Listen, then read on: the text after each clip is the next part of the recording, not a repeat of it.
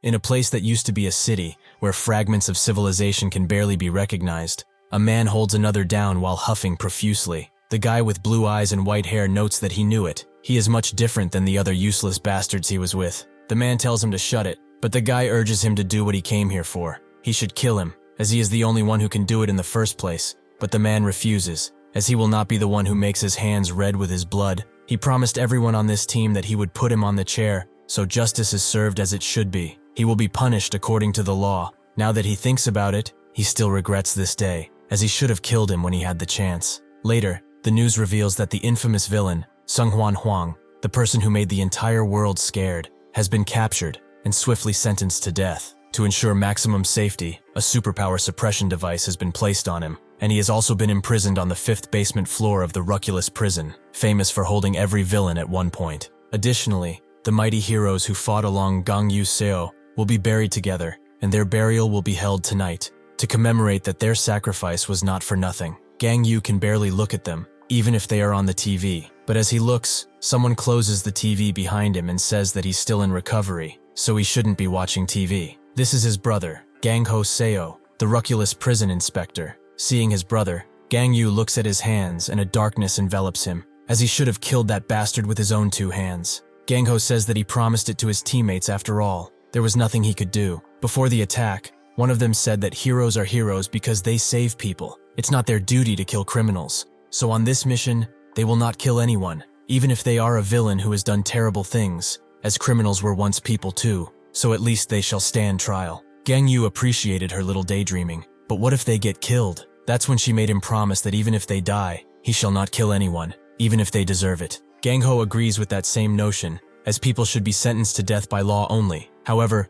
correctional officers like him are the ones who have to carry out the sentences. He shouldn't tell him this, but Hwang will be executed the next week, and he will also be there. He already did his job as a hero. The rest he can leave to the legal system. They should go and say his final goodbyes to his teammates. At the site where the heroes were buried, countless flowers and messages are placed, while everyone is screaming for the swift death of Hwang. Gangyu also went to place a single blue flower, but a week after this, on the day of Hwang's execution, Gangho was killed. The killer who killed countless people in the name of a bygone ideology survived, yet his brother, who did everything for the law and was a dutiful man, died. As he sits down at Gangho's funeral place, a woman by the name of Se Yun-jo, the Ruculus prison warden, arrives and asks if he would like to talk for a minute. When he agrees, she hands him a video of what happened during Hwang's execution. Reluctantly, he watches it. When they were all dragging Hwang to his final moments, he recognized Gangho as Gangyu's brother, and also felt that he didn't have a single superpower. Is that why he's a prison guard? He also wondered which one of them was older, but Gangho didn't indulge him, until he asked how he feels when he takes someone's life. Since he is an executioner, he probably killed a lot of people, just like he did. So how does it feel? He will tell it first, that it feels pretty easy. Gangho asked how he can say that, but Hwang was quite literal, because as soon as he scrapes someone with his finger, they go pop, in an explosion of viscera and blood. Gangho said that they are not the same, as he is ridden with extreme guilt whenever he has to kill someone. Even monsters like him, even though all he does is press one measly button, he still gets night terrors and can barely sleep anymore. Even if they are people who deserve it, the prisoners he executes live in his head rent-free, and will haunt him until he dies. Hwang asks why he's still working here if that's the case, but Gangho notes that someone has to. It's just a job at the end of the day. When the execution was about to commence, Gangho asked for Hwang's last words, but he just asked who's older between him and his brother with a sick smile, prompting Gangho to start the execution. The reverse countdown started, and at 1, the video cut off. Se-yoon explains that right after the moment of execution, all of the power in the facility shut down, which was done by an unidentified EMP strike, allowing Hwang to escape. All of the correctional officers got down, and the eldest out of them called for backup over the radio, as the prisoner they were carrying has escaped. But as soon as Hwang touched him, he started to convulse and grow blemishes, until, like he said, he exploded, right in front of Gangho. Hwang went up to him and said that he must be the elder brother, but he would like some confirmation. Gangho did not know what to do, so he did what his job entitled him to do, attack Hwang. Naturally, he didn't have a chance, as Hwang just took his arm off, but he was still pressed about who's older between them. He must know. Even in his awful state, Gangho picked up his baton and charged in, as justice must be served, and monsters like him shall be killed. At that moment, Hwang compressed him into a lump of flesh. Now, the EMP strike has set all of the prisoners on every floor free, meaning that they now control the prison entirely. They fortunately managed to stop them from breaking out, but many officers are still inside. Perhaps they are dead by now. Gangyu asks who launched this EMP strike, but Se-yoon doesn't know, as they are still looking into it. She apologizes for coming to his brother's funeral and daring to ask something of him, but can he suppress the riot at the prison? Gangyu instantly agrees, but he has one little condition he wants met. His old teammates always told him that heroes save others, not kill them, and his brother, who was a correctional officer, said that people can only be sentenced by law, and nobody else. The people who carry out these duties are the executioners, so he will not go inside this hell as a hero. He will enter the prison as what the prisoner fears most, the executioner. He introduces himself as their new corrections officer, but these guys know who he is. Why is a hero like him wearing that uniform? However, it doesn't really matter, as he will die just the same. The moment these prisoners charge him, he punches a tire-sized hole in the first one and sends the others flying as they are mangled by the air of the attack. He pulls up the microphone he has inside his suit and says that under the order of the government, everyone from the ground floor to all of the floors, including the 5th basement floor, shall be executed immediately. The prisoners are naturally mad that they are being executed, as they feel like they don't deserve it. Gangyu says that they already took countless lives. Why are they getting so upset when their time comes? They all try to defend themselves. One named Kalita screams that he didn't kill that many. He murdered 12 people. Another named Brooks dismembered 7 people, just because he felt like doing. Another one, who goes by Keed, has done heinous things against the young population of this country. They all scream and demand a lawyer, but one of them named Gu-wan Choi, who killed 8 people, notices that this new guard is being distracted by the others, so he can swiftly get out with his ability. He tries to do just that, but the moment Gangyu senses him, he literally kicks his head off, making the others fall silent. He will give him a simple choice. They either put their suppression devices back on and return to their cells and wait for their execution, or they can die right now, by his hands. One of them tells him to stop talking nonsense. The latter is the much better choice. They are going to die anyway. Might as well fight while doing it right. The terms of his negotiation make 0 sense. What kind of guard is he anyway? Gangyu notes that he's misunderstanding something. This ain't no negotiation. This is the last chance for mercy that he is graciously offering them. The others begin talking, with the common consensus being that they should surrender. But that's when the guy who spoke earlier screams at everyone to listen with his power, which certainly does make them listen. Hero or not, there's just one of him. He cannot hope to deal with all of them at once. In fact, he managed to kill a second-tier hero before, and teamwork was the secret to success. This gives the prisoners newfound confidence, and the man rallies them behind him. They should not feel intimidated by this bastard. They shall quickly deal with him and go out into the world once again. Gangyu looks at this instigator and thinks that he must be the one that the warden told him about. At her office, Se-yoon explained that the prisoners of Ruculus are grouped by their threat level. The ground floor holds over 300 killers, who have killed several people. The first basement floor holds about 100 or so criminals that put entire towns in danger. The second floor holds about 30 criminals, who put entire cities in danger. The third floor has 10 people that can make entire nations fall. The fourth basement floor holds only 5 people, which is a threat to the continent. And the fifth basement floor holds Hwang and 2 others, who are dangerous to the entire world. She knows that this is a lot to ask, but fortunately, he will have to only face a number of them. Because these prisoners, at the end of the day, are still criminals. Whether on the 2nd or 5th floor, they will certainly start killing each other, out of boredom or out of pure enjoyment. The only place where this is different is on the ground floor, as all of the prisoners in that place are united under one man, Hylason. He has a special superpower that can empower others around him. Gangyu says that he attacked a hospital with 30 criminals to kill 7 people, and a second-tier hero named Hayes, for a total of 8 people. Hylason says that he's wrong. It was actually 10 people, since the hero woman was pregnant with twins. Hearing this, Gangyu calls the warden and says that he may use a little force, so he wonders if this prison is sturdy enough. Se-yoon gives him the go-ahead, as it won't break no matter what. With this, Gangyu knows to not hold back any punches, but Hylason believes that he's just bluffing, as he barely did a thing in that hero group he was in. Equality. He probably captured Hwang by sacrificing everyone and getting the final blow. He shouldn't worry, however, as he will have a chance to apologize to them, since he will be sending him to them right now. He uses his ability to strengthen everyone around him, to the point that the surge of power rises to their heads, and they all charge Gangyu at once. In an instant, with a single blow, he takes out the majority. Hylason's face drops as he sees this, but Gangyu is not done yet, as he pummels the ground so hard it sends everyone flying, and even makes the entire prison tremble. On the first basement floor, a man notices this rumbling, and wonders if that really is Gangyu. Hylason screams at the top of his lungs, and tells the others to stop the approaching Gangyu, but try as they might, he is unstoppable. and dashes through everyone with blinding speeds, cutting them in half before they can even realize it. They all fall to the ground like hail, and Gangyu confirms that the ground floor has been completely executed. The next target will be the solitary confinement cell. As he does that, he wonders how many he killed already. Hundreds, perhaps. Each time he meets prisoners, he gives them the same warning: put the devices back on, or die. One of the last dudes that tried to attack him had his head blown off like the others, while his buddy immediately surrendered and wanted to put the device back on. However, this was just a ruse, so he can surprise attack Gangyu with a large explosion. He was ecstatic to land the hit, but Gangyu wasn't even scraped by this weakling. Yet it reminded him of something. What a captured villain said to Tomai when she captured her. She pities the fool that has no physical type ability, as they cannot feel the ecstasy of crushing a person with their hands. Gangyu did not feel any emotion from doing such brutal acts. It's like he's crushing eggs with his fists. Too easy. He eventually makes it to a large holding cell, where the man inside notes that he knew it was him who made all of this commotion. But how long has it been? About 3 years, right? This is Chuck Fielder, arrested and sentenced to die because of numerous accounts of cannibalism and desecration of corpses in general. He is glad to see that he found himself a new job,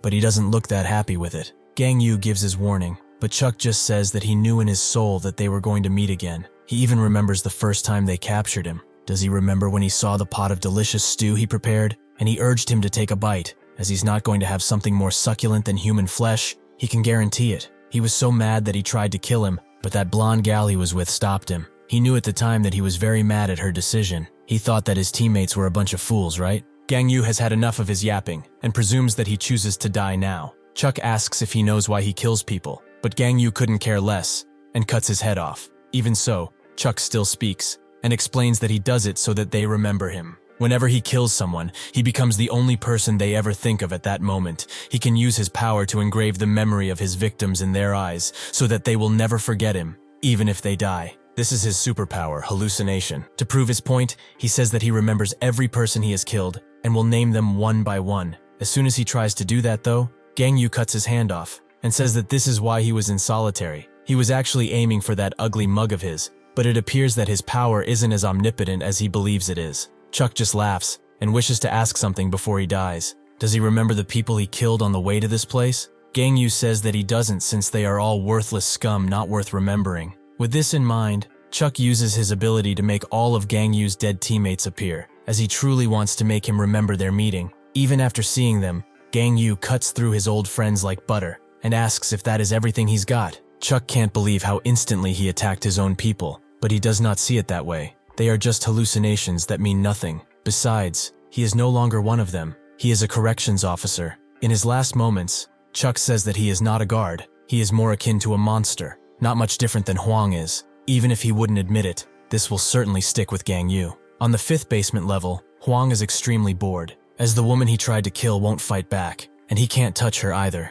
Since it has come to this, maybe he should just go up instead of waiting around here. On an unknown basement floor, a man asks one Miss Sinka when they are going to intervene, but she is more focused on Gangyu, and exclaims that he will become her husband, no matter what. The guy next to her named Canis notes that earlier, she said that Hwang is going to be her husband. The girl, Gato, says that he's right. Didn't they fire the EMP strike to save Hwang in the first place? Canis also says that the guy is a hero, so he's an obstacle for the progress of mankind. Sinka explains that he was a hero. He does not seem like one now, that's for sure. The two urge her to choose, as polygamy is illegal. She doesn't know who to choose, as they both have nice traits. But since it has come to this, the one who survives will become her man. Eventually, Se-yoon appears in the prison and congratulates Gangyu for swiftly taking care of the ground floor. The prisoners will get more powerful the more he descends, so she suggests getting some rest, but he refuses, as he will head down right now. She understands, but has a favor to ask while he is still down there.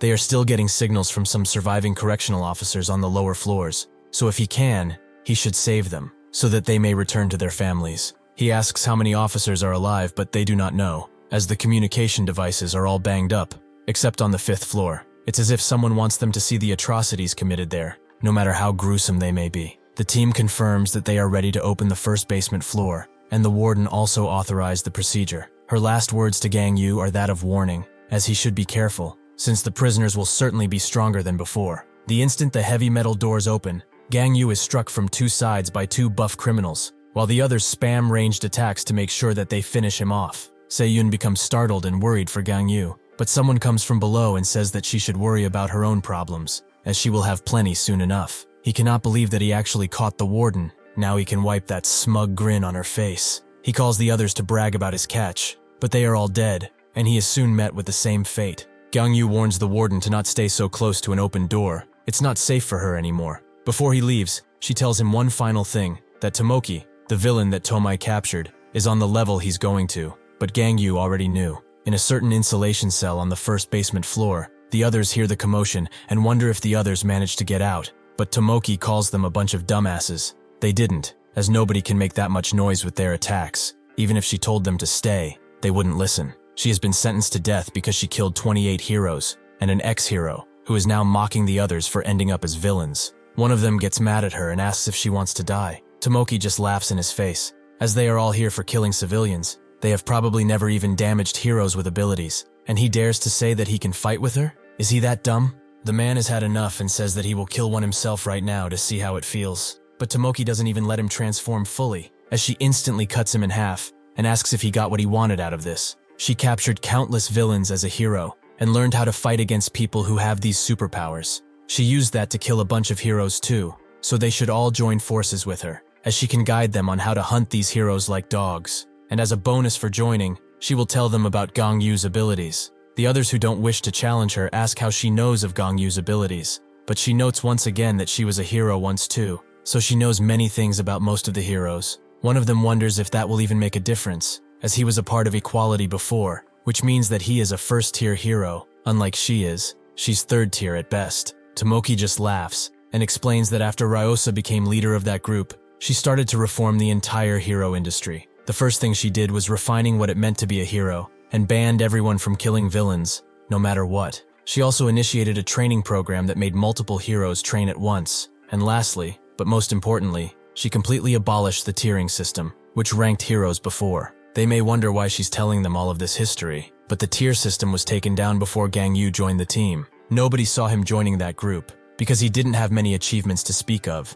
so naturally rumors started flowing. Some said that he had powerful connections, and others presumed that Ryosa is his lover. The man agrees that something's strange, as he has never seen Gangyu fight, but he did wipe out the ground floor in a matter of seconds, meaning that he's at least a second-tier hero. They cannot fight someone like that, right? Tomoki tells him to stop being such a scaredy cat. The ground floor was full of weak bastards. Even everyone in this room, with their thousands of people killed, could have taken them out, including Speech, who has murdered 6,435 people. She isn't calling Gangyu weak, far from it, but she knows what his weakness is, which is why she thinks that they can hunt him down easily. Speech asks if she's sure that what she knows is really his weakness. Tomoki tells them to stop being so indecisive, as they don't have much of a choice anyway. Either they join her, or meet him alone. Seeing the situation, most of them decide to join her, and Speech also agrees, although he's quite reluctant. Superpowers were first discovered in humans several centuries ago, and over the years,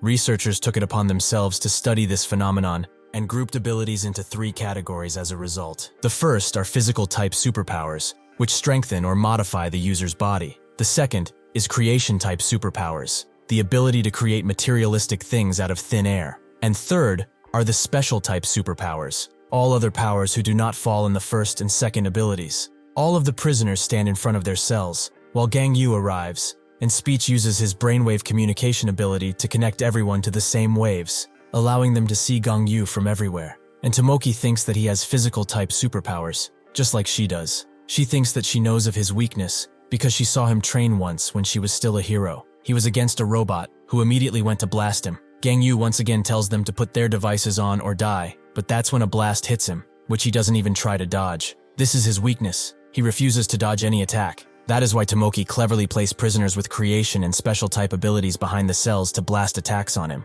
She also knew why he refused to dodge the attacks, because he simply did not need to. But this is precisely why she added something to that barrage of attacks, as Gangyu is suddenly coiled by countless suppression devices. Before this whole thing happened, she sent everyone to search the bodies of the guards and find the suppression devices, but Speech wondered if they would work on him, since these are only the first basement floor level. She said that it's fine. They just need a bunch of them to suppress him, 10 if he's a second tier, and 15 if he's a first tier, even though that is unlikely. She ordered Million, who can make any item lock on any target, to hold them and prepare to strike him. But just because she wants to be safe, they should put 30 devices on him. That will do the job. The others start to celebrate, but soon, their faces crumble into frowns as the flaws in Tomoki's plan start to become visible. The first flaw was that Gangyu is far more powerful than any first-tier hero. Speech confirms that he broke all the suppression devices, which confuses Tomoki, but the others scream at her to tell them about the next phase. Do they start it? She tells everyone to begin the second phase, which is to hold a few guards at power point and warn him to not get closer, as these innocent guys will die. When they are done talking, the second flaw in Tomoki's plan appears. She thought that Gangyu only had a physical ability. The others die in pain and anguish, because they were not told he had these kinds of abilities, as the others come out of their cells and try to surrender. The third and biggest flaw in her plan appears. She thought that she could win against somebody who outclasses her in every aspect. Eventually, Speech has nobody to connect to with his ability, and starts screaming at Tomoki. Everyone was wiped out. What the fuck are they going to do now? He continues to scream at her while she wonders what to do, asking her to say something at least. But this was his fault in the first place. He shouldn't have trusted someone who used to be a hero. Tomoki has had enough of his constant screaming, and stabs him out of rage, multiple times in fact, while screaming at him to shut the hell up. She still wonders how he got past those suppression devices. Does that mean he's just that strong? That's when she notices that a guard is in the room with her, and since she wants an outlet to let her rage out on, she chooses to maim him with her claw.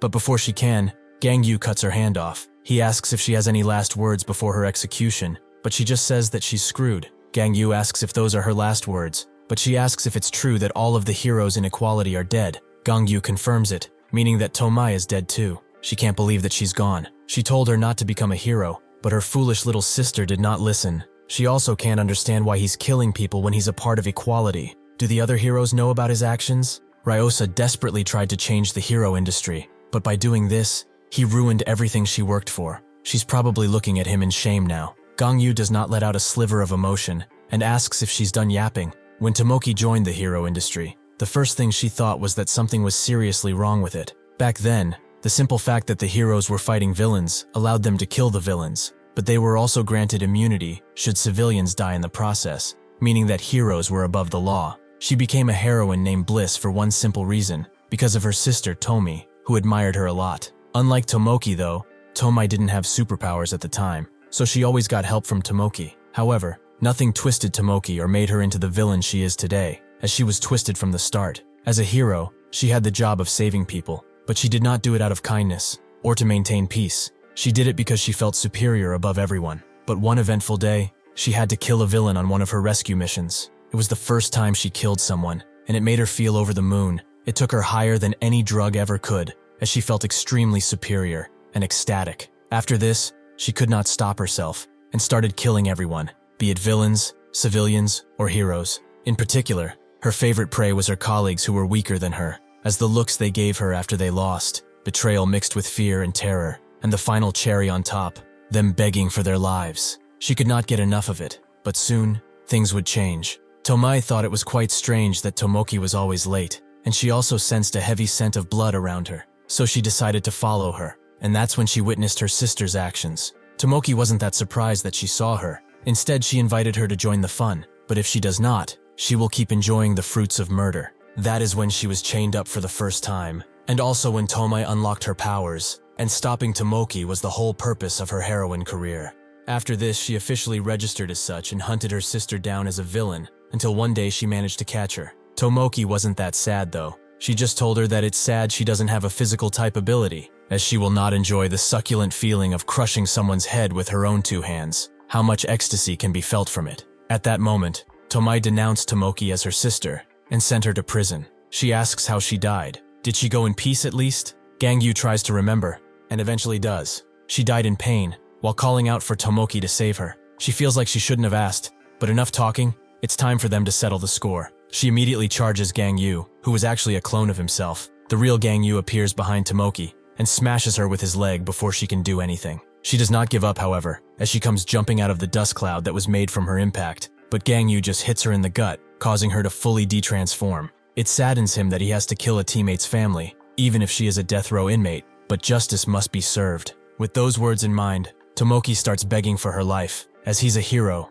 who promised Ryosa not to kill no matter what. Gangyu says that he's no longer a hero, but she still begs, and begs. Gangyu tells her that she looks exactly like her victims, who asked her for mercy over and over, but she did not listen. Perhaps she did not even hear them. Thus ends Tomoki's life. The hero turned into a villain. The sound of Gangyu fighting causes tremors throughout the prison, and the sounds made one fall in love even more, made another fearful for her life, and gave a little someone something to look forward to. Hwang has had enough of waiting and decides to go up and meet Gangyu sooner, but he is sent flying into the wall as soon as he says that, by none other than the third prisoner, Kingston. Hwang notes that he's quite scary, but Kingston says that at his age, he can hardly be called that. He is also the first prisoner on the 5th basement floor, and the first prisoner ever. The warden is shortly informed that Kingston and Hwang have met, which she was waiting for, as this means that one of them will certainly die. And personally, she's betting on Kingston to win, as he's not as threatening as Hwang. But why is he keeping that woman in the air like that? Hwang doesn't really want to play with an old man,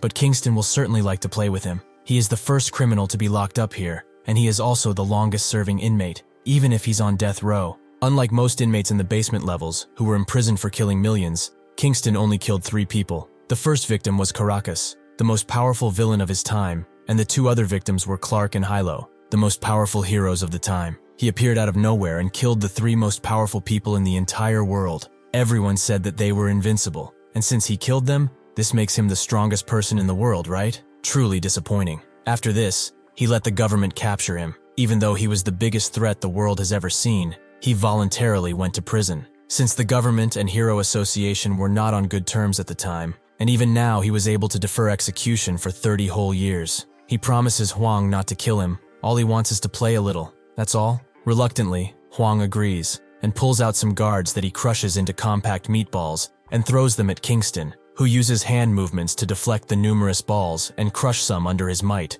creating rain of blood around the area. At first he thought that he was a user of telekinesis, but the way he attacks and defends tells him that he's different. Does he have anything else to show him? Hwang says that he changed his mind. He isn't having any fun. What's the point of killing somebody who will die of old age? Kingston notes that he's quite arrogant, but he has seen numerous people like him who think that they are the biggest fish in their small pond. Most of the time, their egos get the best of them. The entire building shakes as Kingston steps forward, with one of the guards thinking that the building is falling, but the warden tells him that the prison has 20 layers of special wall that can withstand any power. It will never fall. Kingston feels that it's his duty to teach the younglings, so he will show him that he can be humble too. In that moment, he charges in with a flying kick that goes through the wall and everyone feels it. The warden gets up from the ground and asks who won the fight, but the guard notes that they have bigger problems, as that single attack destroyed the walls, meaning that they are very screwed. Hwang is surprised to see that someone so old could do something like this,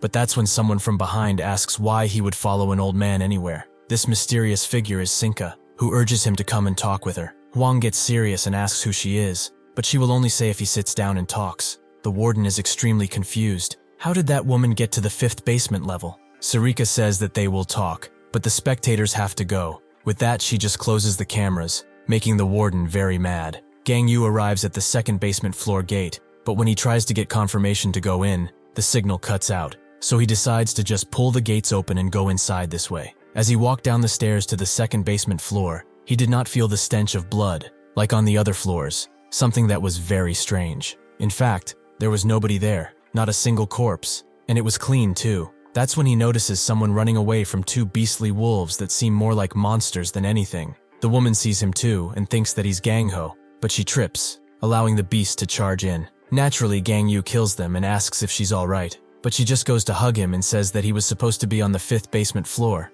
What is he doing here? And how did he get superpowers? Gangyu grabs her and says that he is not Gangho, he is his brother. She knows about him, as he is a hero. But why is he wearing that uniform? And why is he here? Gangyu notes that it's not safe here, so she should go up as everything is clear. She apologizes for acting like that, calling him brother-in-law. She knows that this sounds strange, since she has not introduced herself, so she will now. She is going to become his sister-in-law, and if she might add, they really look alike for brothers. In the isolation cell of this level, Miel tells Mael that there's an intruder in their midst, so he wonders how many sins he has committed in his life. Mael notes that he killed one of her innocent little puppies, so it becomes clear to Miel that he will be going to hell. The woman who goes by Jia Hong says that she has only seen him in videos and pictures, but he looks nicer in real life. Gangyu notes that his brother told him about his girlfriend, but he didn't say anything about getting married yet. She notes that it was a rush job, as she found out that she was pregnant pretty recently, and that his niece or nephew is currently inside of her. Gangyu is extremely shocked to hear this, and she says that it's hardly been a month. They only found out a few days out, and Gangho said that he will tell him after he is done with Hwang. Gangyu's face becomes ridden with sadness. He does not know if he has the strength to tell her. She asks why he's here in a uniform, and so he explains that he was commissioned to execute all of the prisoners in Ruculus, which she is surprised by. Did the warden make him do it or something? Gangyu notices she doesn't know what happened, so he fills her in about the EMP strike, though they do not know who did it. She asks what happened to Gangho, as he was on the 5th basement floor. Gangyu tries his best to tell her the truth, but given the circumstances, he chooses to lie and says that he's still sending rescue signals. She is relieved to hear that, and Gangyu tells her to go up, since it's not safe. She wants to stay, however, as she can make it easier for him to go down, since she has the ability to, psychometry, which allows her to go through people's memories. Naturally, she would never do that to him if there was no good reason for it, but she used it before to find out about the inmates, and if they were really guilty. Gangyu asks how this ability will help him, so she explains that this entire floor is under the control of Miel and Mael, the inmates that were put in the isolation cell. They are siblings that have summoning special type superpowers. What they summon is a creature that stabs people in the heart. Then they use their ability to make puppets out of these victims, and currently, every single prisoner has become their puppet. Gangyu already knew that, because they are Mago's disciples. He does not need any information, so she should go already. She refuses again, as some of the combatants' puppets the siblings control are correctional officers. He will not be able to distinguish between them since they are all puppets. But she can, as she can go through their memories. Gangyu asks if they aren't dead already since they are puppets, but she promises that they are still alive. They will be themselves once they are released of the power. Gangyu notes that they are dangerous criminals who will not listen to her, but this dumbass woman believes she can still persuade them. In a last-ditch effort, Gangyu tells her to think about the baby, but even if she's expecting, she is still a corrections officer, and she must serve the country as such. This reminds Gangyu of his brother, so he agrees, but he envelops her with his power to keep her from harm. She just hopes that this won't affect her body, as it feels weird. Eventually, they meet some soldiers, who were made by Miel, it seems. Hwang tells him that most of the officers were captured by Miel. He's the older brother, so he should keep it in mind. Gangyu asks which ones are the officers, and so she uses her ability and finds out that there's only 2 here, the ones in the back. She tries to give him advice on how to do it, but Gangyu just envelops her in more power till she cannot see, as there is an easier way to spare the officers. He envelops them in his binds and starts killing the inmates, as this is what he was sent for. As he does this with ease, the siblings watch him from a crystal ball. Mael wonders if he's stronger than their master, but Miel doesn't know, making Mael ask if he's stronger than that woman. She goes next to him and says that she's scared, but Miel tells her to cast away her worries, as he will not be able to kill them easily. After he is done with the soldiers, he lets Hwang see again, and she asks why he did something like that. He apologizes, as he should have told her in advance, but he did what he had to do as a correctional officer,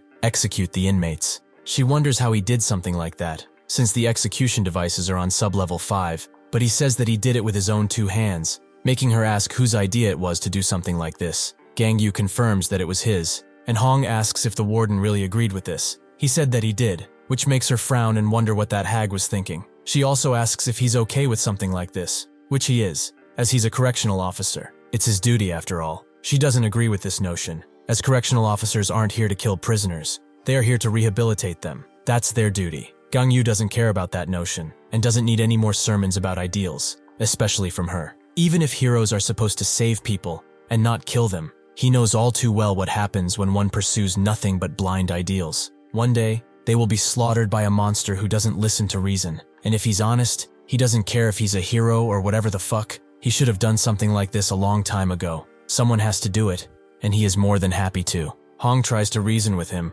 saying that they are humans, but he wonders if she really is serious about this. Does she even know what she's talking about anymore? What makes her think that the people in here are humans, each of them in sub-level 2 and below killed thousands? They all deserve death, be it swift or slow. In the past, he recognizes that there were talks of abolishing the death penalty because it was considered inhumane, but nobody has been wrongly convicted, ever. Since people with psychometric powers, they now know how many people were killed and why, so she should think about her role in all of this. In her delusion, she still feels that they have a story to tell, especially the 2 they are going to. However, Gangyu tells her that everyone has a story, including their victims. Besides, it makes no difference. They will end up dead anyway, whether they die by his hands or execution. She feels that it's wrong for a single individual to decide that and do it. Gangyu doesn't care anymore, and tells her to shut it. If she keeps saying stuff like that, she will be sent upstairs by force, and he will handle the situation how he knows best. With that, she shuts up, and eventually they get to an area with some dark soldiers. He asks how many officers are there, and Hwang tells him that the 3 in the back are 3 in the back.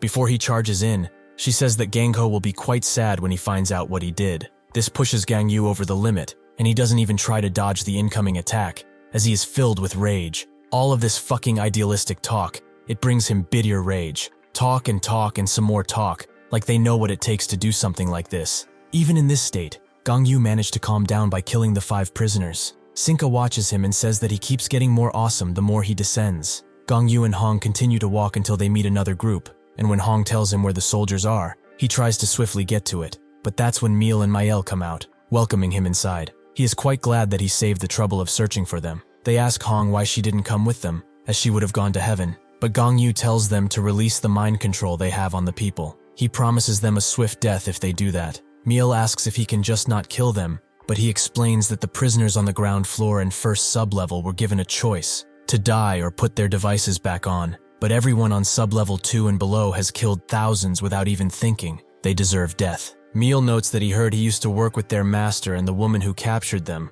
but he is much different than the two. Mael says that he will surely go to hell, but Gangyu wonders who will end up there first between them. Meal says that if he promises to let them go, they will release their people, but Gangyu instantly denies it. Hwang tells them to not make things any worse and put the devices back on quickly, but Meal believes that they did nothing to deserve the death penalty. She must know that, right? That is why they refuse. Gangyu tells her that beasts cannot be persuaded, no matter how much she tries. But there are ways for them to understand, especially pain. Oh, do they understand pain? Meal notes that he doesn't wish to fight him. He should hear their story, as then he will certainly negotiate. Gangyu denies this, and engulfs Hwang in his power, as he has had enough of her idealistic yapping. He also grabs the siblings, and says that once, a villain told him how to accurately torture people, to think that it would come in handy today. Meal says that he cannot be reasoned with. He is the beast in this matter. But Mael notes that he's much more. He's a monster. They suddenly switch places with some prisoners, telling Gangyu that they have special type powers.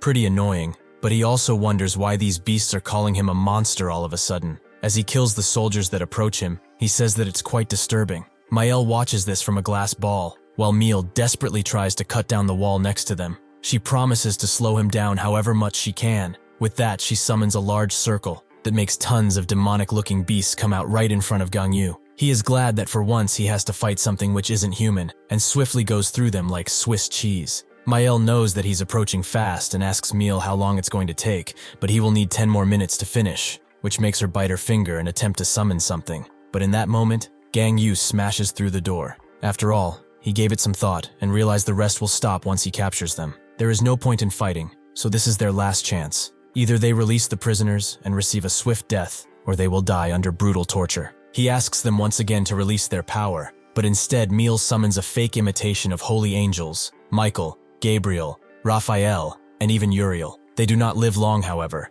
as Gangyu instantly cuts them down, which makes Meal pick up some officers and demand he stay back. Or does he want to also hurt the prisoners? Gangyu notes that if he does not let them go, his sister will suffer a terrible fate. He puts pressure on her, making her scream out in pain, and as her little bones crunch, Meal relents and says that he will withdraw his powers, but he must speak with Hwang first. Gangyu demands he releases his powers first. He will not stop until he does. With that, he does, and everyone captured by the power is now free, including the prisoners, who are instantly cut in half. The officer wonders what happened, but he tells them to go upstairs already. Meal asks to keep his end of the deal, which Gangyu agrees to, but they will go somewhere else for it, as he doesn't want to make a pregnant woman see something like this. She is eventually allowed to see again, and Gangyu says that it's over now. The people were released from the grip of the ability, and there are 2 criminals who wanted to talk with her before their execution. She asks to put suppression devices on them and leave it at that, but Gangyu will not repeat himself anymore. These fuckers killed thousands, and he will finish them off even if he kills him. Meal notes that they did nothing to deserve the death penalty, so he asks her to say something. Hwang really tried to say something, but what they did, she could not defend them against, meaning that Gangyu was right, and since he kept his promise, it's time for them to die. Mael starts to go into shock while screaming, but it won't save her from the vengeful hand of justice. However, Mago will, as he casts a protective barrier over them, wonder what is going on around here. Gangyu wonders if this is the ability of the twins, but he knows that no criminal can cast a defensive barrier like this, so Mago used that ability. But why? Why cast this type of magic on criminals? It doesn't really matter though, as nothing will stop him from executing these murderers. As he breaks the barrier, however, Mago puts another in front of him, and another after he breaks that one. Gangyu continued to destroy the barriers, but he kept feeling uneasiness throughout. He remembers when they were all at a park and Mago was greeting some kids. One of them wonders why he's not tired at all, while the other notes that it's great. The first one told Tomai that they will definitely have children when they get married, but she said that she doesn't date old-timers. Mago invited them to come down, which they did, but Gangyu sat next to them under the shade of a tree, until Mago appeared and asked if he doesn't like children. Gangyu noted that it's not that, he just doesn't know how to interact with them. Mago told him that he can do what his parents did, but Gangyu told him that his parents died after he was born. The only family he has is his older brother. Mago knows he kind of fucked up by brining it up, so he apologizes, and after a short moment of awkward silence, he notes that he can do it with him. Act like a child, that is. Naturally, he was kidding, but it wasn't entirely a joke. As if things get tough for him, he can always come to him and talk about it. This also brings him to the darkest pits of his mind, where his teammates all died, and he was the only one standing. In his final moments, Mago told him that it's all right, and tried to comfort him, something that stuck with him, and when only one barrier was left, Gangyu stopped. He drags Hwang out of her buble and asks if she can read the memories of abilities, which she confirms. So Gangyu tells her to do this, and read the memories of that thing. When she does, she pulls out a memory of Mago, which Gangyu finds is unpleasant. But why are the memories of those two murderers next to him? She says that, because this ability was cast on them, he didn't display them on purpose. Gangyu notes that this doesn't mean he wants to spare them. He will kill them, no matter what happens. With that in mind, Hwang lets him see their memories. He sees an auction, filled with the scent of despair and greed. Miel and Mael were also there, when they were 6 years old, and sold as slaves. The ability user auction is an underworld occasion below a fallen city that was open solely for VIPs that like to collect rare abilities as a mere hobby. Miel and Mael were both sold by their father at these auctions. Among the countless popular abilities that are bought, the special types are the most sought after, as are those who have the physical type and transform their bodies. The summoning type is one of the most common among ability users, so they were both quite cheap, though that was just a ruse. They never revealed their special type abilities, making them stay locked up in a dark cell for a long time. Just as they were preparing to get written off as unsold goods, a woman came up with the proposition to buy them because she was very curious about their abilities. The auctioneer asks if there's another reason for buying these two, as they are kind of useless. He was only asking because there is no way to refund her purchase afterwards. The woman explained that she was curious about something, more specifically what would happen if an angel mixed with a demon. Mael and Miel didn't understand her, which the woman didn't expect them to, but they will soon find out.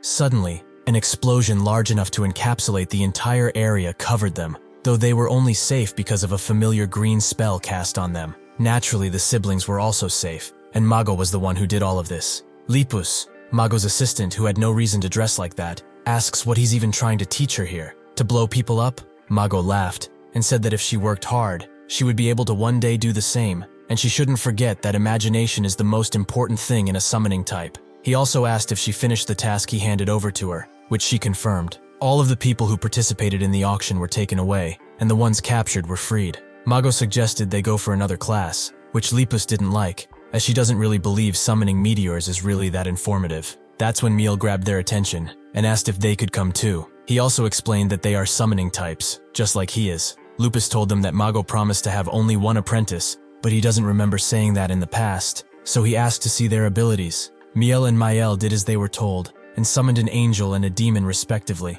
Lupus thought they were strange, as kids with summoning abilities like to spawn toys and su. Mago became interested in them, so he decided to take them under his wing. For 3 years, Mago taught the siblings how to use their summoning abilities efficiently. He explained that imagination is the key to a powerful summoning ability. The image that they have in their mind would naturally appear via their ability. It seemed like Miel summons angels because he was influenced by his caring mother, who has protected everyone ever since they were young, and Mael summons demons because she remembers their abusive father, who would get angry at anything. If they are able to broaden their perspective on the world, they will be able to summon even more things, though it's fine to be interested in only one thing too. He gave Lipus as an example, who only cared about meteors. Mago asked what direction they wanted to go, and Mael said that they were interested in heaven and hell. Their mother told them something before she passed away. Kind people go to heaven, and evil people go to hell. Those words are what they have been holding on to even in the darkest times. They both want to make this world right, into one where kind people get what they deserve and go to heaven, and sinners rot in hell. Mago just patted their heads and noted that if it's them, he is sure that they would be able to do anything they imagine. One eventful day, Lepus came with some bad news. The Hero Association requested his aid, which he didn't even care to hear, as they ignored his request earlier. That's when Lepus said that a Swede appeared in Finland, which shocked him, and he said that they must gather all members of Equality, though they couldn't find them. With nothing else left to do, he wanted to see Miel and Mael one final time. He told them that he was leaving, with Mael taking it the worst, but Miel wondered when he would come back. Mago, with a sad expression, told them that it would be a few years, since their opponent is very tough and dangerous. Mael asked if they could go with him, but Mago refused, as the opponent was far too vile to even consider something like this. Mael began to break down, as she didn't want him to go, and she didn't want to be thrown away again. Lepus told them that they would never be thrown away since they are not objects, but to ease their pain, Mago gave them one last gift. He summoned the clothes they are wearing even now, and said that with these, he will always be with them, no matter what. He advised them to go to a shelter and have people help them, as they would surely meet again someday. Some people may put the blame on Mago for what happened next, as Miel and Maele didn't go to a shelter out of fear of people, instead choosing to isolate themselves in a remote mountain and strengthen their abilities. In that remote place, where they only had each other, they wondered what kind of abilities they would have so that they could grow up kind until they met Mago again. What is good and what is evil? Most importantly, they pondered what they should do with their God-given abilities. 2 years later, they finally decided on what was good and evil without anyone else's involvement. With that, they went back to their hometown and kept the same ideology. Good people will see heaven, and bad people will suffer in hell. They started to create their own system of heaven and hell, judging people based on menial things. They are the rightful targets of execution after all. Within a month, they turned the whole town into their own place. They did this by summoning angels and demons who monitored the people of this town for a straight month and categorized them into 2 groups, heaven and hell. The standards that they had gone for were what their mother told them not to do when they were young: to not steal, not throw rubbish anywhere, to be quiet in places, not lie, not bicker, and so on. They were too young, and those ideals were too simple and childlike for any person. That is why they were scary, because in their eyes, they were not doing anything wrong, and they either liberated or damned people as they saw fit. Those who they deemed fit for heaven were made to dream a happy dream forever, even though it was a complete lie. News of what happened eventually reached the people of the Hero Association, and Utariti, the chairman of the association, was at the forefront of a meeting about them. There were only 4 people present at this meeting, including him. Tisu Banjo, a 3rd-tier hero, said that everyone is probably on holiday, and Husta, another 3rd-tier hero, wanted to get this over with, as he wants to see if he can find more interesting cases. After searching for a while, Husta only found level B1 cases. Nobody would pay attention to these at all. Banjo was also sad, as she wanted to increase her tier, but she has to deal with B2 cases for that. Utariti said that there's a B3 if she wants it, but she said that doing something difficult isn't efficient. But she also wondered why this village takeover case was appearing here at all. Utariti explained that the children are categorized as B1 villains, so he decided to put them in. Husta asked how old they are, and he said about 10 years old, give or take. Husta was shocked. They aren't even teenagers, yet they occupied an entire village? Bajo thought that if they are like this now, they will probably end up being B2 or B3 villains. Husta suggested they take them in and raise them, but Utariti noted they don't have the resources for it, and it would take too long. Additionally, they are already apprentices of Mago, or at least they were. Bansho told them that if Mago raised them, it was his problem, but Husta informed her that he was in Finland dealing with a Swede. That's when the 3rd member perked up and asked if she could go. This is Chitu, a 3rd-tier hero, and a summoner at that. When she finally got to the town, she saw quite a sight while on a road nearby, as countless people were floating in the air. Mael and Miel instantly got their eyes on her, but she just started taking pictures with the various soldiers, while wondering what kind of ability this is, as these guys don't look all that dead. Suddenly the siblings appeared before her, and asked why she had come here. Chitu was pleasantly surprised to see that they are in the special category, as she always wants to see all of their abilities, and asked if they had any more. Miel wanted his question answered, but instead Chitu wondered if Mago knew that they were a special category. From what she knew, he only took in summoners as apprentices. That's when she realized that they didn't tell him at all, and Miel asked who she was. She removed her mask and said that she was their senior, Chitu. Miel noted that Mago never told them about her, which she was expecting. They never agreed eye to eye, so to speak. She was always interested in sharp things. Mago adamantly suggested that she should train her defense magic along with her offensive one, but defense isn't her thing, so she refused to listen. After that decision, slowly but surely, he stopped looking in her direction. He is way too mean. She started to cry out and scream about how mean he is again and again, making Mael scared of her. Even when he told her how talented she was, he did it with a smile, yet he completely erased her from his mind. Miel threatened her with magic and told her to go away, but instead, Chithu summoned countless blades and started to impale everyone in her way, including civilians. Surely if she does something like this, Mago will remember her. Mago turning out to be the villain of this series. Good lord. Chithu laughed like a maniac while slashing countless innocent people and felt a sense of euphoria like never before. The two siblings checked on each other and wondered what to do next. Chithu skipped around the bodies she laid on the ground and said that this was much more fun than she could imagine, though now she wanted more. As she threw one of her blades at another person, however, the siblings appeared and protected them, which made Chithu happy, as they really got their defensive magic down. A guard tried to attack from behind, but she was too swift and told the siblings that they needed to work on their attacks. Mael said that she will definitely end up in hell, which made Chithu sad, as he is their senior, so she feels that some respect is in order.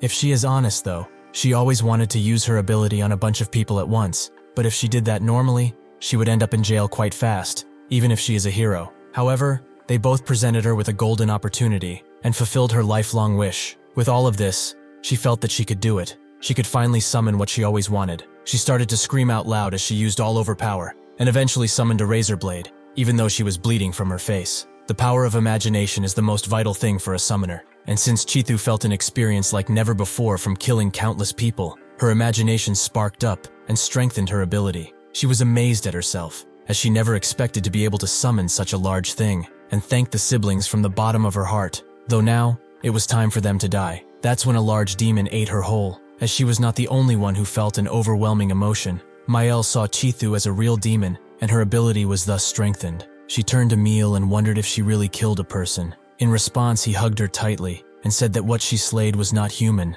never was. 1 year later, the siblings expanded their influence over a larger area, and with this, they both rose to be B2 villains of Ruculus prison. Mago was shocked when he saw them in the database, with Utoriti knowing that they were his apprentices, so he wanted to show him at least. Magu got up to go, but Utoriti refused to allow him. This case will be assigned to someone else. Magu asked why he would do that, and Utoriti said it was quite simple. He humbly requested that he kill Asweed when he finally got him, but instead he chose to hand him over to the government, so there is no reason for him to let him do what he wants anymore. Mago didn't take no for an answer, and said that he would go no matter what. Utoriti slammed the table and said that he will not and cannot go. He commands him. Mago told him to shut it, as he was always obsessed with authority. That's when someone volunteered to go, that someone being Raosa. Utoriti didn't mind it, as this is a perfect promotion mission for her. Mago still held his own, but Raosa approached him and asked this defeated man to trust her, at least once. Inside the cleansed city, the siblings instantly knew that an intruder had appeared,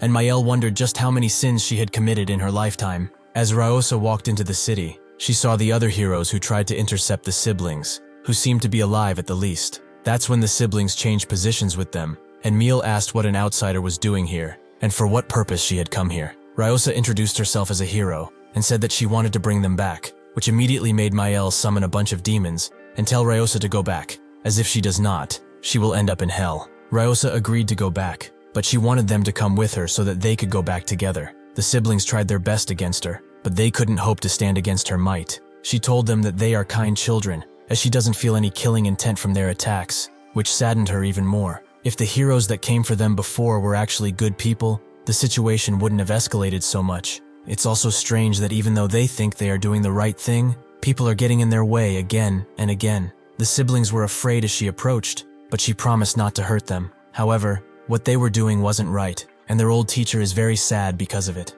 Miel didn't believe her at first, as Mago would have come for them by now, but Raosa swore she was not lying, and urged them to release their abilities and come back, as they would all go back to their teacher. At that moment, both Miel and Maele felt a motherly warmth for her, and so they went. When they finally met up with Mago, Miel told him everything, about how they were actually special types. They only kept it hidden because their mother told them to. They knew that he only took summoners in as apprentices, so they apologized for lying. Mago was shocked, and asked who told them such a thing. They explained it was Chithu, a hero who was her apprentice before. Mago told them that he never took her in as an apprentice. He only met her once, and gave her a single piece of advice, nothing more. Being reunited after 3 long years, they all shared what happened over those years, with the siblings sharing how they worked to grow into better people, and about how other people didn't understand them at all. To this day, Miel and Mael still don't get why people were so mean to them. Ryosa asked if he was finished with them, but Mago asked if she could entrust the both of them to him.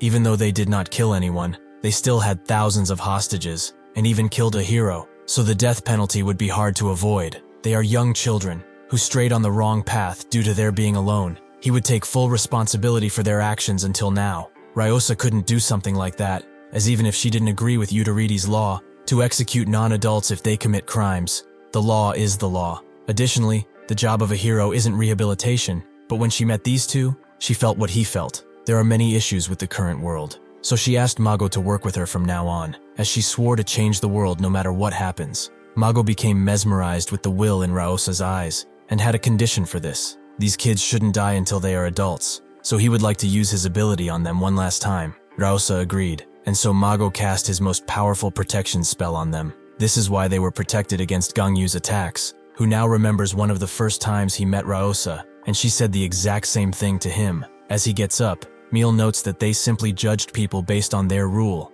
Isn't the law the same? Rules made by people? What is the difference between them if that's the case? Hwang also tries to convince Gangyu that they can rehabilitate these two, but Gangyu shuts her up by putting her in the bubble and slowly walks in while charging up his fist with power. Meal tries to reason with him, saying that they are wrong and that they won't do it again, but when Gangyu shows no sign of stopping, they can only cry out for their mother and their teacher, who has done all that he could for them.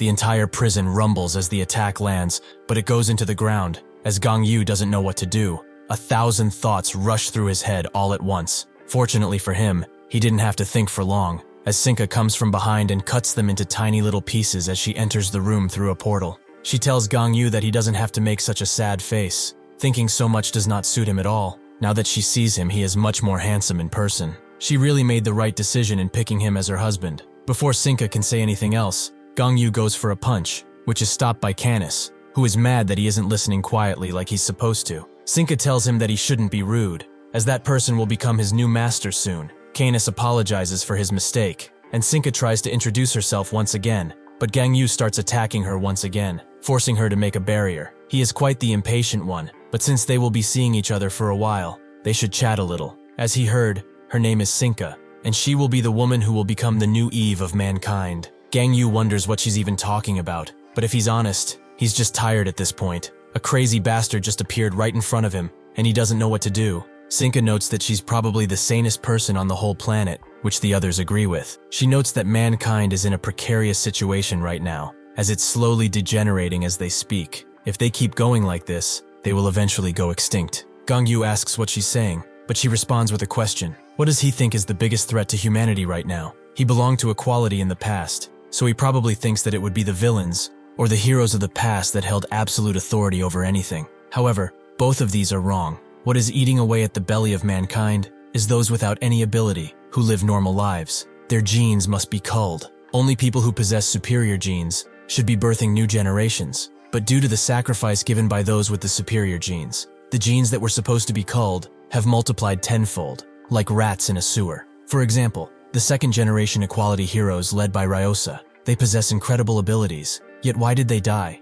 even though the logic of nature stated otherwise? It's natural for those who are not selected by evolution to disappear, but they tried to stop that. If he was wondering, he's safe from all of this, as he is no longer a hero. Right now he's probably enjoying killing off weaker people, right? She fell in deep love when she saw him in action. He should know though, this person is a gathering spot for superior humans that will become the new mankind, that were unfairly imprisoned for culling the weak. After they get rid of these so-called heroes that want to stop them, and every inferior human together, they will build a world where only the strong exist, the alpha world. She's generous too, as if the heroes change their minds and join them, they will allow them to live. They aren't that strict. Gangyu notes that he doesn't try to kill anyone who's a criminal, but it seems like killing is inevitable at this point. Sinka notes that he shouldn't say something so embarrassing, with her minions telling her that he isn't saying what she thinks he's saying. Sinka understands, but they should do that somewhere else. When they are alone, she will get back to her explanation now, as she was cut off. He is Adam, and she is Eve. Together, they will make children that will lead the new evolution of mankind. At first, she went to Hwan to see if he's compatible as an Adam, and even used an EMP attack to save him. However, the security of this place is much stronger than she previously thought, as no external attacks made a dent. This is why, after they got their hands on the internal floor plan, they used a custom EMP and blasted it from within by using her ability. After that, She talked with Hwan, but he is underaged and hasn't gone through puberty, and since an ability completes only when one is an adult, he needs more time. However, since time is precious and she won't give up, she has devised an amazing plan. Before Hwan becomes an adult, she will work with him, and once he does, they will all work together for mankind. She found a genius solution to pass on the superior genes that belong to the both of them, and the family won't be related by blood at all. She asks Gangyu if he understands, but the only thing he's fixated on is that they used an EMP attack, the same one that killed his brother. Sinka wonders why she's curious, but remembers that his older brother was a prison inspector there,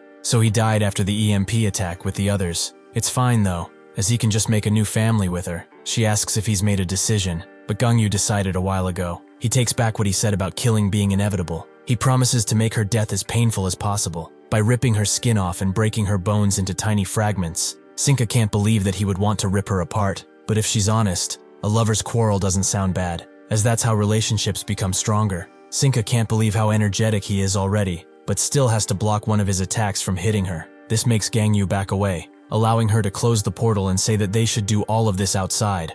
After he cools his pretty little head a bit, Gangyu refuses to let her go, so he charges all of his power and jumps right in front of her, before striking once again and again. Sinka believes this is like a game, so she tells him to come and catch her already. Gangyu does not care for her little games, but will certainly do as she wishes, and crush her skull in. He activates Mode 1, allowing him to move at insane speeds and almost catch Sinka, who moves out of the way and tells him to wait. But Gangyu is long past waiting, and charges in again and again, until finally he is stopped by Gato, who holds him in place. Sinka believes that things were going swell. She had no place to intervene, but Gato tells her that she would have died. Before she can finish her sentence fully, Gangyu grabs Gato and smashes her with full force into the ground, leaving only a pool of red blood. Surprisingly, Gato appears behind Sinka and says that if that guy would have gotten to her, she would have died. Now, what is she going to do for the life that she just lost for her? Sinka eventually relents and says that it's a pity to lose such precious genes. Why did he not sit still and accept the world for what it is? Gangyu activates Mode 5, but Sinka is done sitting around, so she uses multiple dimensions to let everyone out. He should say hello to everyone, as they are the new mankind, and they will be in charge from this day forth. From B3, a Swede, summoner type, who can't believe that Mago didn't die by his hands. Ho, physical type, who wonders if he will be able to tame her. Friatua, physical type, who asks if he's even needed around here. Natura, special type, tells him that everyone is needed in this new world. Pequenu, special type, only thinks about how scared she is. Vidi, special type, feels truly inspired by the scene in front of him. Mores, special type, tells him off for smoking in a public area. Xingxi, physical type, only says her name. And Tiburon, physical type, tells him to shut up already. Hyun Jo-young, special type, notes that there are only demons gathered in this hell. How fitting. B4 criminals. Tatsu Jin, special/physical type, who notices that her sheath is empty. Stiffness, physical type, notes that only useless bastards have to rely on weapons to fight. Terapir, physical type, can't believe that number 4 is still alive after all. Maledity, summoner/special type, says that her clothes are pretty comfortable. Hero, special type, who does not say much of anything. And finally, the last B5 criminals. Ahura, special type, and Hwang, special type, who is glad to finally see Gangyu. Gangyu is consumed by his own rage and thirst for revenge, so he activates his most powerful mode, Mode 0. With that, he charges into Hwang, attempting to take him down first. As Gangyu approaches Hwang, they both unleash a flurry of power that makes the whole prison shake from the clash. Morris feels like this is a barbaric way to spar, while Ho hopes nobody dies from this impact. The guards above tell the warden that they must leave, but she is too stunned by what has just transpired. Not even the smartest analyst could have foreseen such a thing to happen. Gangyu was pushed back only a little, and he activated his Zero mode once again. All of the criminals in B3 and 4 were captured by the Equality heroes, but none of them have seen Gangyu engage his battle mode like this. Hero now understands why Ryosa kept him from fighting, even in the most dire situations. Terapir sees him as the embodiment of death, the manifestation of complete and utter power. The people who saw him now had different reactions. Some felt awe, wanting to draw him or brawl with him, while others felt jealousy, because they knew they weren't good enough to face him. One of them felt sadness because of his harsh decision, while one particular guy felt sheer happiness from seeing him like this. Hwang didn't expect for him to have any more techniques since they fought so much. Had he had so much in him all of this time? He is utterly incredible. Gangyu charges in without any forgiveness, but Hwang blocks his attack, as he knows that he has more to show him, and he wants to see it all. That's when he hits him with a dozen attacks. but Gangyu gets back on his feet instantly and rushes in once again, only to be stopped just as he reaches Hwang. It's unfortunate, but he has already condensed the space in front of him in advance, making Gangyu crash into the wall. Maledity notes that the kid is quite frightful. He is quite strong considering he's only using one ability. Additionally, reaching adulthood boosts a person's power. So just how much of a monster will that child become? Hwang calls out to Gangyu, as he knows that was not nearly enough to knock him down. As he calls for him again, Gangyu lands a powerful punch against him, and then uses his momentum to throw a deadly gut punch that sends Hwang flying into a wall. Shin looks at this fight in awe, and Tiburon notes that this is a fight between monsters. Not even a second after the words leave his mouth, they are both decapitated, and Gangyu moves on to a Swede, who blocks him using Mago's defense magic. Truly, a masterpiece of a technique, a shape in which its creator died so soon. Does he also perhaps feel nostalgia seeping in after seeing his teammate's ability? Gangyu pushes even harder because of his words, cracking his shield, as a Swede notes that he is jealous of his sheer strength. Just before Gangyu annihilates him, Hiro jumps to the rescue, kicking Gangyu away. Unfortunately for them, this isn't even the start of Gangyu's rampage. He will make sure that all of them are punished justly. Hwang tells him to stop, as this was supposed to be their playdate. Additionally, he can still feel that he's hiding something. But what is it? Is he holding back because of the prison officers above? A softie until the end, huh? Something like this is far too boring for him, so he will create a playpen for the both of them. With one clench of his arm, the entire prison begins to twist and turn, rupturing right in the middle and allowing the night sky to pass through. From now on, they should go all out and leave nothing unused. Before the prison was completely destroyed, Gangyu used some of his power to send all of the guards and the warden flying in balls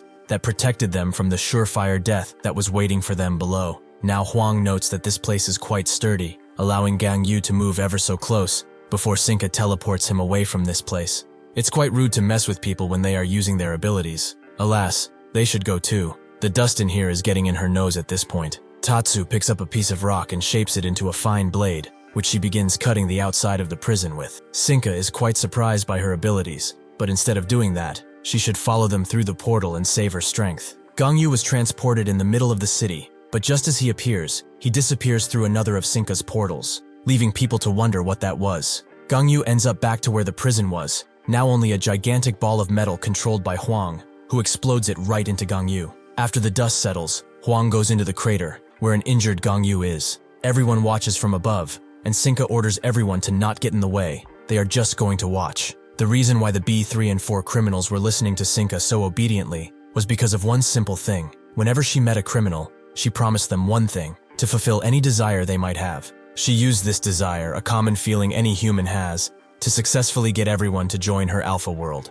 Some just plainly wanted to refuse, but Sinka warned them they can refuse, but they will have to die. When she got to Hwang, he laughed at her suggestion, as marrying Gangyu and then him is quite hilarious. However, he found a problem in her plan. Fighting Gangyu is much more interesting than what she is offering. Sinka was worried for him. If he only goes for short-term gratification, he will become a dopamine addict. He should think about things long-term. If he kills Gangyu, what will he do then? Hwang noted that it was fine, as he would probably die by the end of the fight, but it would be okay, because he would have enjoyed himself. Sinka didn't know what to say, so she told him that if she gives birth to Gangyu's child, and then to his, they will keep him entertained after they grow up. After he becomes an adult, he will become much stronger, and then he will enjoy fighting Gangyu much more. If she works with him, he will be able to have fun until he dies. Hwang saw the excitement in her eyes, and agreed to try, as it sure sounded fun. However, he doesn't love her at all. How would they even get married? Sinka told him that everything would be fine. He would certainly love her by then, and she could promise as such.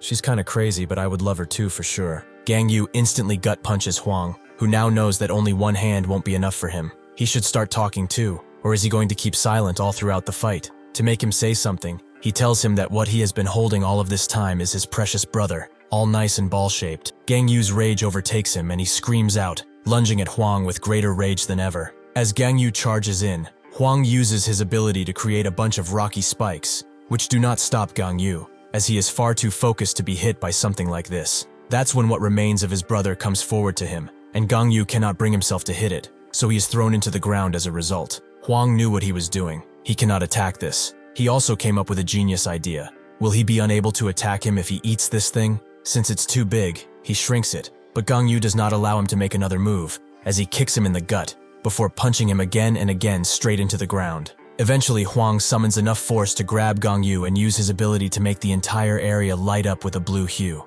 Sinka is mesmerized by his ability. It's a shame that the two of them cannot make up. The others agree, but more importantly, this fight is about to end. Both parties are injured, but Gangyu has enough strength to stand up and tether the entire area to his ability, making the others unable to see what is going on inside. Hwang just laughs. Just how many abilities can one person have? He really is invincible. He asks Gangyu how it felt to kill someone. He probably feels dissatisfied like he does, since they are all weaklings who cannot satisfy them enough. Gangyu tells him to shut up, but Hwang wonders if he doesn't feel refreshed after releasing his emotions while fighting. He must have been frustrated all of the time, trying to keep his powers suppressed like that. All that, because he had to stay with those weaklings. Gangyu gets serious, and notes that he knows nothing of anything. He is just a child. Hwang looks up and sees the skill Gangyu prepared for him. This is probably his last attack. Now that he's here, he wonders, if he really became an adult, would he have been able to defeat him? Gangyu tells him to stop dreaming. He will die here. The ability starts to move, which can be seen from the outside, making Sinka worry enough to summon a portal, but it's too late, as Hwang is already dead and gone. In a last-ditch effort, Sinka rushes to him and instantly teleports him back to Terrapir, commanding him to do something now. Terrapir immediately gets to work, and notes that this child should be dead, but he used his ability to protect all of his vital points, which is truly amazing. He removes all of Gangyu's abilities from him, which he analyzes for a bit before removing his arm and creating a new one. He wonders what they should do with Gangyu now, and Hero feels that it's pretty simple. They should just kill him. Sinka tells them to wait a bit, before it really comes to that. She would like to talk with him one last time. Gangyu sits in the crater until a few hours pass, and as he wakes up, he instantly goes to grab what remains of his brother, which saddens his heart to no end. Sinka arrives and says that it isn't too late to accept her offer. All he needs to do is come with them and create a new world. Gangyu doesn't say a thing and activates his ability, making Sinka lose hope in him, and a Swede blocks him in place instantly. Since the negotiations have ended,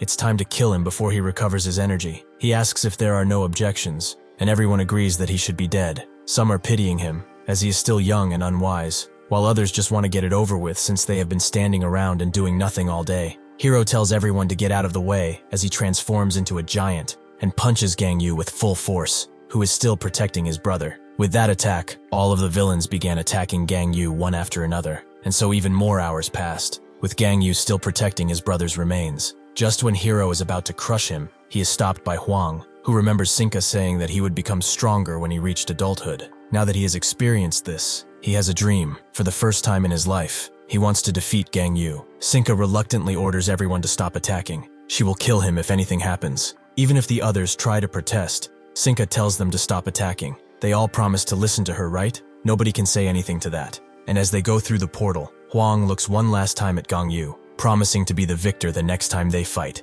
During the EMP attack on the maximum security Roculus prison, 8 B3 criminals, 5 B4 criminals, and 3 B5 criminals escaped, and their whereabouts are unknown. The last remaining villain there is Kingston, who watched all of this happen, and notes that things will become much louder in the future. Just as he said, in the future, Sinka would turn the entire world on its head. In the next few days, as a show was normally running and nothing strange was going on, the frequency was hijacked. A new world, the Alpha World, welcomes them with open arms. Sinka appeared, introducing herself as Eve, and the ones next to her as her loyal pets, Canis and Gato. Question: what is the Alpha World they preach of? Canis explains that it's the world that will be built to save mankind that has fallen ill, with Sinka as the new Eve of the new mankind. Question: who possesses the right to be a part of this world? Gato is the one who explains the conditions. The first one is to possess strong abilities. The second one is to not protect the rats that have no good genes and have not been selected. The third condition is that they must all be healthy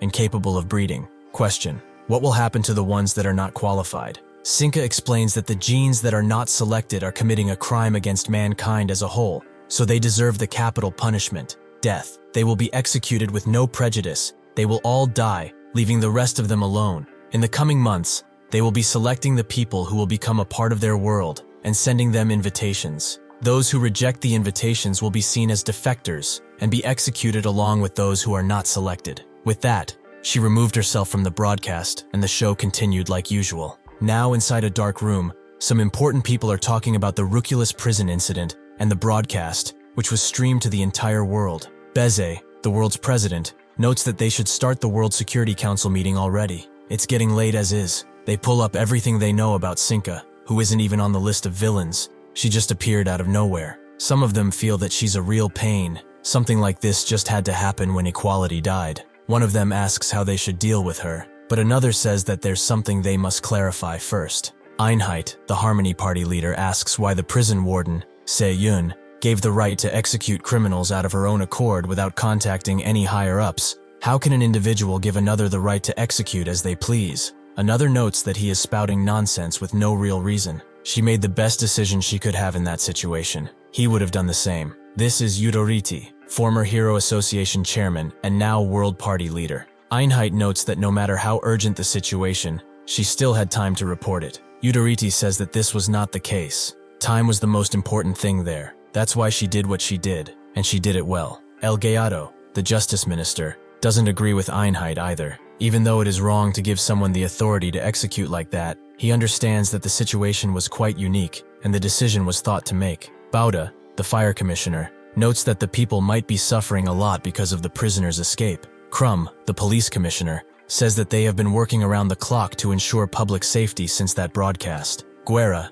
the national defense vice minister, notes that they should consider themselves at war now, or is this just an isolated incident? He told them previously. Utariti gets mad, as he told them all previously that they had to be killed, except they postponed them for no good reason. If he were still the Hero Association chairman, they would have all died before any execution was needed. He can't believe that they would just coop up the most dangerous criminals on the planet in a small iron prison. Ever since Ryosa became the chairman, everything's gone to shit. Bauda notes that he has not changed a bit, and Einheit says that what he did in his chairman term was not correct, as the heroes of that time all abused their powers, and were crazy too. Utariti asks why that's a problem. It's way better to tie them down as heroes than let them become villains. After Ryosa became chairman, the ones who could have become heroes went right back to villainy, and continued to cause havoc. Bauda notes that the times have changed, but Utariti says it how it is. They are just a bunch of senile motherfuckers who are so obsessed with an idealistic world that they fail to see the reality in front of their eyes,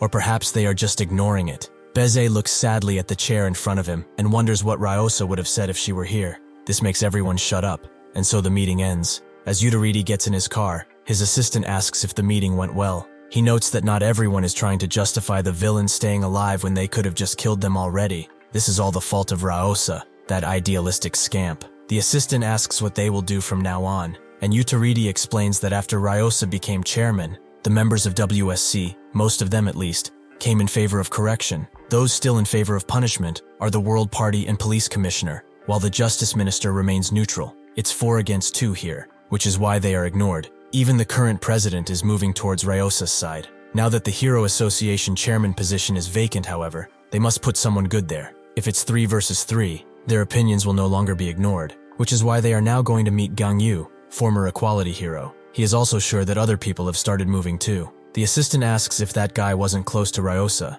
which he was, but since the situation has changed so much, they should go and meet him and see what they can do. Whenever Gangyu asked his teammates why it's wrong to kill villains, they either said that he's just too young to understand, some didn't even want to think about it, and some were still tied to their families and could not incur that punishment. One of them even started to spew a bunch of rhetorical shit that nobody cared for, and Ryosa told him that it's not their job. Their job is to save everyone. She said that everything would be fine if they did that, but the bastards all died without giving him a straight answer. Even recently, his brother's girlfriend was against complete execution, as it's their job to rehabilitate the prisoners so that they can get back to being normal. As Gangyu tries to remember what he said to her, he sees Hwang standing over him with his brother. He must be quite frustrated since everyone is saying a bunch of frustrating crap that will not give him the answer he wants. He suddenly wakes up in a cold sweat, where Mago's assistant is waiting for him. Is he fine? She apologizes for not being able to help, even though she knew something was going on at the prison. The warden hid the fact that a riot had occurred, so she couldn't find out.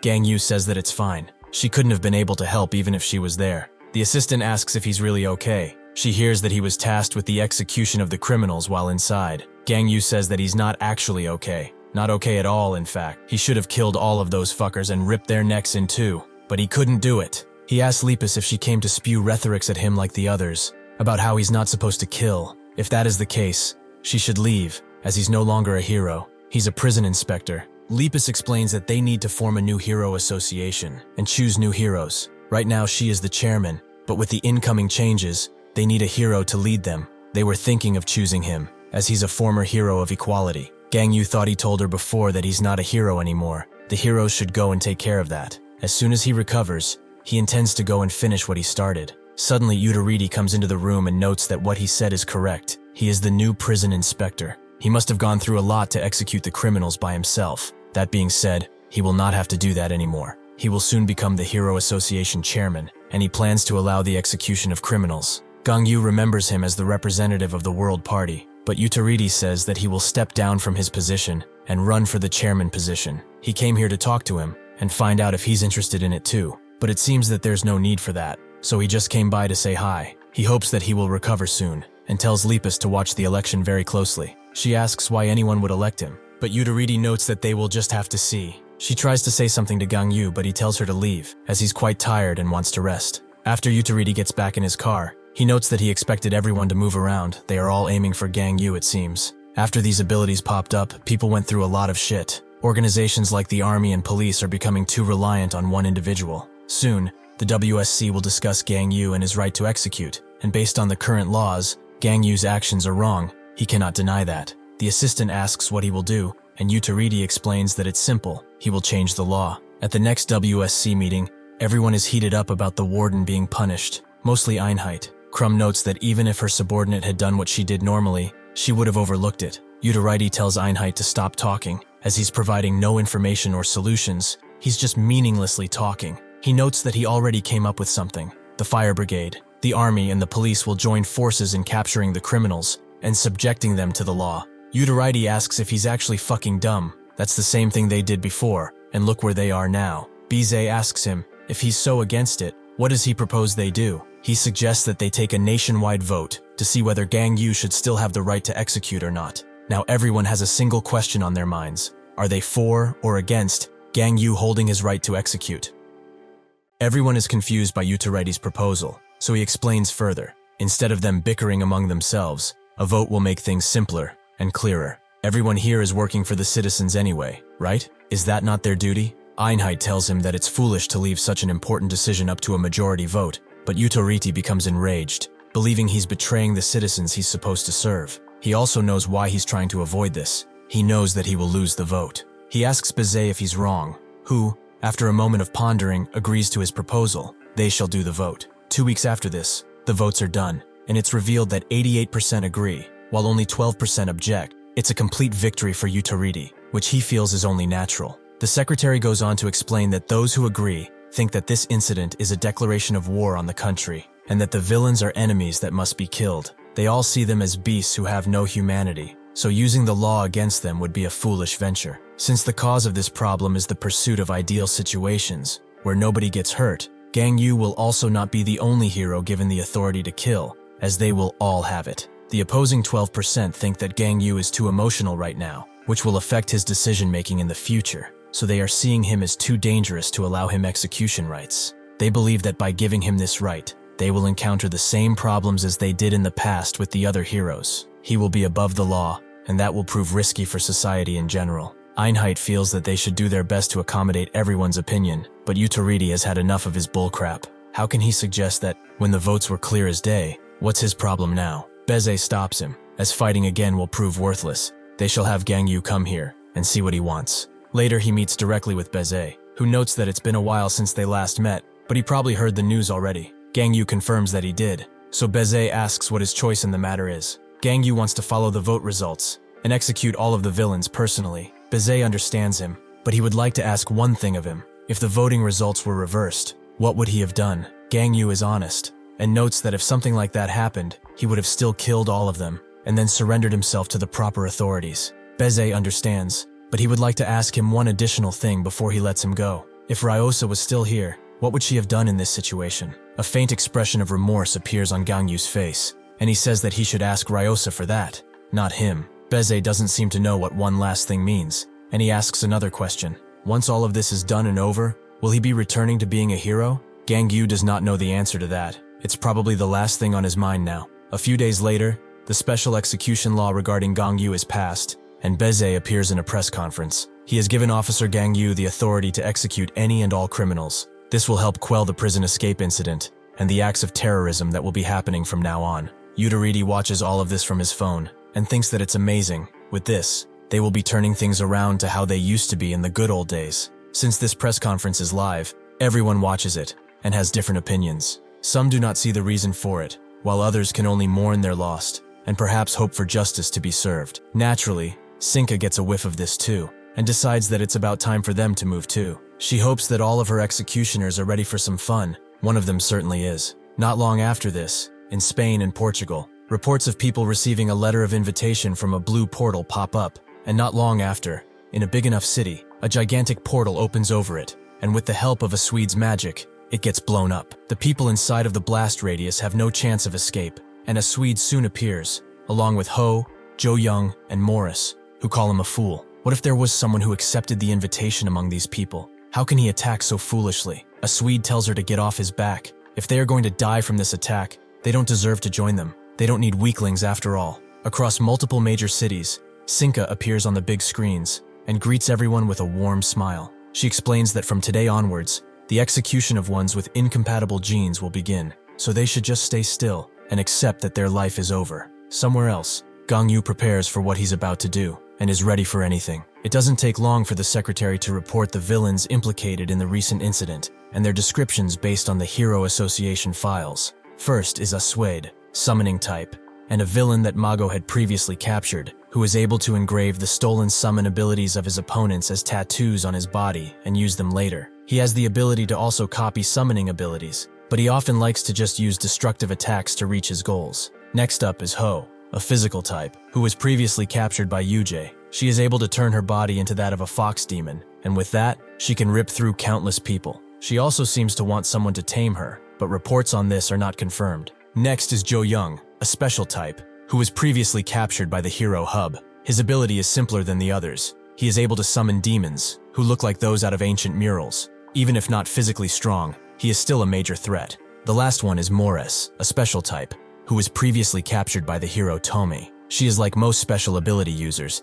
They have conflicting reports on her ability or abilities, as she seems to be able to even strangle people out of thin air. Her ability is complicated, to say the least. The Hero Association has also rapidly mobilized heroes near Portugal in order to help with this incident, which Udariti is annoyed by, as he knows that they won't do anything to them anyway. Bezet understands the situation and orders everyone to their posts. The firefighters will be rescuing the civilians, and the military and police will attempt to protect any civilians they come across. He asks El Gato where Gangyu is, who notes that he is already heading to that city, from what he's heard from the previous terminus warden. Einheit is shocked to find that she still isn't fired, and Bezet asks if there's any way to know what their enemies are even after. The secretary has no information on that, but what Sinka ordered them to do is quite simple. They are to execute the people who have unchosen genes and help those who have accepted the invitations join their alpha world. This team is small because it's just a taste of what they are going to do. It will be easier to get the rest of the invited to join after this. So even if they are to execute anyone they see, their top priority is to bring the invited in.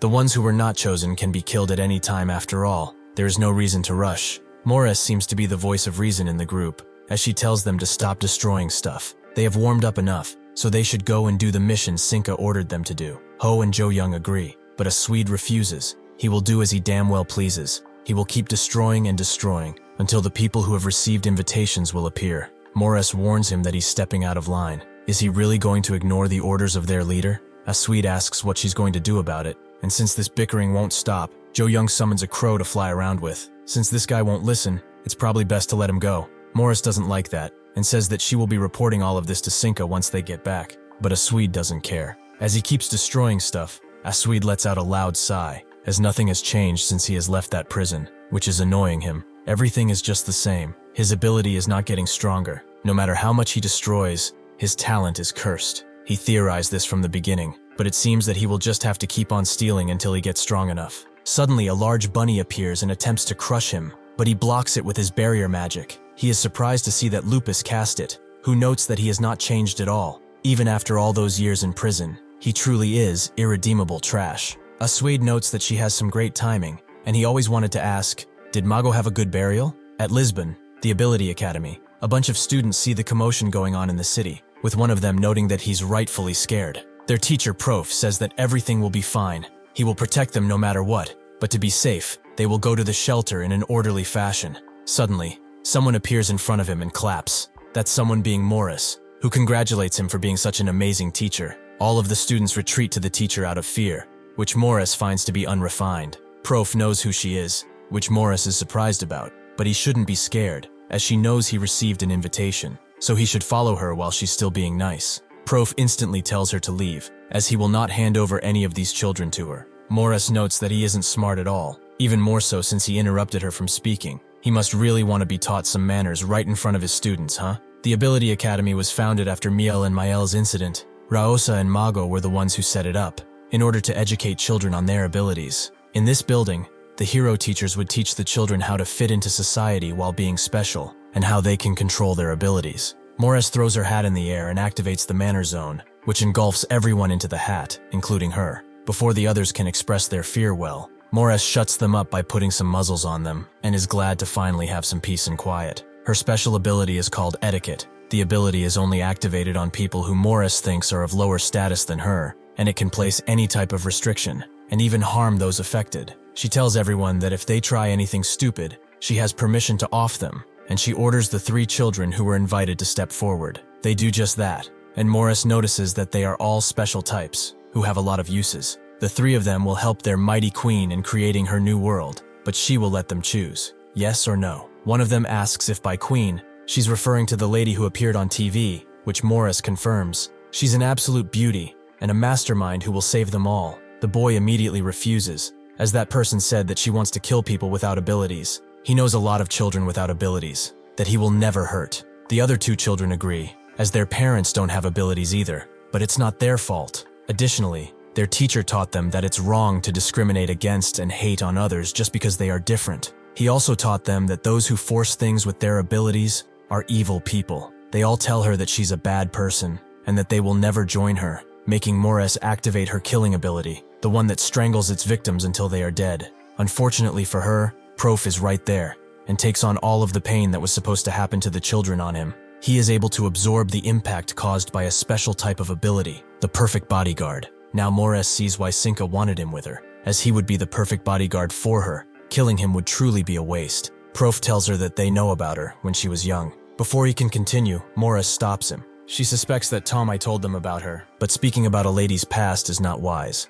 She's not here for that. Her queen has ordered her to come here and select people for their new alpha world. If he gives up the children, he shall be spared. But Prof refuses. He will never do such a thing. Morris cannot understand him. Is one of his own children among them or something? Prof says that it's not that. It's just one simple thing. He is their teacher. Prof originally belongs to the Hero Association and is a teacher at the Ability Academy. Even though he has a defense power that is able to sustain attacks from criminals on B4 or above, he was considered a 5th-tier hero when Utariti was the chairman. His reason was that this ability was worthless, since it did not have enough destructive power to kill villains. Things changed when Ryosa became the Hero Association chairman, however, and Prof was one of the first who noticed it. One day, she came to him and asked if he would like to be a teacher at the Ability Academy. Prof thought that he was getting demoted. He was told countless times that his ability was subpar after all. Ryosa denied that notion. She was asking if he would like to be a teacher and hero at the same time. There is nothing more important than teaching the next generation, and she wants the most amazing of heroes to take on that task. Prof felt that he was not worthy of the position if that was the case, but Ryosa told him that there's not a hero that's more amazing than him. He's one of the few heroes who would give his life to protect anyone in the blink of an eye. Prof felt something he had never felt before, the appreciation of others. Morris notes that if she persuades the children, perhaps as their teacher, he will also listen, right? Prof tells her that the world as they know it is changing. As abilities appear and wars become prominent, their society will collapse, and has done so in the past. In order to stabilize society, countless sacrifices have been made by true heroes. Morris doesn't know what this has to do with her question, but all Prof was trying to say was that if that delusional woman's ideals start to be held as truth, their society will fall into chaos once again. Morris warns him not to insult the queen in front of her. He's just trying to find a way to reject the invitation. It does not matter to her if the current society falls or not, but Prof begs otherwise. If society falls into chaos again and starts to fail in its functions,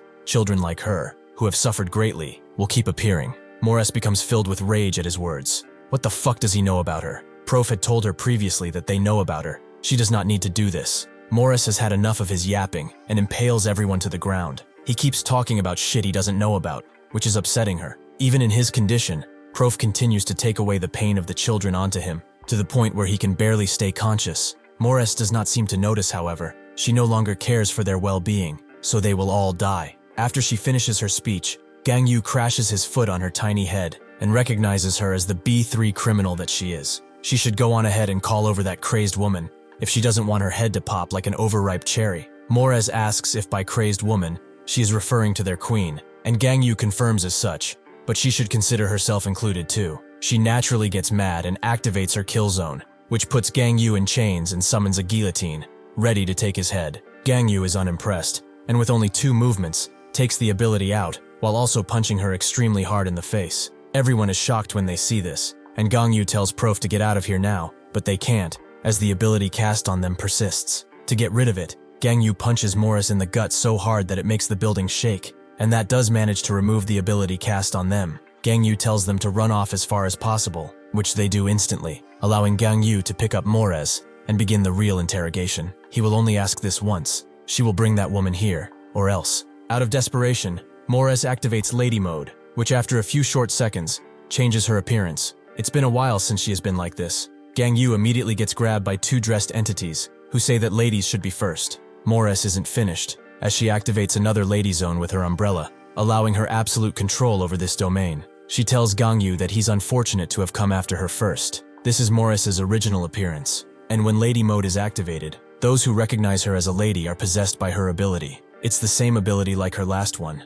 only more powerful, which is why Morris did not expect for it to work against Gangyu, who can rip into dimensions. All she wants now is to buy more time, so she starts talking. She wanted to help everyone complete Sinka's mission and return, so she steeled her heart the best she could and bought time. Gangyu notes that she does not want to listen to him. She is a true fool. Morris says that he does not understand. If she were the one chosen by the queen, she would cry of happiness and accept immediately. Gangyu activates his ability, but Morris tells him to stop, as she will tell him she knows where the queen is. Gangyu refuses, as he doesn't need that information from her. He will bring her mangled corpse to a psychometric ability user and see it that way. Morris did not think of that, meaning that her dying here is worthless. She asks what he will do if he finds her. He will have to fight everyone there. Does he truly think that he has a chance? Not even the queen is merciful enough to spare him twice. Gangyu doesn't seem to be listening to her anymore, so before anything happens, Morris decides to eradicate herself before he can do anything. Unfortunately, she is too late,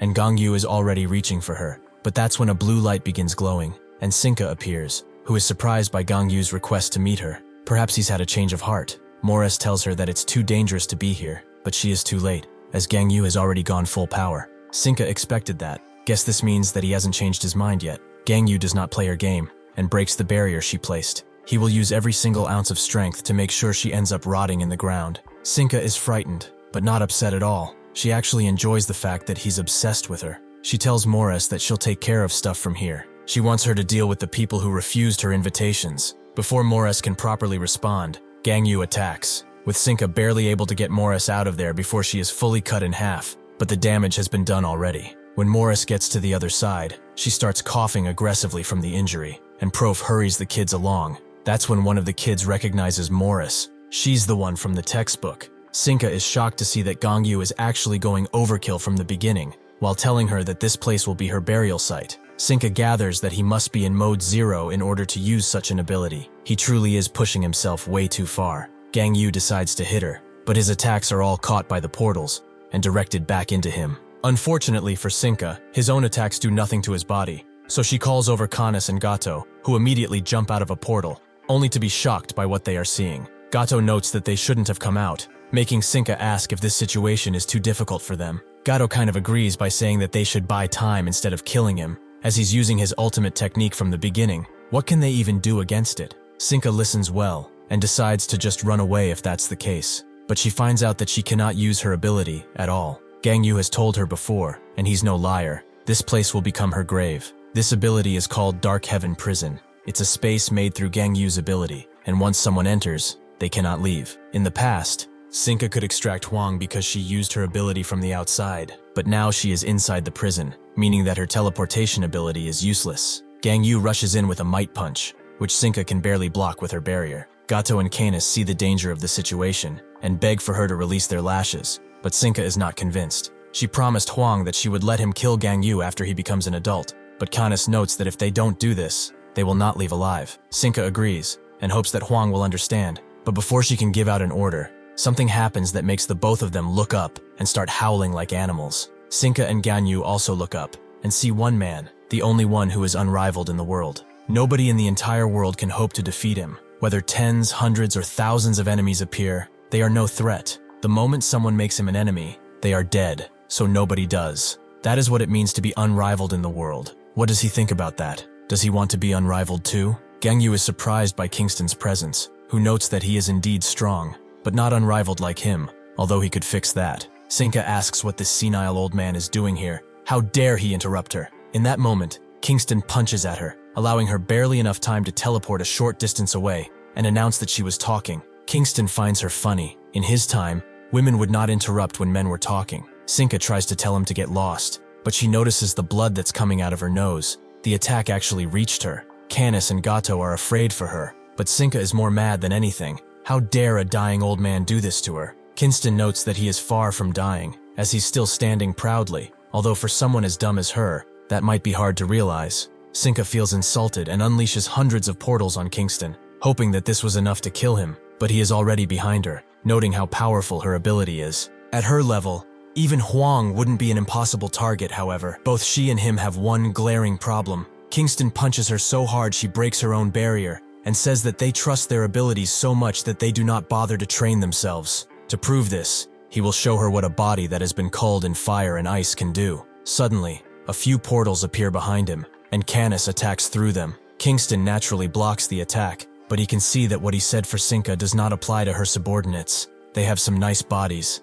The three of them all jump him in the hopes of removing him as fast as possible, while Gangyu watches. He was taken aback the first time he saw him here, but now that he sees where his loyalties lie, he decides to work with Kingston and end that woman right now, hopefully ending the regime. Eventually, Beze and the others get the news that Kingston has appeared and has made contact with Gangyu. Bauda notes that he has always been an eccentric fellow, and Guerra agrees. He must have found something new to be interested in. Beze asks if Gangyu is in danger because of him, but Guerra says that it should be fine. Even though they cannot measure Kingston's strength, they do know that he's not hostile. Bauda confirms this too. Kingston is pretty calm with them, but the person who is acting strangely is the person missing from this table, Utariti. Morris can't believe what she is hearing. Why would their textbook have information about them? That's extremely dumb. It also upsets her to not end, so they should keep their mouths shut. Prof explains that it's not just her. Every criminal in the prison has been documented. Morris asks what for, to mock them and ridicule their legacy. Prof says that this isn't the case. It's simply for the sake of understanding them as people. After hearing that Raosa and Mago founded the Ability Academy, a familiar prison officer went out to find them. That officer was Gangho, who wanted to add criminology to the subjects of the school. Morris finds it ridiculous, but what do they think? After reading her past, what do they think of her? Prof tries to say something, but that's when an imposing figure asks him why he's chatting with a monster. He truly has not changed at all. He should have fired his ass when he got the chance. Prof is confused by his presence, but Utariti tells the kids to listen well. The education they have received is entirely wrong, and he will teach them what they really need to know now. Criminals do not become criminals because of some lame-ass story about their little situations. Those who are controlled by their emotions would say that criminals become who they are because of the environment they grew up in. They try to trigger sympathy with these words, even though criminals have always just been prone to mischief. They are the mutants, the very cancers of society. Cancerous lumps like them have to be removed completely. He will give them a hands-on demonstration on how to do it right now. Morris asks how she can be a cancer lump when the world is the one that's wrong, but Utariti shuts her up. As he's sick and tired of their repulsive excuses, he will say this one more time. But that's it. Even if they were born in another era or society, they would have still been the lowest of the low, like they are now. They were all never meant to be born in the first place. Bunch of freaks that they are. What he is about to do doesn't even come close to what her victims and their families suffered through because of her. But he will do anything in his power to cause her as much pain as he can in a few minutes. He looks at the clock he just put on and notes that 10 minutes should be enough. Utariti is a physical and special type. Morris holds her umbrella up and tells him to get on with it, and so he does, charging in with a punch that makes her vomit blood and pierce through her skin, but she uses the momentum to back away, summoning a bunch of chains next to her. Utariti doesn't care for letting her do as she pleases, so he rushes in with another extreme punch and uses acceleration to hasten his attack to the point that only Moore's injuries can be seen. After softening her enough, he grabs her head and kicks her teeth in with his knee, which he continues to do again and again. He asks if she's in pain. It seems that Tomai really treated her too nicely. Overcome with fury at what happened to her, Morris screams out, creating a large denial area, and the gentlemen from before appear to drag him away. But Utority activates acceleration again to get rid of them in a second, and 4 times it to jump in with a face-smashing punch. Blood flows like a stream out Morris's nose, and then he jumps in behind her to send her flying into the air. His brutalizing continues, blood flowing everywhere, but Prof and the kids do not even see Utority, as he is too fast for the human eye. With the last charge up, Morris hits the ground like a meteor, creating dust all over the area, but she is in too much pain to even notice or care. Utority knows she must be feeling a lot of pain now. That is the kind of face a beast like her should always have. He smashes her face with his foot, before saying that the victims who they have hurt, and the families that are still suffering even to this day is a pain much more than physical. It's something they have never felt in their whole lives. He looks at the time and sees that he still has about 3 minutes left. Morris asks if what he has is a time acceleration ability, and Utority confirms it. If he uses this ability, he can control the flow of time, or any item or living thing he touches. Obviously, this means that he can make time much slower, so she should feel this pain slowly, and then die, like the cancer that she is. While only a few short moments have passed, Morris felt like she was in a constant state of pain for months on end. Utority finally decides to let her go, which is a pity. If only he had more time, he would have made her torture last longer. Morris surprisingly begins to laugh, which Utority questions her about. Has she gone completely crazy from the sheer fear of dying? Morris doesn't lie.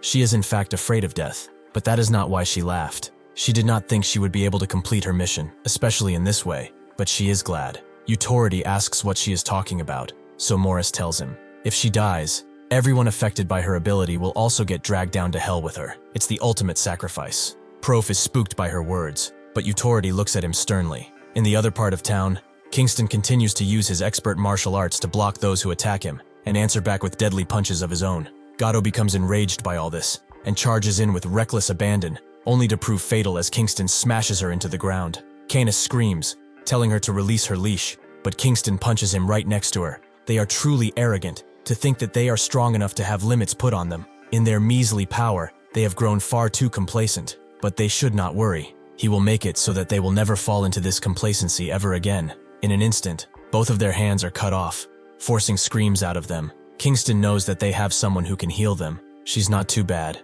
Sinka cannot believe what she is seeing. Just who the hell is that old man? She does not have long to think, as Gangyu charges in with a breaking punch that sends her flying and hit the ground like a skipping rock. She attempts to catch her breath, but Gangyu does not allow it, rushing in to attack once again. She attempts to attack him with the portals, but he easily breaks through her defenses and kicks her in the abdomen, leaving her at his mercy. She begins showing her true colors, begging for him to reconsider, but Gangyu has no mercy left for any villain. He punches her again and again in the gut, each strike intensifying in power. Gato and Canis can only watch as their master is being dealt with. Gangyu prepares the final mountain-splitting punch, making Sinka cry out, "She cannot die here. She was not supposed to." Gangyu can only look at her with malice as he tries to strike her, but Kingston stops him. He should stop right here, as he did not do this just with his own strength. The ones that are unrivaled in the world should never get help like this. Utority asks Morris to say what she did again, and so she does. Everyone that was touched by her ability will die. What will he do now? He tells everyone to listen. He expresses his deepest condolences for their souls. With that, he kills Morris by striking her in the heart, his expression cold as always. If he got her treated, then perhaps she would have released her ability. But if they lost her while trying day, millions of other people would lose their lives. Compared to that catastrophe, it's only right he only sacrifices a few people. In order to treat cancer, it is inevitable that some good cells receive damage. Sacrifices are needed for the greater good. To honor their sacrifice, he will make sure that they all receive proper burials. Morris's body begins to emulate an ominous energy, which Utority can feel, making him glad that he can only use it when she dies. This would have been dangerous if she was alive. Well, he wishes them luck, but Prof probably does not need it, since he has high endurance, so he might survive. Out of her body, a deadly visage of Morris appears, telling them that it's about time they go and die together. Everyone is suddenly chained up, making the children rightfully scared, but Prof tells them to not worry about a thing, as he will protect them. Morris asks what he's talking about, but Prof notes that she heard him. The children shall be safe. The only one that is coming with her to hell is him. Gangyu punches Kingston, who is amazed by his punch. With this strength, he will surely be able to walk the path of an unrivaled. This was just a feint. as his real power is now going towards Sinka, whom Kingston protects. He really shouldn't ignore an old man like him. He only wanted to talk. Gangyu cannot stand that he's being denied his purpose, so he charges another punch, but the air suddenly bursts apart in front of everyone. Kingston understands how he feels, but in order to resolve this situation completely, he must not get emotional. Gangyu knows that he will die if this punch hits him, so he dodges, creating a sizable hole through his power, the roof, and even the skies. Sinka is in shock, but Kingston tells her to run away if she wants to. Now is the only time to do it after all. She feels embarrassed, but reluctantly retreats with both her loyal companions. Only Kingston and Gangyu stand, with Kingston noting that they should have a good conversation, just the both of them. Gangyu rushes in with rage, which Kingston can get behind. Talking with their bodies is really not a bad idea. Prof explains that it's as Utority said, he is only good at defense. At first, he did not like his ability. He felt like he would have been better off without it. But then, someone made him realize that this ability is absolutely needed for society. He will unleash as much of his ability as he can, and take on all of the damage on behalf of the children. Morris asks why she's going that far for them, but Prof told them already. He is their teacher. Morris does not understand what does that have to do with him dying alone. Prof knows that most likely, they will not be able to understand her, because of the different worlds they lived in. She was raised by awful adults and grew up as a machine, with the only purpose being to kill. Morris tells him to shut up. Prof knows that she had no choice in life, and was controlled worse than a puppet. Morris demands him to shut up. Prof knows that she was sent astray from the start. She walked the wrong path for the sake of a future that was never hers. Morris screams at him to shut up, but Prof will not. As they both got to the afterlife, he will correct all the wrong things she has learned. The job of a teacher is to devote their life to the future of these children. Since he was selected to become a teacher at the Ability Academy, he was prepared to sacrifice his very soul for these children. One of them asks him to not do it, but Prof tells them that everything will be all right. He hopes that they will all become great adults, because they are all the future of mankind.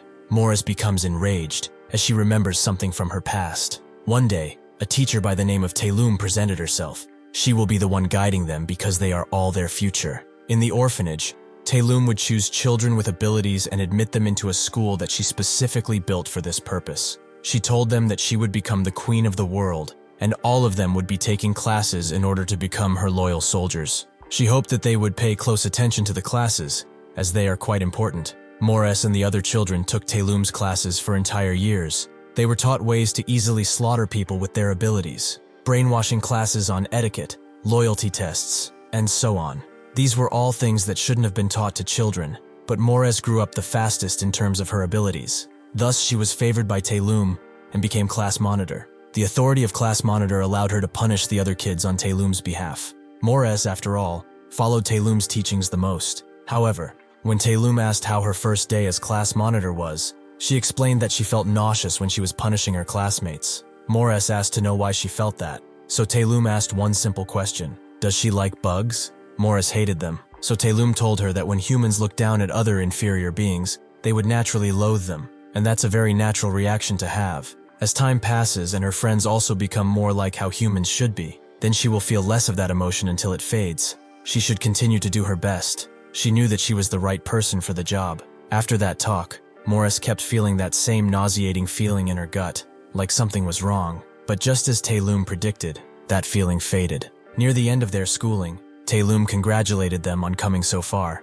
Next year, they will be grown-ups, and she will be the queen of the world. That was how Taelum's plan progressed without hiccups, and she had an army of loyal followers who would do as she pleased. However, an incident took place that changed everything. Taelum's butlers, strong in their own right, were defeated with a few attacks by none other than Clark and Hilo, the special-type heroes. Taelum could not put up much resistance, which surprised Clark. Utority asked them to be careful with her, but perhaps he also just became too strong. He was also surprised that she would build a school and indoctrinate children into her agenda. She sure dreamed big. Hilo asked if they should go to the school too, which Clark did not feel like doing. But she pointed out that Utority will be mad at them if they don't, so they decided to stop by. They gathered all of the students and presented the body of their teacher to them, announcing that from today onwards, the school was closed. Everyone was naturally shocked to see their only purpose in life be so brutally killed, so they charged in all at once. With a single snap of her fingers, Hilo sent them all flying, while simultaneously knocking them out. Clark was surprised by how loyal they were, and Hilo wondered if it would be okay for them to bring them along. Clark told her that re-educating them so that they could blend into society would take a lot of money and time, and even if they succeed, at the end of the day, they are still killers. They will always have what they were taught in the back of their minds. Who's to say they won't decide to just start killing people? Perhaps they have been doing it up until now, but Hilo did not know what to say. They caught them before they had the chance of even getting out. Clark believed all of this to be a giant headache and asked Hilo what they should do with them. She said that letting them live would just cause problems in the future. It's much more effective to just get rid of them now. Their minds have already been indoctrinated, and since the world they live in no longer exists, they will definitely become villains. Clark agreed that rather than having to get busy in the future, they should put in some more work now and come up with the crimes they have committed later. Hilo told him to save some strength as they approached, but Clark did not seem to have an ounce of mercy in his expression. Clark and Hilo began to mercilessly kill the students, but Morris did not understand why. Other than them taking classes, they didn't do a single thing to anyone. Clark told her how it was. They were all dangerous. They were abandoned by their awful parents and then grew up in this awful orphanage. Little did they know this orphanage was run by a villain, and the only thing they have learned up until now is to kill and maim. That sounds pretty dangerous, does it not? Their parents would agree, since they abandoned them, that their mere existence was a mistake. He can only hope that she will have good parents in her next life, wherever that may be. As blood sprayed around, Hilo seemed to get a little too excited, and just before Clark moved in for the kill, he was stopped.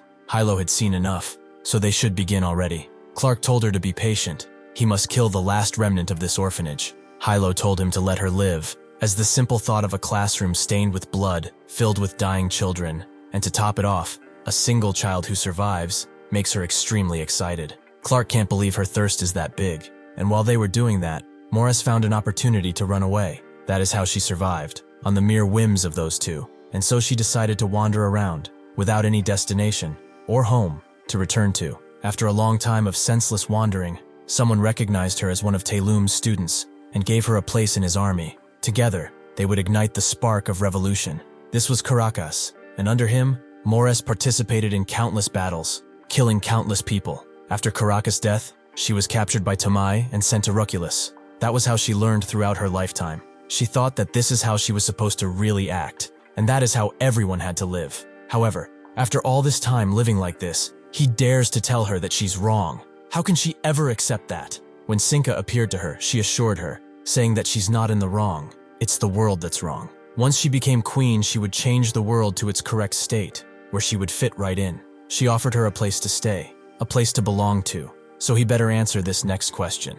Just like Yutaridi and the others told her, was her birth truly a mistake? Prof gently tells her that nobody in the world is a mistake. Everything she has experienced is truly horrible. He understands it. However, that does not mean she is acquitted of the numerous crimes she has committed. Those are too many to just ignore. So he will go with her, console her over the abuse she went through when she was young, and also take responsibility for the crimes she has committed, because he is a teacher. Before that, though, he has one final request. Can she isolate them so the children don't see? Morris tells him to shut it and drops the guillotine on Prof, who turns around with a smile and tells everyone to close their eyes. Truly, it has been an honor to teach the next generation, which he will forever cherish. Before the guillotine drops on him, however, something snaps, and Morris begins to disintegrate. She does not need someone like him to follow her because she already knew that she was in the wrong. She just didn't want to admit it in the slightest. What she did to her friends was revolting, but even so, they believed she was in the right, and that she was doing this for them too.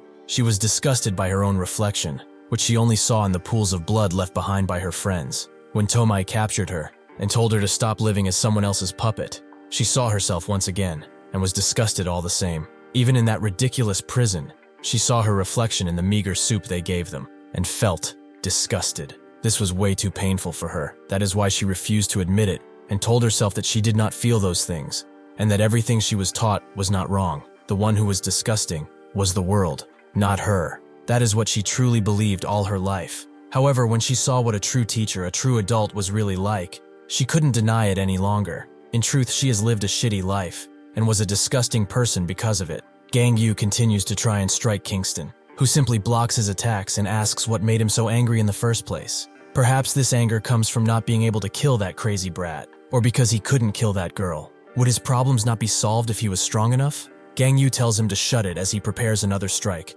but Kingston tells him that the situation will not change, even with his anger at him. If he does not get stronger here, He will not be able to kill neither that brat nor the girl. In the end, the only problem he has is within himself. If he wants an example, when he tried to kill that girl, he intervened. But if he was strong, that would not have been an issue. His anger comes from a state of denial. He is just too angry at himself because he cannot accept the fact that he is a weakling. Gangyu recoils from what he said, but still rushes in, making Kingston believe that he understands him. Truthfully, it's hard to admit one's weakness, however. He must accept it fully. That weakness is a part of him, and he can only move forward by accepting it. That is the only way he can reach his goal. He asks, once again as he pummels him, why is he so angry? Gangyu remembers everything that has been done by these shitty humans, the countless people that have suffered because of their greed. This fuels his power, and his rage makes him even faster. But Kingston has something to say. He should really think about it. What was the reason that caused all these things to happen? He punches him in the gut,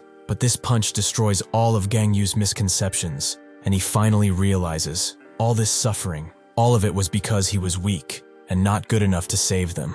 Kingston asks how he feels now. Has he calmed down? Gangyu finally admits it and asks what he must do now. Kingston believes that to be a foolish question, as the answer is right in front of him. Gangyu accepts the hand that has been extended to him, forging a new relationship.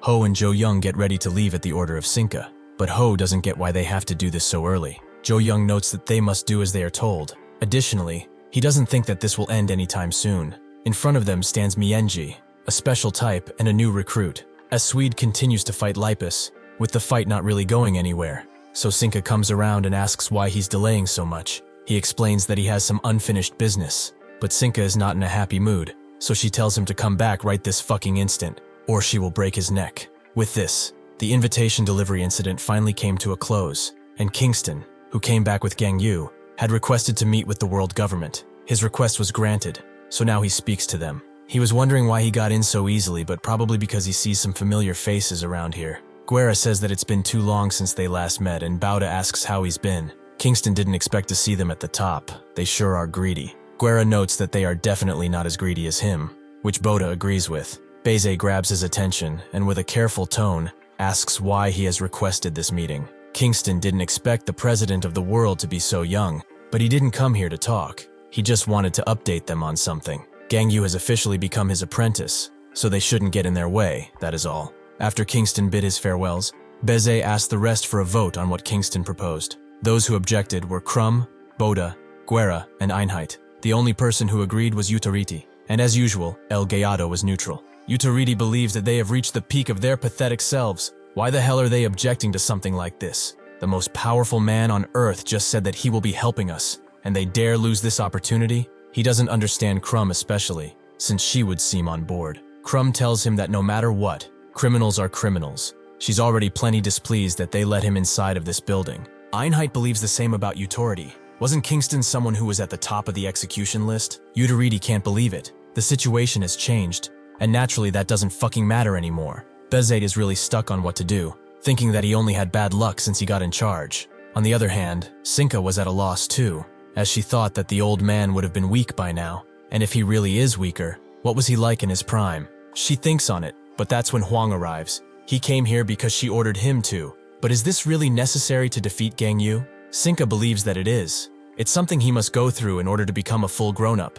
Sinka is assured that her plan will not fail now, as she has Hwang and many other cards she did not play. The only thing she needs is patience and a bit of luck. The next day, everyone gathers at the Hero Association, with Lepus explaining that they are here to elect the third generation of equality. With this announcement, it is time they begin. The selection of equality will be as follows. The chairman of the association will propose the 5 candidates, and if 2/3 of the heroes agree, the government will then investigate the candidates very thoroughly. Unless a reason to disqualify them is discovered, they will then become members of equality. Before she could talk about her proposed candidates, Utariti asked her who allowed her to do such a thing. She is just a temporary chairman after all. Lepus asks why he's even here, as he lost his qualification as a hero a long time ago. He explains that he's merely observing this meeting as a party leader. If that is the case, Lepus suggests that he stay silent, as he doesn't have the right to interfere in this affair. Utariti repeats himself. He will not acknowledge her as association chairman. So as a result, if a temporary chairman like her selects the equality candidates, the World Party will just deny her decision, regardless of reason. She is a mere temporary chairman. The important decision of selecting equality members should not be done by someone who has temporary in their title, but someone who was officially appointed. Lepus asks if he's gone insane. Does he not know about the situation they are currently in? They need to select members quickly so they can resolve it. Euteridi finds it amusing that she's talking about solving the situation, because she did basically nothing in Portugal. She did not kill the villains that she was supposed to, and played around with a Swede. Lepus asks if he only considers killing an efficient job. She did her damnedest to protect the innocents. He should also speak for himself. She has heard that he tried to sacrifice the children that were held hostage. Why does he force others to be like him? He has not changed even a little bit, which is disgusting. Euteridi tells her that he's not the one who needs to change, it's her. No, actually it's everyone in this entire fucking hall. Why do they care so much about what happened in Portugal? He simply made the right decision in that situation. Were there no casualties at the end? Or perhaps he received the wrong report. He also thanks Lepus for bringing up sacrifices. Because right now, they are sacrificing the entire fucking world for the sake of some hapless criminals. Using the precious taxes of their people, they built a castle for them and fed countless murderers and other manners of criminals. They go on and on about rehabilitating them into society, which is a nice pipe dream, sure, but they should wake up already. No matter what they do, they will never change, because they are all trash that must be killed. Have they not seen what they've been doing after escaping prison? They went to serve under a crazy-ass woman and are preparing for massacre once again. In this situation, she, who was a mere apprentice of Mago, dares to even want to select the new equality members and run the Hero Association? It's pretty obvious that she will begin preaching bullshit, like heroes should not kill, acting all righteous and noble, only to comfort herself. Let's be real here. Nobody wants her to become the Hero Association chairman, so she shouldn't try to act like one. Lepus is mad at his words, but gets it. If she becomes the official chairman, they can proceed with the standard procedures, right? Euteridi agrees, so Lepus suggests they put it to a vote. Euteridi agrees to do a public vote, but Lepus says that they are too short on time, so they should have the heroes here vote. The result will be decided by the majority. Euteridi doesn't know what to say, as all these heroes were selected by Ryosa, so the vote will be too biased. Lepus then suggests they do it like the equality selection method. They will need 2/3 to agree. Euteridi has nothing to say, and so the voting takes place. Unfortunately for Lepus, she has been rejected, much to her surprise. Euteridi is quite pleased that she didn't reach her required voters. It seems like they will have to choose a new chairman after all. As Euteridi has stated, the heroes in this place have been active during Ryosa's chairmanship, so that was precisely why Lepus did not see something like this happening. The reason that this result showed up is quite simple. As soon as the Ruculus incident had occurred, Euteridi reached out to all the heroes, as if he had been waiting patiently for this to happen, and spoke to them frankly about his own views of the world. Although most heroes were against him, who had been the second association chairman in the past, a lot of them were persuaded, due to the recent situation. Although the most important thing is that even if they did not agree with his thoughts, there were a lot of hero who agreed on appointing a new chairman. The reason for this is because Ryosa had actual accomplishments to her name, and achieved amazing results that could support her decisions and policies. Lepus had none of this, and couldn't even be compared to Ryosa. The heroes thought that Gangyu, a former member of Equality, was the best choice to inherit this position, but because he chose to go and kill criminals, there was a split of opinion between all the heroes. Euteridi has noted that most of her fellow heroes doubt her abilities as chairman. So what will she do now? Lepus mumbles something about a vote, which makes Euteridi ask if they will finally do a public vote. Lepus once again says that they have no time for that, so she will select the candidates and do a majority vote. Euteridi says that she has it all wrong. The Ryosa she so admired and loved said that the one taking the position of chairman has to be determined through public vote. She has ordered that in time of emergency, the government can decide to shorten the election period. She should also be made aware of the fact that anyone can run for the chairman position, even if they are not a member of the association. This was a great policy made by Ryosa, so she should get her little magic staff and tell the government right fucking now. They will be re-electing the association chairman, so they need them to decide on the election period. She ought to do this much as chairman, even if she is a temporary one. With this, Euteridi steps down as the leader of the World Party and declares his intent to run for the chairman position. The question on everyone's minds now is, who would be a more suitable candidate between these two? Beze thinks of what he has found while in his office, his mind circling the same thoughts. He went to meet with Kingston, who thought that he was fearless, to actually meet him alone. Is it all right for the president to do something like this? Beze had heard from Boda and Guerra that he would not hurt him, making Kingston damn those two geezers. He also heard that he has no abilities, making it more impressive that he climbed to such a high position. Beze wanted to get this over with, so he went straight to the point. What is his goal here? Instead of answering, Kingston asked if he knew about the growth of abilities. Beze said that for summoning types, the more imaginative they are, the stronger they become. Special types and physical types are the most powerful after puberty, where their bodies are in their prime. Kingston told him that he was half right and wrong. For physical and special types, it is true that they will become stronger as they grow up, but for physical types, they can break through their limits through sheer hard work. Is he not curious to see it? A human who has become a top-level special type, and how will he look when he will become a top-level physical type? Beze said that the country would not be able to control them if that were to happen, but that was not of Kingston's concern. If he's that interested, he should ask Gangyu, as these are not questions for him. All he wants is to see how strong a human can truly get. Beze then remembered when Ryosa came to him and wanted to use her authority to add another person to equality. This was unexpected, because she was really adamant on procedures, but she said that who she wants to invite is someone worth overlooking these procedures for. Beze knew that he would be strong after hearing her describe him like that, and asked if he could be trusted. Ryosa confirmed as much. He is someone who they can all trust. Because of this, he also decided to trust Gangyu. Kingston knew that he had his answer, so he bid him farewell. It's not like he could change something even if he didn't trust him. Beze thinks that with this resolved, he will be able to rest a little, but that's when his secretary barges through his office and says that the Hero Association wants to elect a new chairman. Additionally, Utority has announced that he will run for that position. Beze is about to resign, as it seems like peace is not his fate at all. He agreed to Kingston's conditions, and only let the executives that attend the government meetings know about his plan. It is being treated as top secret, and the Hero Association chairman election will proceed with the guidelines decided by the government, which are as follows. After 3 days of candidate registration, there will be public debates held over 2 weeks. The chairman will also be elected through public vote. However, the elected chairman can only serve a term of 4 years, and once the Ruculus prison incident is resolved, their term will end. Originally, anyone in the world could register as a candidate, but because there would be too many candidates, only people that are supported by the representative heroes of the area can run. During the registration period, Utority and Lipus declared their candidacy.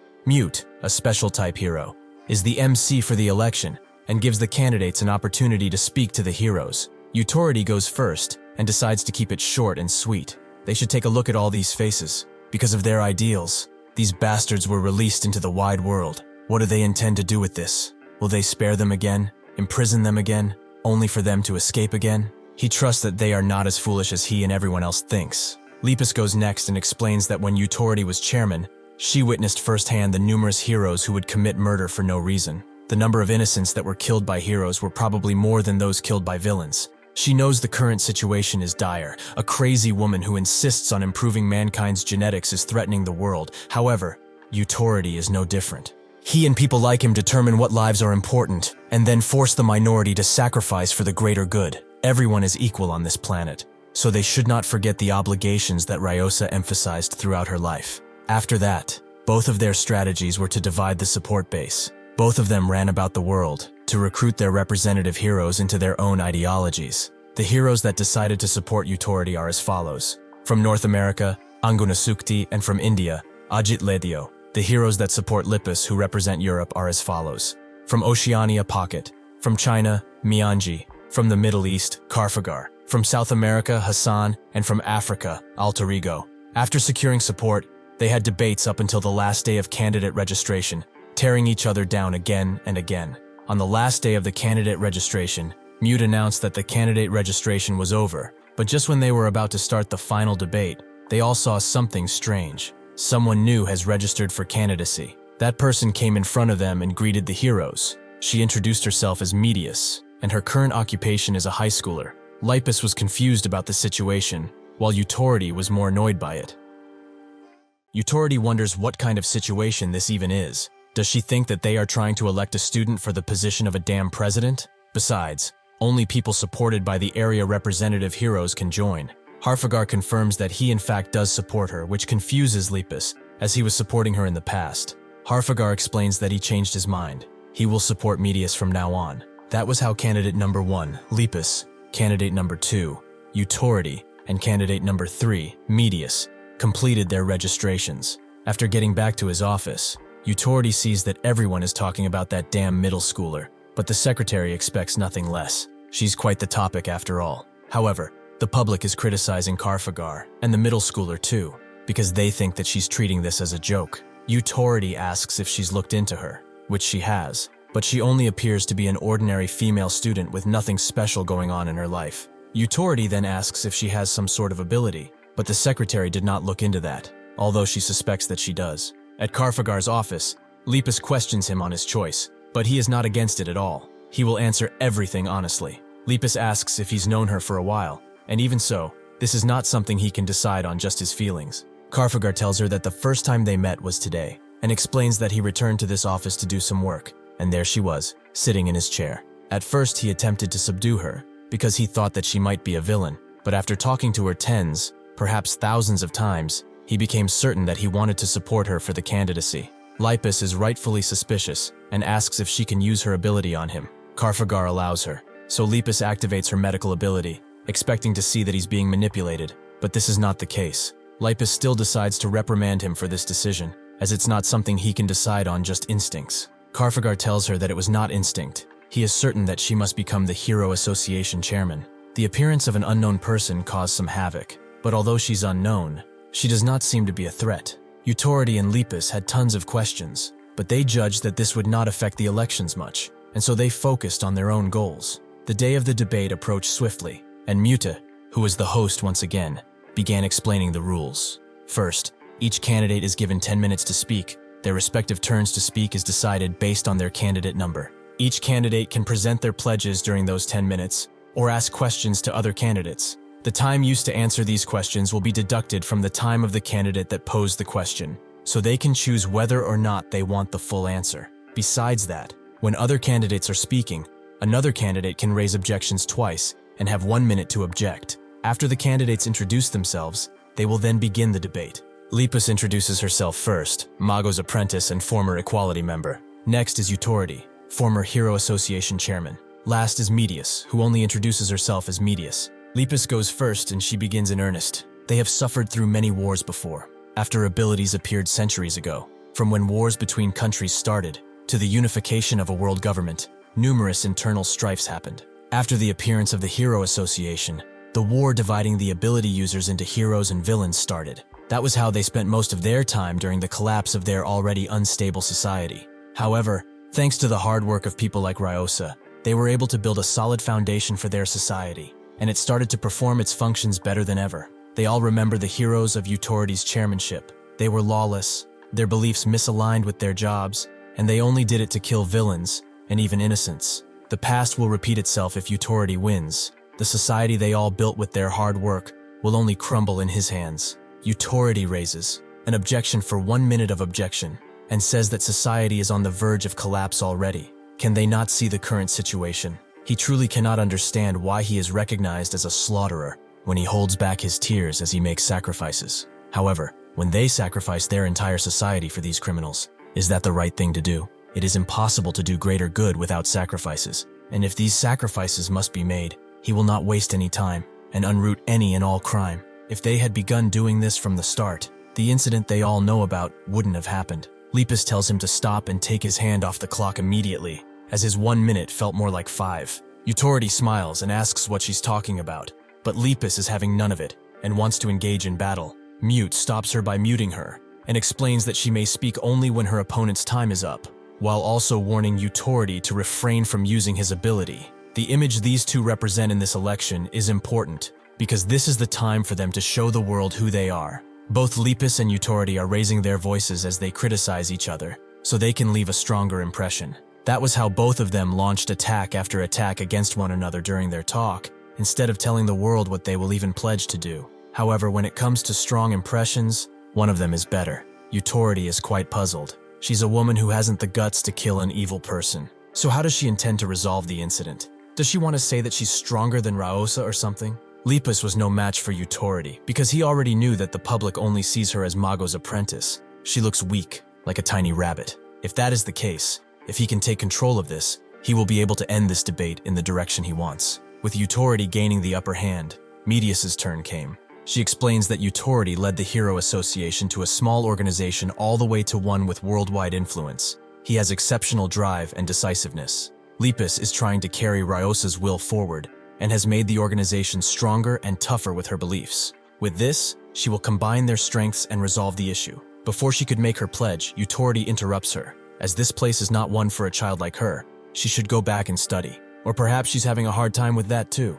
Mute tells him to shut it, as he used up his time. But Medius wants to let him speak. Utority asks what she wants to talk about, so Medius reveals that she's an ability user. Ryosa built the Ability Academy when she was chairman, and so there is no way they would know what ability she has. Utority tells her to reveal it if it's so grand, but Medius is not obliged to tell him. Utority believes that she is. As someone who wants to lead an association, she must possess some skill. Medius understands.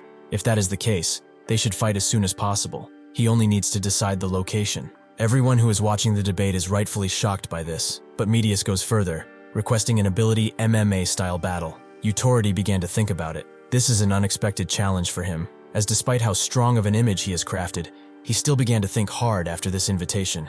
The scheme Utority has been using, to build the image of others with his words, is what is hindering him now. If he agrees, since he did treat her like a kid, he could become someone who fights kids. However, if someone who has tons of political influence fights in a rink, then they will be reduced to being the same level as his opponent, which is a loss. If he wins, the victory will be meaningless. And if he loses, that will be the end of his political career. If he rejects the requests, he will become someone who is scared of fighting kids, and a coward. That's what the people will immediately think of him as. Utority decided to use his ability to accelerate his mind and think of numerous plans. No matter what he chooses though, the information that he has to obtain first would be her ability. What could she even have to invite him with such confidence? In a forest, Kingston stares at the sky, asking Gangyu if he too feels that things have been out of place recently. He asks what he means, so Kingston explains that he feels like things that were already said are being repeated. Gangyu doesn't know, as this is all that he's doing, but how long will he have to do it anyway?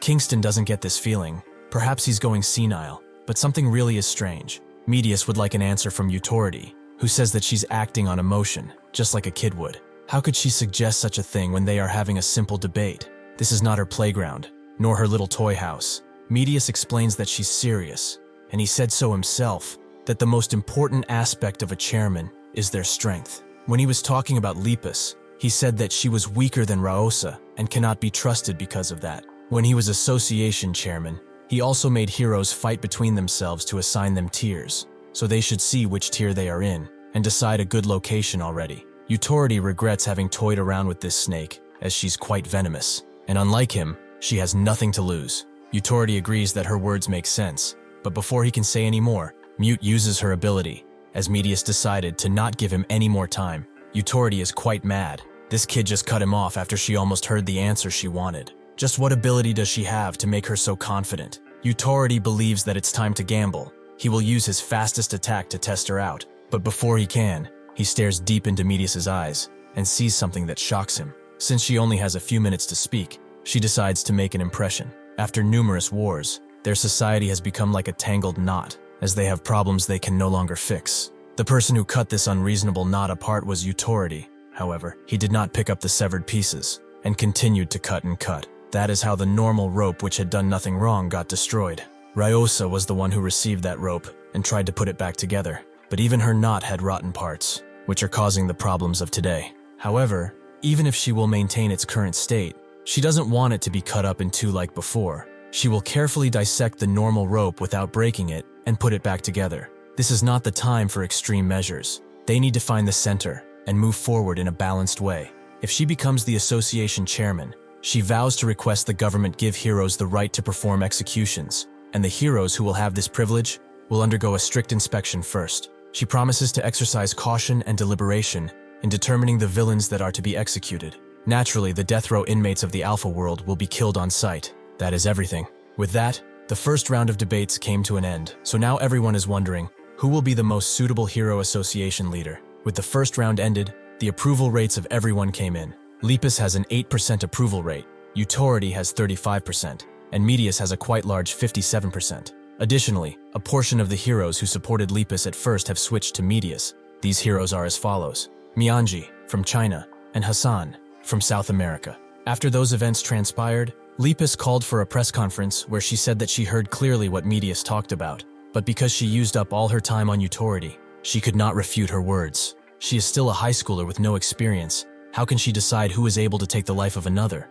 She's just as dangerous as Utority is, and just as devastating if she's elected. After criticizing Medius harshly, she called the ones who defected from her, who wondered what she even wanted. Lepus knew they knew. She wanted to ask them about their decision. Hassan tells her that he just went with his gut. That is all he needs, basically. Lepus did not expect much from him, but she's more surprised about Mianji, as she did not expect her to do this. If her teacher, Yujie, knew about this, he would probably be sad. Mianji thinks of her teacher, who once told her that the world is complicated. Things that were thought normal in the past become sins, and vice versa. He killed tons of villains in his past, as his reasoning was that it was the only right thing to do. After meeting Raosa, however, he changed his mind, and even then, he does not think that his current thoughts are correct. That is why he told Mianji that there are no perfect answers in this entire world, so no matter what situation she faces, she just has to do her best, as that is all that matters. After hearing the debate, she determined that Medius is more suitable for the position of chairman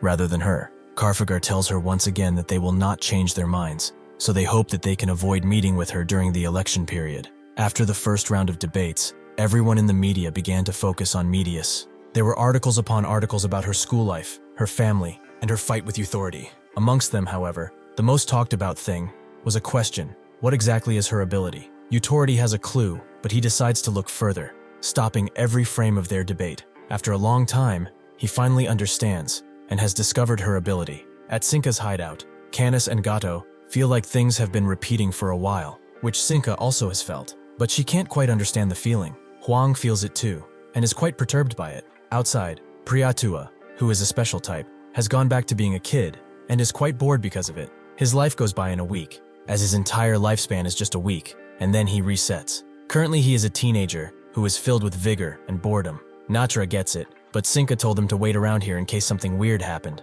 so they should do just that. The artist is getting inspiration from his ability, but Priyatua asks Natura to go out for a while, just the two of them. Natura explains that Sinka will be mad if she finds out, but Priyatua says that they don't need to get caught then. They will just be visiting a nearby village. It's like they are doing recon or something. Natura thinks about it for a while and decides to do just that, as it's been a while since he has gone into the wild. He asks the others if they want to join, but both are too preoccupied. And Vidi believes that just like in comics, characters who don't listen to instructions and go out are the first ones to die. They ask Asweed too, who remembers how Sinka reacted and decides to let them go on ahead. After a while, both Natura and Priyatua end up in a field, both happy to finally be out.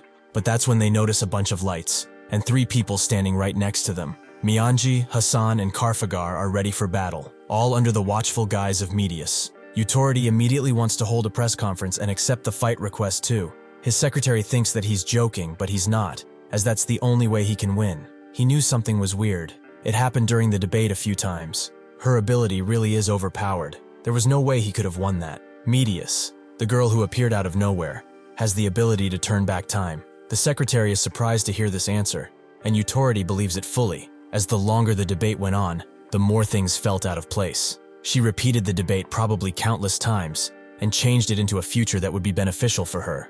The secretary is shocked, but this means that there's no way to defeat her. Utority tells her to listen, as she has a weakness. It has to do with what he sent her earlier. Does she see something different about her in these pictures? The secretary sees that her hair grew quite a bit, which Utority confirms. But why does she think that happened? The secretary doesn't know, so Utority explains that she can indeed rewind time. She cannot rewind herself. This means that if she gets injured, no matter how little, she will not be able to reverse that injury. She will go back in time with the same scars on her body. So after he accepted her challenge, he knew that he would win. The secretary wonders if it's just that she can control time, sure, but she would also be strong physically, right? Utority tells her to not forget. He's also a time ability user, and he has controlled time for far longer than she. He will win, as he knows the fate of time ability users best. No matter how strong, they will always have to pay with their lives. Natura uses his plant growth ability to attack Karfegar, who simply cuts the plants up.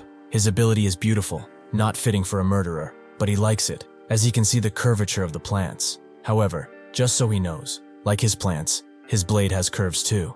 Hassan rises high in the air and tries to smash him with the hammer, but Natura gets out of the way. Hassan can seal the abilities of a user for 24 hours by striking the top of their head. That's why he's titled the Headhunter. He tells Mianji and Karfagar to take that guy's bandana off his head, as he cannot see it well. Mianji's ability is a transformation sword. Depending on the color of her mask, her ability manifests differently. She uses a blue mask to freeze Natura's feet, who is rightfully scared, and asks Priyatua how long they have until he's an adult. He explains that he will be in his prime soon. They only need a few seconds. Natura keeps the enemies away, and as the moon becomes larger, so does Priyatua, until his whole body is jacked. His current age is 23 years old, his physical prime age. With time on their side, he thinks that this will be an easy win, but these words make Medius burst out in laughter. It really is funny to see them be so wrong, as time truly is not on their side. She rewinds time, and with her guidance, the heroes begin their attacks in earnest. Mianji puts them under pressure immediately,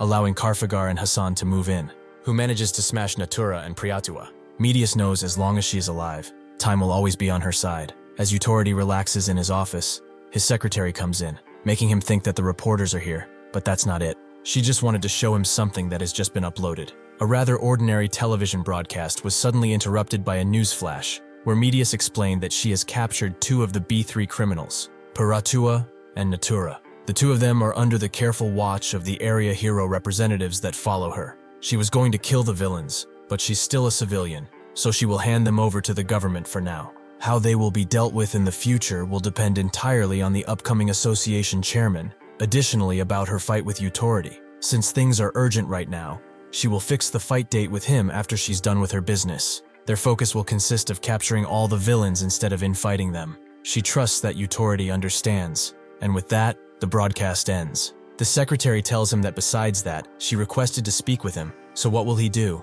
Utority has no choice but to invite her inside. But what does she even want? Did she rewind time this time too?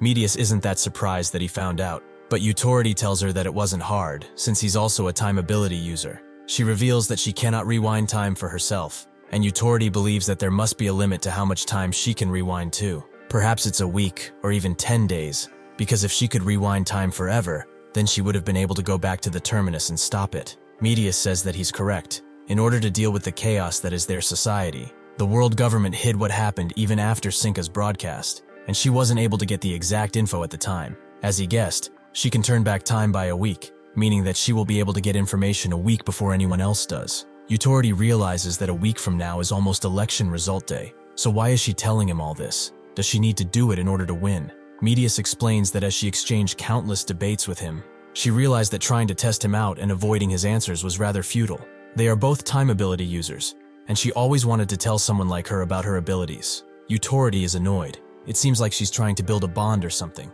but he has no intention of building anything of the sort. Medius understands, but if that is so, they will see each other at the debate. Before she leaves, Utority inquires about her symbol. Why is it a capybara? He thought she was a physical type of user because of that at first. Medius's reasoning is quite simple. They are just cute. Her accomplishments brought over an area hero representative from Utority, Ajit Letio, and one from Lepus, Alter Ego. The second debate was cancelled with the agreement of all 3 candidates, and Cinca, compared to her feelings of anger when she found out about what happened, was more displeased about Medius's entire existence. On the other hand, despite the world moving, those who are quietly advancing their own goals, and those who want to create a better world in their vision, have begun to move busily. Time passed and the third debate round approached swiftly. Mute is once again the host, and with this being the last round, candidates have 60 minutes to talk. The speaker sequence will be in reverse order of their numbers, and the maximum time they can talk is 10 minutes. They may raise objections thrice this time, and when all the time is used up, the debate will end. She welcomes in the candidates, Lepus, who seems determined, Utority, who seems rather bored, and finally, the person who shocks the whole world with her appearance, Medius, who has grown significantly. Before they begin, Mute confirms that she actually is Medius, who says that she is, and only wants to start faster. With that, Mute starts the debate, and the first thing Medius does is reveal her ability of rewinding time. As they can tell, she cannot rewind herself too. So before the third debate started, she rewound time again and again to gather information. Now she has all the info she needs on their enemies and their location. If she becomes chairman, she will use that info to launch a full-on attack on the Alpha World base. In order for them to live a safe future, she will offer all of her time so that she can complete her mission successfully. That is what she has to say. Once Utority's turn begins, he immediately withdraws his candidacy and announces support for Medius. Before this debate, he called her over, and knowing that she already knows the future, did not go much into detail. Thanks to her, he felt like he drank the same cup of coffee thousands of times. Just how much has she rewound time? Media said that he will find out during the debate, but Utority has already thought about it, and he has come to the conclusion that she's the best person to resolve this situation. He told her his plan to withdraw his candidacy and provide support, which will certainly ensure she wins since Lepus barely has any ratings. Medius knew he had something he wanted, which Utority confirmed. She already knows this, but the term of this association chairman will end as soon as the situation is resolved. So once her term is over, he wants her to not participate in the next election. Medius agreed, which surprised Utority, as he did not expect it to be so easy. Medius had no real reason to reject. So with that, Utority left her with one piece of advice, from one-time user to another. She should not make the mistake of thinking that time is on her side because she can control it more. She will find out that time is fair, to a point that even she doesn't realize. Lepus immediately jumps on Utority, asking why he is even participating if he wanted to withdraw. Utority says that he can do what he likes, and it's still his time to talk. Lepus asks why it would matter since he withdrew his candidacy, but Utority says that his withdrawal has not been processed yet, so he would like Mute to silence this rabbit, as it's his turn to talk. Lepus continues to scream at him, as she can raise objections, and she's using her time fairly. Utority has had enough, so he lets her have all his time and asks Mute to mute him, and also make it so he hears nothing, as he's quite tired of her. Lepus calls him a greedy pig and tells him to leave if that's so, but he believes that he is not greedy, as he would not withdraw his candidacy if he were. Medius reveals that she wants to leave too, as she has other more important things to do, like get more information. Mute is really confused about this entire situation. She has not seen a debate like this in a while. With that, the debate came to an end, and Medius was elected the 4th Hero Association chairman. The world government confirmed this result and called a meeting with Medius, where she told them all the info she gathered and the future of the world government. In return, they told her that she would have their complete support, and also about Gangyu's situation. After the exchange of the information, Gaeto stopped her and wondered if she was sick of hearing the same things over and over again. He probably felt like this countless times. While this is his first time saying this, she probably already heard this, but he will warn her. Staying neutral is hard to do in their world. After her talk with the world government, Medius looked for heroes and asked them to cooperate with her on the policies she enforces. Most heroes followed her without a hitch, but Lepus was the hardest to win over. Medius gets a headache just by looking at her, as she has had this conversation too many times. Lepus says that this is their first time speaking after a while, which Medius notes she also said, but there's no way someone as strong as her did not feel that something was out of place. She will not try to convince her. She will respect her opinion, but she needs her. So she hopes that he can follow her beliefs and join the mission. Lepus was already going to do that without her even asking, so it was settled. Later at the Hero Association, Utority congratulates her for the title, but seeing her expression, she probably failed to convince that stupid rabbit. Medius says that she's a woman, or principal at least, but Utority only cared about ending this quickly. If she needs advice on how to hold a speech, she can ask him anytime. Thus came Medius's first speech as chairman, where she explains that she has gathered them to decide the 3rd generation of Equality members before their mission. Her choices are as follows. Harfagar is first, then Mianji, Alter Ego, and finally Lepus. Their leader will be none other than Utority, who does not seem to be a part of this plan and is quite puzzled. The heroes naturally became restless at Medius's selection of Equality members, as that's not at all what they expected. They certainly didn't expect her to make Utority the leader, but she also invites him for some talk after this speech is over. Just as they promised, they go to the back room.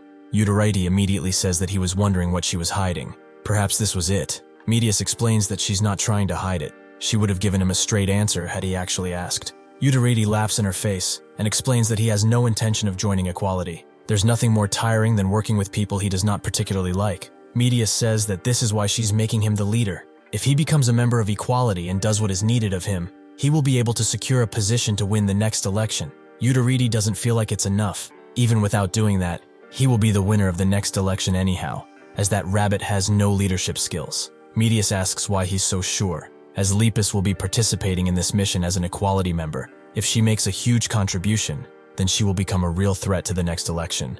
Unlike this time, Utority doesn't believe she will be able to achieve anything, but Medius also throws in the fact that someone perhaps even more unpredictable than her might be joining the next election. If he decides to help her with this mission, she will use her ability to help him win the next election. Utority is surprised by this rather generous offer, but Medius isn't done, as she tells him that if he helps, she will gain more authority as association chairman. and that will benefit him in the next election when he's trying to get this position. Yutaridi looks at her and decides that since in the future, he will be a part of equality anyway. Given she has not turned back time, he will help, but she should keep her promise of helping him in the next election. Medius is glad that he came around, but the more they talk, the more fascinated she becomes. Yutaridi asks why, so she tells him that in most conversations she had with the heroes, they would ask her if they would survive this mission, but he has not asked it a single time. Yutaridi does not see death in his future, only the position of association chairman. She should prepare the plans quickly so that they put this mission to an end soon enough,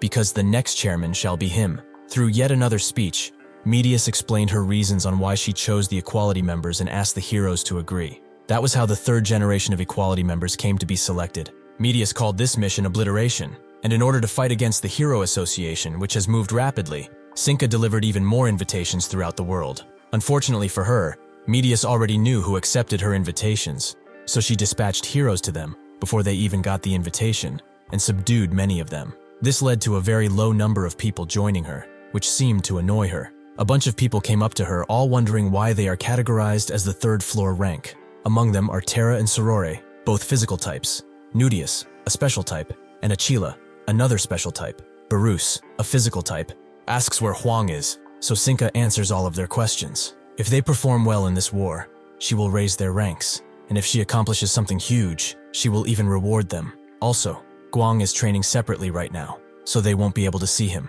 In the dead of night, gigantic balls of fire appear in the skies above Sinka's hideout, which dye the sky in their glow. This was all done by Mianji, who is glad to be a part of this operation. Kainis tells Sinka about the fireballs, but she has eyes too, so she opens a gigantic portal, which threatens to dismiss Mianji's strike. Fortunately, Karfagar appears and uses Arabesque to completely annihilate her portal, and force the fireballs to strike straight down.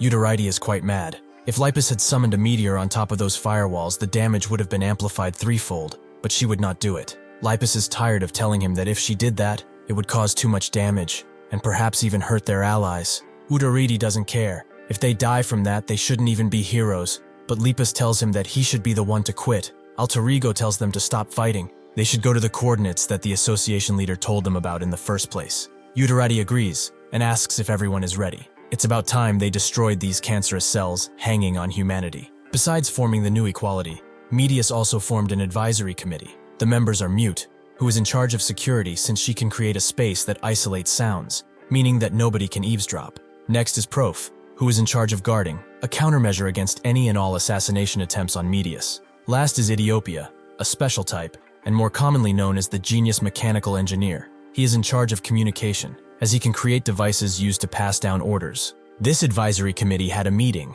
and came to the conclusion that if they don't have information on where Sinka is trying to go, they cannot make moves.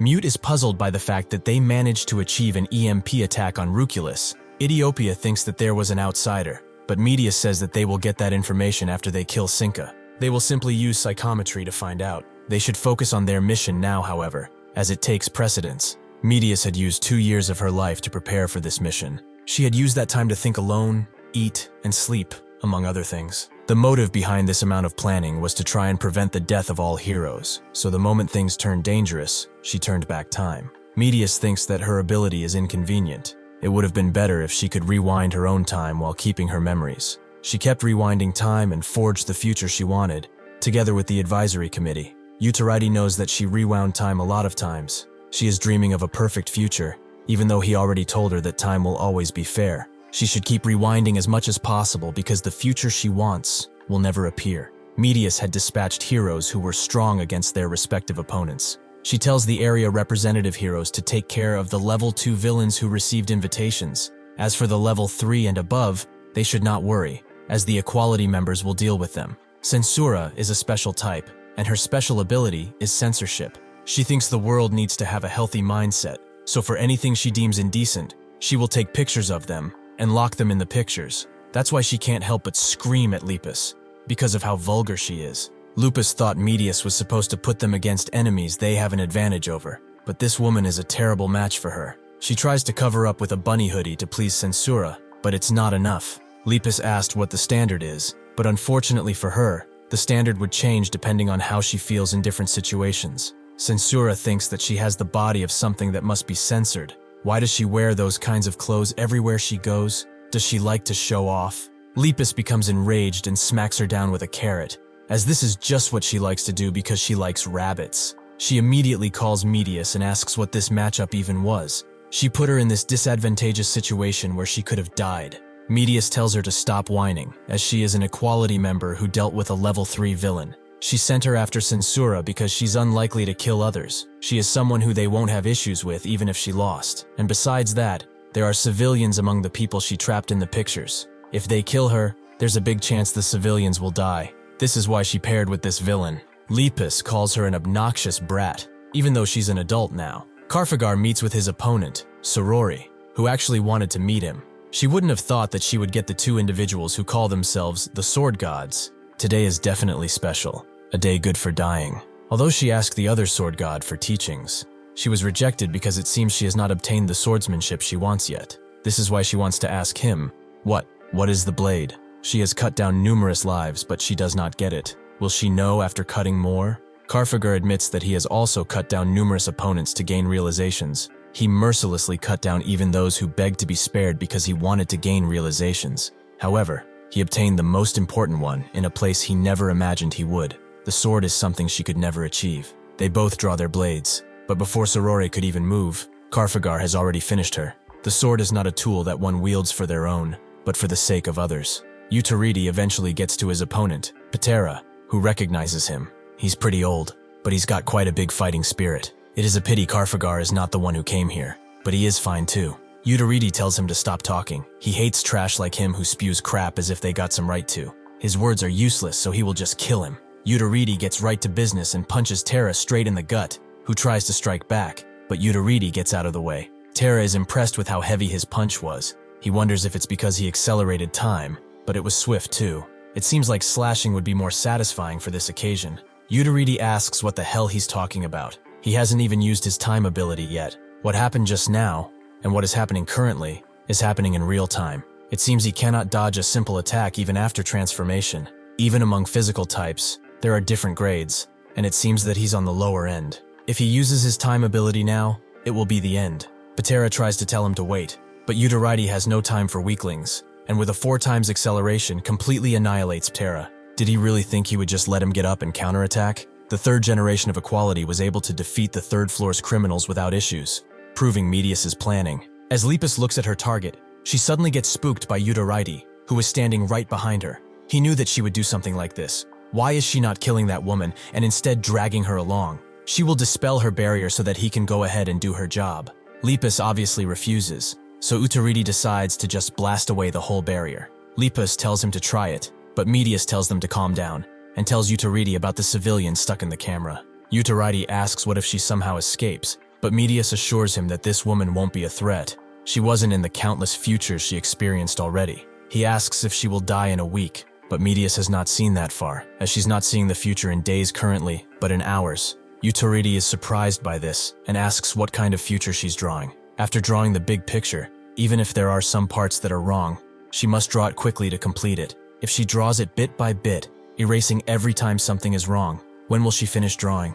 Medius doesn't care. Even if it takes a long time, she will not let anyone die. Utaridi tells her that there is no perfect future. She should not try to take everything on, as it's inevitable that heroes will die. Medius just wants to do the very best until that happens, which Utaridi obeys since she's chairman, but he wants her to go see the future 1 week from now. Then they will decide if this woman dies or not. Medius does just that and sees everything that will happen, including death, surprises, and a familiar red flash. She tells Utaridi that the woman will not affect their plans. She will stay imprisoned after going to prison. Utaridi is satisfied with that, and asks the next big question on everyone's mind. Did they win the war? She explains that victory is plausible, but if they continue at this rate, a few heroes will die. Utaridi says that it can't be helped, but Medius wants to at least try, even if she has to use up all her time. Utaridi sighs and tells her to at least save some time for his election. Lepus asks what he means, but he tells her to shut it, as they are moving forwards. Prof asks if they will win, but since victory looks promising, all they need to do is reduce hero casualties. Everyone agrees on it. However, Medius has found something strange. At the moment when the Alpha World villains that are in combat get wiped out, Stiffness, Terrapir, Ahura, Sinka, and Hwang are nowhere to be found. This means that only half of the villains are participating in this war. So, Yutariti had some right. Media suggests they make a little more progress, as she will need time to take a look further into the future. Using her instructions, the heroes easily got rid of the villains, but Cinca was preparing something special, a group of executors. They all must have felt that abnormality in the flow of time. It seems that Medius thinks that time is on her side, but they will show her that it's on theirs. Everyone agrees, all of them reacting to this differently, but it doesn't matter, as they all have the same job to complete. Hassan is glad to finally be done with the subjugations, but Oceania's representative hero, Pocket, is surprised that things went so smoothly for them. She asks if he really doesn't want her to do anything, which he confirms. She shouldn't use her ability if possible, as it will be hard for him to see her use it. Anyway, B2 criminals really were far too easy. Pocket presumes that the B3 and B4 criminals are being handled by equality, which he confirms. They will probably be only handling B2 criminals. Unfortunately for him, that's not the case, as Baruch shows up, saying that it's really nice to meet them. There is a villain website hidden in the web known as Tragedy, where bounties of heroes are placed. Baruch is the most renowned bounty hunter there, and that's why Pocket is scared now, combined with the fact that he's a B4 criminal. Hassan tells her to relax. They have Medius on their side.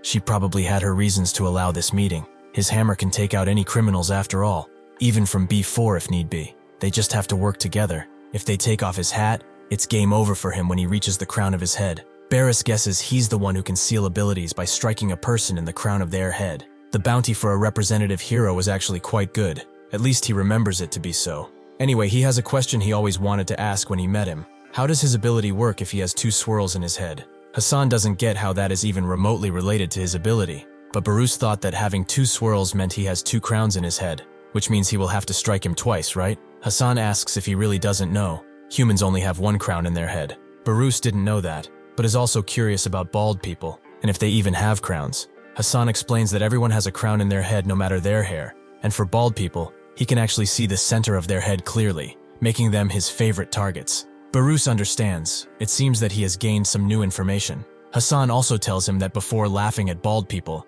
he should go and check himself too. Having two swirls in the hair is an early symptom of hair loss. Baruch looks at him for 1 second, before announcing that he will kill him in the most painful way imaginable. Hassan asks why, but it's because he has given out information that was not necessary. He has humiliated him, and that's reason enough. Hassan tells Pocket to get ready, who immediately begins transforming, which grosses Hassan out as usual. Pocket is a physical type, and her ability is to transform into a kangaroo. Baruch likes this. Physical types are always fun to fight. In the mountains, Kingston tells Gangyu about physical types, which unlike special or summoning types, who control their energy externally, physical types do it internally. For those ability users, the strength of their ability is basically decided at birth, and there are many of them who would get lazy because of this, and ultimately give up. That just means their vessel is not big enough. If their vessel is small, their energy will naturally overflow, and it will keep flowing. The size of said vessel can be grown with training. They will refine his together to make it even smoother, and he will learn to control these energies. Additionally, those who have reached the level of controlling their energy are a threat to be reckoned with. Even if they are physical types, they can infuse their energies into an object. After this mighty shot, Baruch brings out his lasso and captures both heroes in one fell swoop. They can't do anything anymore, because he has his energy fused into this thing. With them in this state, he will take his time ripping their skin off. Suddenly, Gangyu appears and uses a destruction fist on him, surprising everyone there. Kingston is glad to see that he is able to grow quickly. He just needs to feel the energy of his body in that manner, and move with it. He looks closer at his opponent, and sees that he's the perfect warm-up for this lesson. He wants him to strike that guy by mixing special type abilities in, just as he has practiced. He will fail if he kills him in one strike. He must use at least 3 or more techniques. Baruch can't believe that he's being treated like a punching bag, and Kingston sits down. He will eagerly watch and see what his apprentice can do.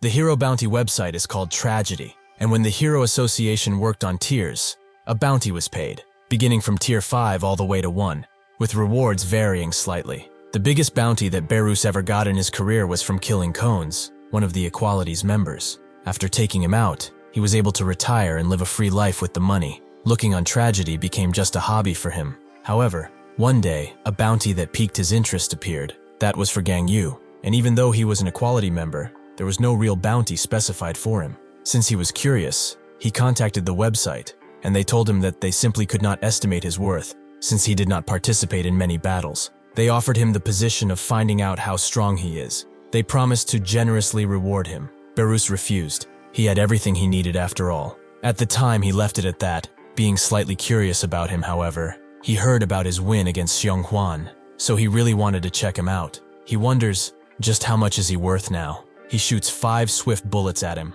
which Gangyu easily deflects with the back of his hands and uses a Darkanva-style punch to close the distance immediately. He punches Barus in the air and begins assaulting him with a flurry of blows, making him understand why he did not have a specific bounty. Just like Tragedy said, his bounty cannot be truly estimated. Barus spares the full blow of a mighty punch, sending him to the ground, leaving the other two surprised. They knew he was undergoing some type of secret training, but they did not expect him to be learning from Kingston. With this advent, they both ask to be his students, but he tells them to get lost. He has no time for weaklings. Hassan is really sorry that he ever doubted Medius. This is why she let them come here. She really is the best. Kingston thinks of her. He had thought that her ability was on par with Euterides, and he was quite annoyed.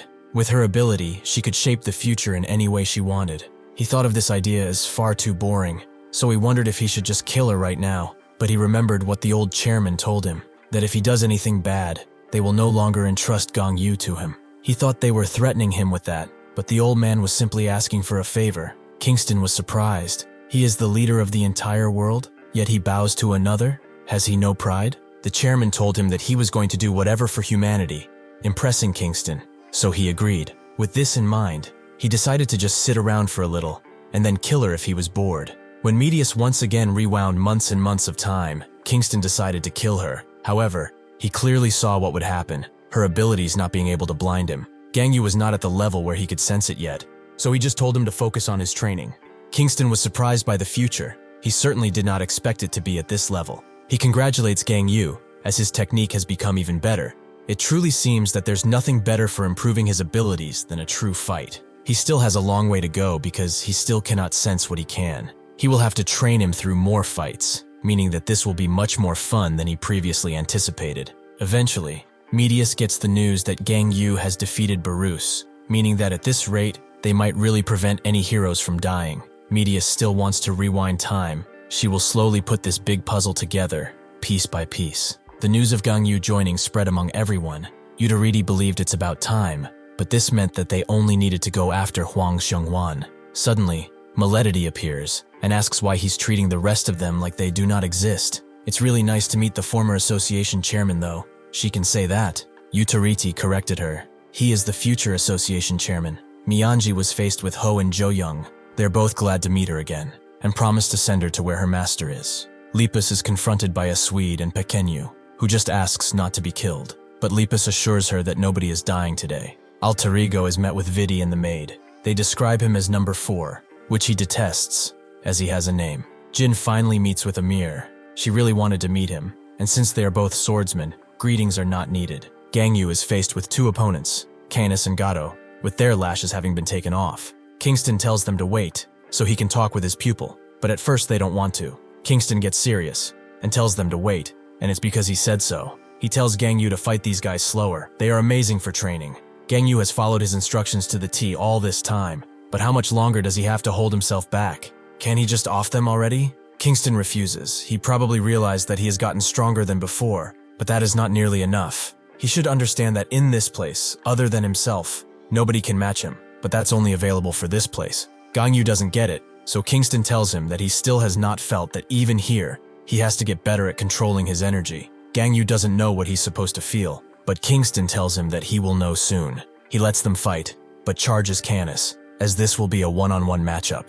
She really shouldn't worry for her friend here. He won't harm him, but if he at any point tries to save him, he will kill both of them. If she fights Gangyu well and wins, they will both be let go. Gato does not get what they are after, but Kingston simply wants to see something before dying, to see humans who have reached the peak of humanity. With that, he lets them fight, but not before telling Gangyu to use as many techniques as he can and not kill her instantly. After all, only with that will he be able to win. Sinka looks outside, and Hwang asks if Gangyu really is here. She confirms as such, and he is glad to finally meet him after such a long time. The others probably feel this too. Both sides believe that they are going to win no matter what, but that is a story for another day.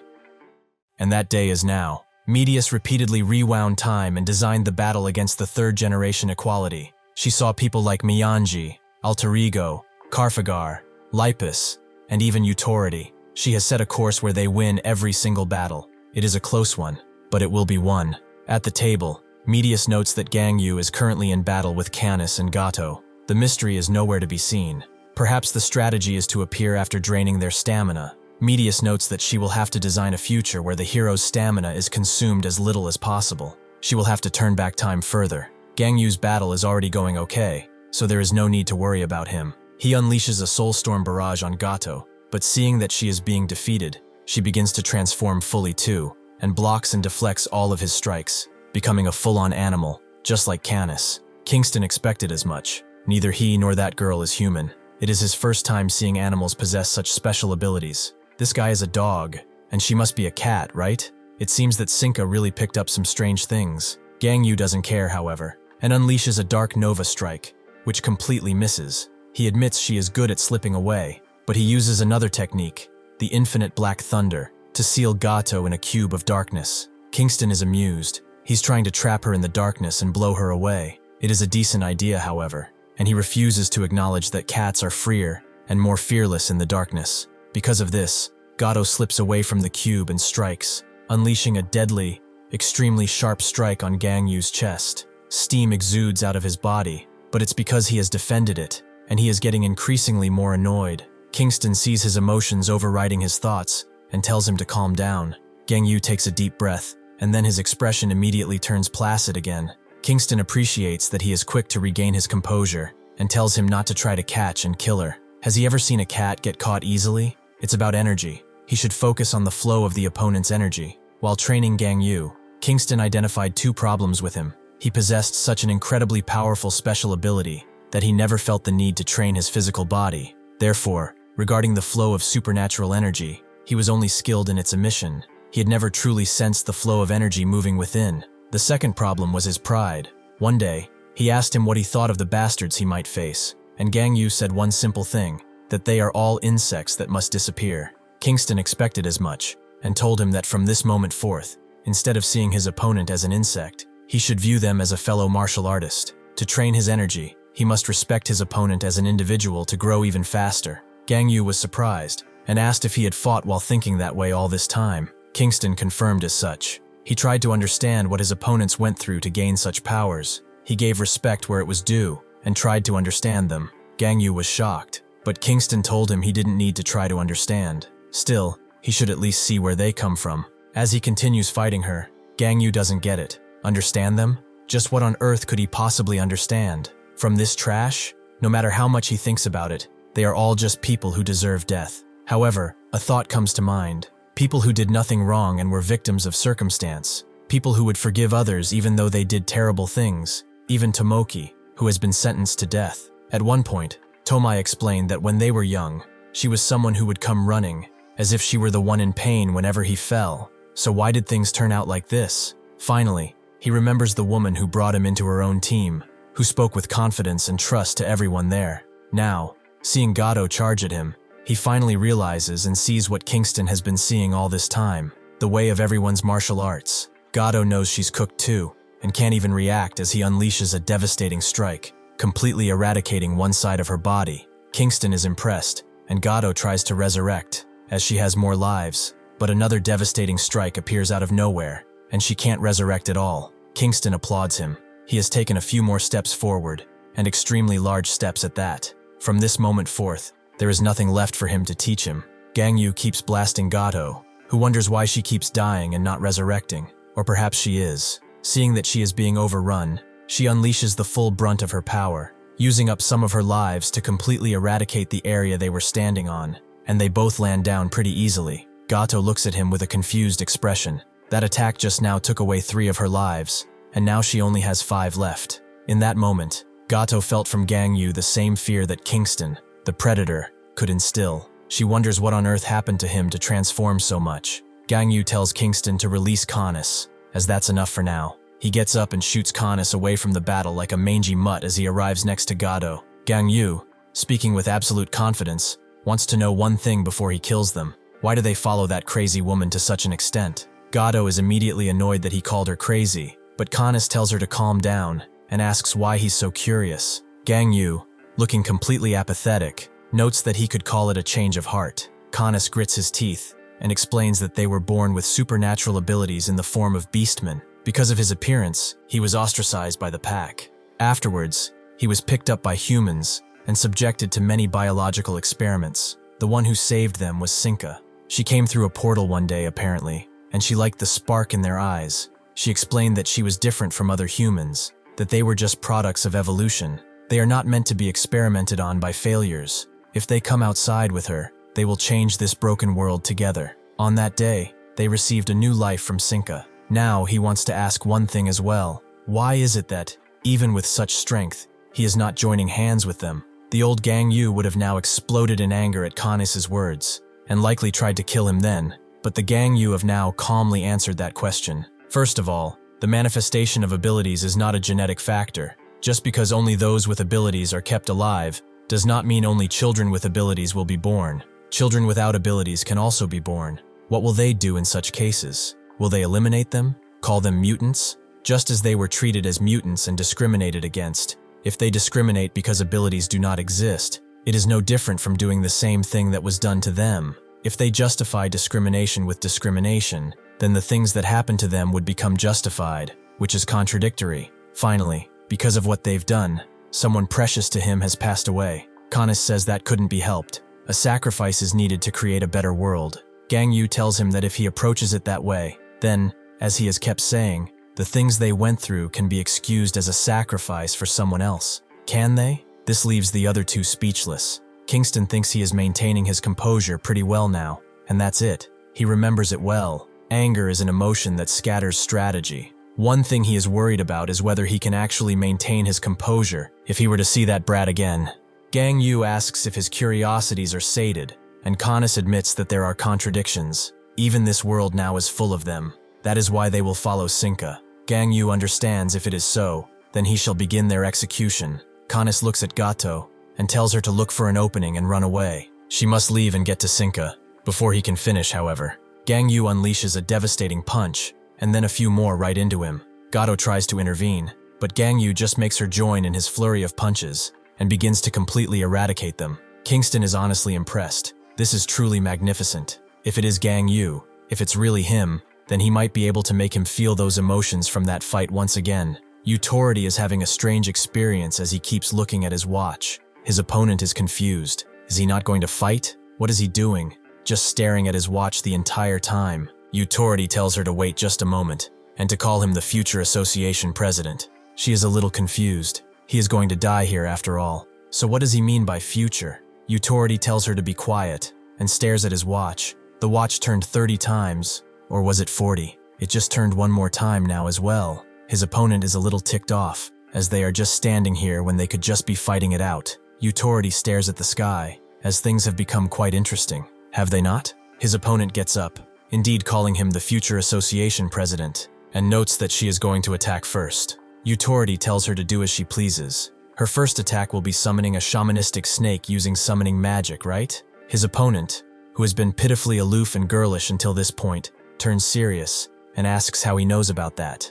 Authority smiles, as expected. The position of future association president will be his. Maledity is a special type of summoner. Through human sacrifice, she can create totems containing various one-time spells, along with summons. They are known as the Covenants of Capacocha. Calling herself the prophet of the sun god, she grew powerful by sacrificing numerous followers, but was later imprisoned in Ruculus by Ryosa. Ever since Ryosa became the association president, through psychometry users, they analyzed every prisoner's past and abilities. So naturally, she knew that her own abilities had been analyzed as well. She can accept that he knows her abilities. But how did he know she was going to attack just now? This guy really is dangerous. If that is so, she will have to go all out from the start. She uses her totem summon and pulls out every one of them, creating an entire area filled with large totems. She then uses enhancement with her words. The totems begin to come to life, and she uses summon to unleash Inti, the sun god himself,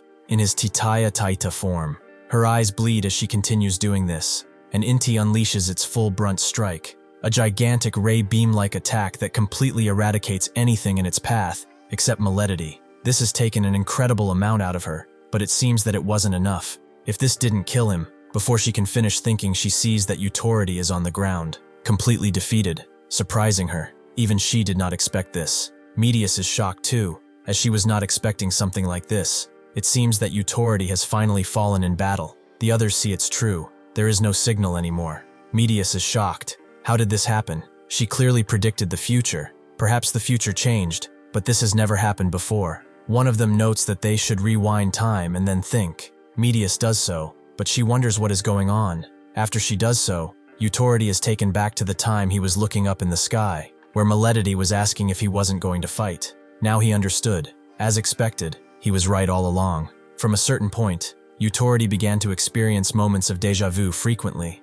He wonders if it is because they are both time-based ability users, but it's only in bits and pieces. He cannot see the entire picture. Still, he can vividly remember intense moments. Is there nothing he could do? There must be another way. And so Utority decided to experience death, the most intense moment for a human. After returning to the original timeline, he was able to read Medius's rewind ability, seeing the hundreds of futures she had skipped over. There is no word from Medius now, and she must have been quite flustered because of what he did, because things aren't flowing according to the timeline she created. In the battle between Utority and Milady, originally set by Medius, Utority was overwhelmed in the beginning, but starting from the point Milady summoned Inti, Utority won after consuming more time than expected. Even someone like him, even against such an unruly opponent, since he came after reading the future, did not want to waste any more time. He immediately attacks with 8 times acceleration, as he already knows everything about her movements. If he accelerates time in sync with the opponent's movements,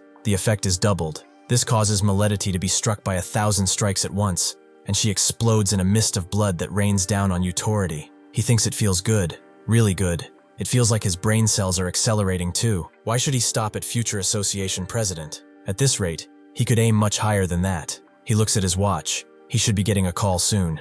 In the future, that kid decided the fight would end around this time. Sure enough, he gets a call, and she asks if there was anything unusual. One question has changed, but since this wasn't the question she originally intended, he'll just let her hear the answer and turn back time again. Utority asks what unusual things she's talking about, and sure enough, Medius rewinds time, deciding to ask if he is hurt anywhere. Utority notes that the woman he fought is more troublesome at the end than he initially thought. He wasted quite a bit of time because of it. Where should he go now? Medius notes that they will monitor the situation further and assign him to a hero who needs support. With that, they close the call, and Utority looks at Milady's body, which he has not destroyed this time. He laughs. She is asking if anything unusual happened, but of course, something unusual happened. Why would he tell her? Such an arrogant kid. From here on, the future is on his side. He will make good use of her ability. Gangyu has chained down both Canis and Gato, and asks where their master is. If they tell him, he will painlessly put them out of their misery. Canis scoffs in pain. He is used to pain. He has experienced it more than enough in that laboratory. Gangyu says that it may be so. However, his comrade seems to think otherwise. Sure enough, tears are streaming down her face, and it's clear that she is in an extreme amount of pain. However, she tells him that he should not worry, no matter how much it may hurt, or how painful it may be. She will never tell him anything. At one point, when Gato tried to run away, the scientist immediately went to her, asking where she had gone. She said that she didn't know, and was beaten because of it. Even through the beatings, even though she saw him through the grates as he was watching this happen, she explained that she did not know anything. Seeing this, Canis let himself be found and restrained in front of her. She wondered why he came back, and Canis told her that he couldn't just leave her alone. Gato noted that if someone could get them both out of here, no matter what, she would serve them for the rest of her life. That is why they decided to follow Sinka after all. Canis explains that Sinka is his first master, and a dog never betrays its master. Gangyu understands and cocks a fist back. If that is so, then this is goodbye. Before he can unleash that fist though, Canis lets out one final primal roar, making Gangyu hesitate, and tells Gato to run away right now. Before Gato can move though, Gangyu unleashes a dark Nova strike right into her gut, but this allows Canis to move in with a large bite. Gangyu blocks it with his foot, and unleashes Dark Soul Destruction into him, putting him apart from Gato. He tells her not to come, as if she disappeared. Sinka would be very lonely. She should take good care of their master from now on. With that, Gato begins running away in earnest. Gangyu prepares to follow her, but even in his weakened state, Canis refuses to let him go. Gangyu notes that, for someone who is trying to protect such a precious person, how can he feel no guilt at all about taking away someone else's precious person? He is livid with rage, so now he will die. After a few blasts, Canis is pretty much dealt with, and Gangyu looks at him with a complete state of apathy. Kingston arrives, noting that one of them got away. Still, he did pretty well. An opponent with the obsession to protect others can be quite a nuisance to deal with, even for him. He did well enough, however. They can just kill the cat next time. Now who shall they go fight next? Does he have an opponent in mind? Gangyu does. Sinka herself feels the loss of her connection to Canis and begins crying, making the others wonder if she's lost her mind after having not gone outside for long. However, Sinka's tears become indignation. She tells him to just wait, as the preparations are almost complete. She will definitely create the world he wanted to see. Lipis continues her strikes against her opponent. Azuedi continues blocking her strikes. She thinks that, even if she were to put Azuedi aside, the boy's ability is what really bothers her, as he hasn't done anything up until now. What was Medius thinking? Medius herself notes that it seems Utority's side has returned to the planned future, but the others wonder how he really died. He is a man who was once even the association president in that era. Maybe he's gotten old. Medius notes that this has never happened before. She is not sure where the variable showed itself. Perhaps it's a powerful ability affecting that timeline. She will pay attention to Lipis then. The others wonder why, as they see Lipis as a pacifist who doesn't hold back her strength. Wouldn't it be wiser to watch Gangyu instead? Medius explains that perhaps Gangyu is keeping his meeting with Hwang in mind. He seems to be controlling his power more than he did during the prison battle. They will focus on the outcome of Lipis's fight. Azuedi keeps blocking her strikes, but Pequeño, in his fear, begins to shake uncontrollably. Medius explains that for the first time, she is going to kill someone. Lipis summons binding dolls, which begin to try to penetrate Azuedi's shield, but he tells her to stop playing around. She really thinks he can be defeated with something like this, and she should put some effort into her attacks. The reason Lipis's attacks were not lethal was partly that she is a pacifist, but more importantly, it was because of Pequeño's ability. He is in a special class. He is the child who calls upon death. If there was one thing that made him different from the other children, it was that even if he were to see a dead rat on the ground, he would immediately cover his mouth and throw up. He was someone who was exceptionally afraid of death. The catalyst that made Pequeño gain his ability was his grandmother's funeral. He watched his grandmother's cremation with his parents, seeing her burned and then turned into ash. It seemed to have awakened something in him. His mother wondered if he was okay, but his father thought he had to think about death at his age. In his 3rd year of middle school, he is not a small child anymore, is he? That has to be one of the most callous things ever said. Naturally, Pequeño grew traumatized from this. Who would have expected his grandmother, who was always so kind to him, to be placed so pitifully inside that small urn? Will that happen to him when he dies? Naturally, he was scared, and because of that night he awakened. Besides that, he emanated an aura that was an aura of death, which killed his parents on the spot. Due to the death of his parents, his power went out of control even further, and everyone in the city died because of his power. Afterwards, Hub put an end to this horrific situation and ability that releases a deadly aura from the mouth upon contact when experiencing extreme fear. After being imprisoned, Pequeño received intensive psychological and mental treatment. That is why Lipis is trying to reason with him. She tells him now to get out of there and go behind her. He was forced to join Alpha World, wasn't he? There's no way a coward like him would participate in such a terrifying plan. Pequeño agrees that he followed because he had nowhere else to go. Sinka, Azuedi, and everyone else were kind to him, so he couldn't betray them. Lipis says that, of course, they're kind because they can't let his ability manifest. He should hurry up and join them over here. However, Pequeño refuses. If he gets caught, eventually he will be executed, and he is scared of dying. His mother told him not to follow strange people, and she is pretty weird. Lipis tells him she is not a weirdo at all, but it must be noted that she has a lot of nerve to say that while wearing those clothes. Lipis summons a gigantic rabbit and explains that she is just someone who likes rabbits, that's all. Azuedi scoffs. This woman is using nothing but useless magic. The ability that Azuedi wants to steal from Lipis is naturally the meteor summoning. When making physical contact, he can just steal the most recently used magic. When killing an opponent, he can choose and steal any magic he wishes. Therefore, to take away Lipis's meteor, he must either create a way for her to use it, or simply kill her. If he thought to do that, he must sacrifice his pawn. He apologizes to Pequeño, as he is going to need to step it up a bit. Unbeknownst to Lipis, something happens inside of that barrier, but she continues to strike it with that large bunny. Suddenly, the bunny is torn to shreds as Pequenu begins to unleash the full brunt of his berserk ability. Azuede is holding himself up with a shield and explains that he obtained magic from Maledity, something that summons plants that could cause hallucinations. Right now, what Pequenu sees is probably different from what they see. Perhaps he is in a valley of death, a place he fears most. Lipus holds herself steady with a shield, but she wonders what Azuede did. The scale of the rampage is not just at the level of the 3rd basement floor. It's almost at the level of the 4th or 5th basement floor at least. She wonders what she should do. How can she handle this? At times like these, what would a teacher have done? She remembers her teacher, their first meeting, when her mother called upon him to teach her daughter how to summon magic, which she insisted upon. Lipus immediately called him Beardy and noted that he was someone who was making a living off their family sponsorship, so she wanted to be taught. That was not a request. It was an order to accept her as his apprentice. Lipus is the only daughter of the chairman of Rabbit Enterprise, one of the world's top 100 companies. The company's original name was Kletter, but the doting chairman changed it to Rabbit due to one of Lipus's tantrums. She was a tomboyish young lady, through and through, which is why she was talking to Mago that way. He, however, found it endearing and asked why she wished to become so strong. She explained that she watched an anime recently, and the heroes in it looked really cool. Mago asked what kind of thing she was going to summon, and Lipus immediately wanted to show him, but her mother hesitated, noting that they would do it somewhere else. They went outside, and Mago became naturally concerned as Lipus summoned a meteor. Aside from the fact that the meteor was shaped like a carrot, it wasn't something a child should be able to summon. She was a child with frightening talent. If this child strays onto the wrong path, it will bring about a great disaster to the world. He wasn't planning on taking any apprentices, but he accepted her proposition, and Lipus immediately thanked him. Mago added that he can't accept her as an apprentice if she does not know how to be polite. Lipus, however, promised she would be the most polite human being he would ever see. Afterwards, Mago taught Lipus various summoning magics except for Meteor. Naturally, she became annoyed and asked when.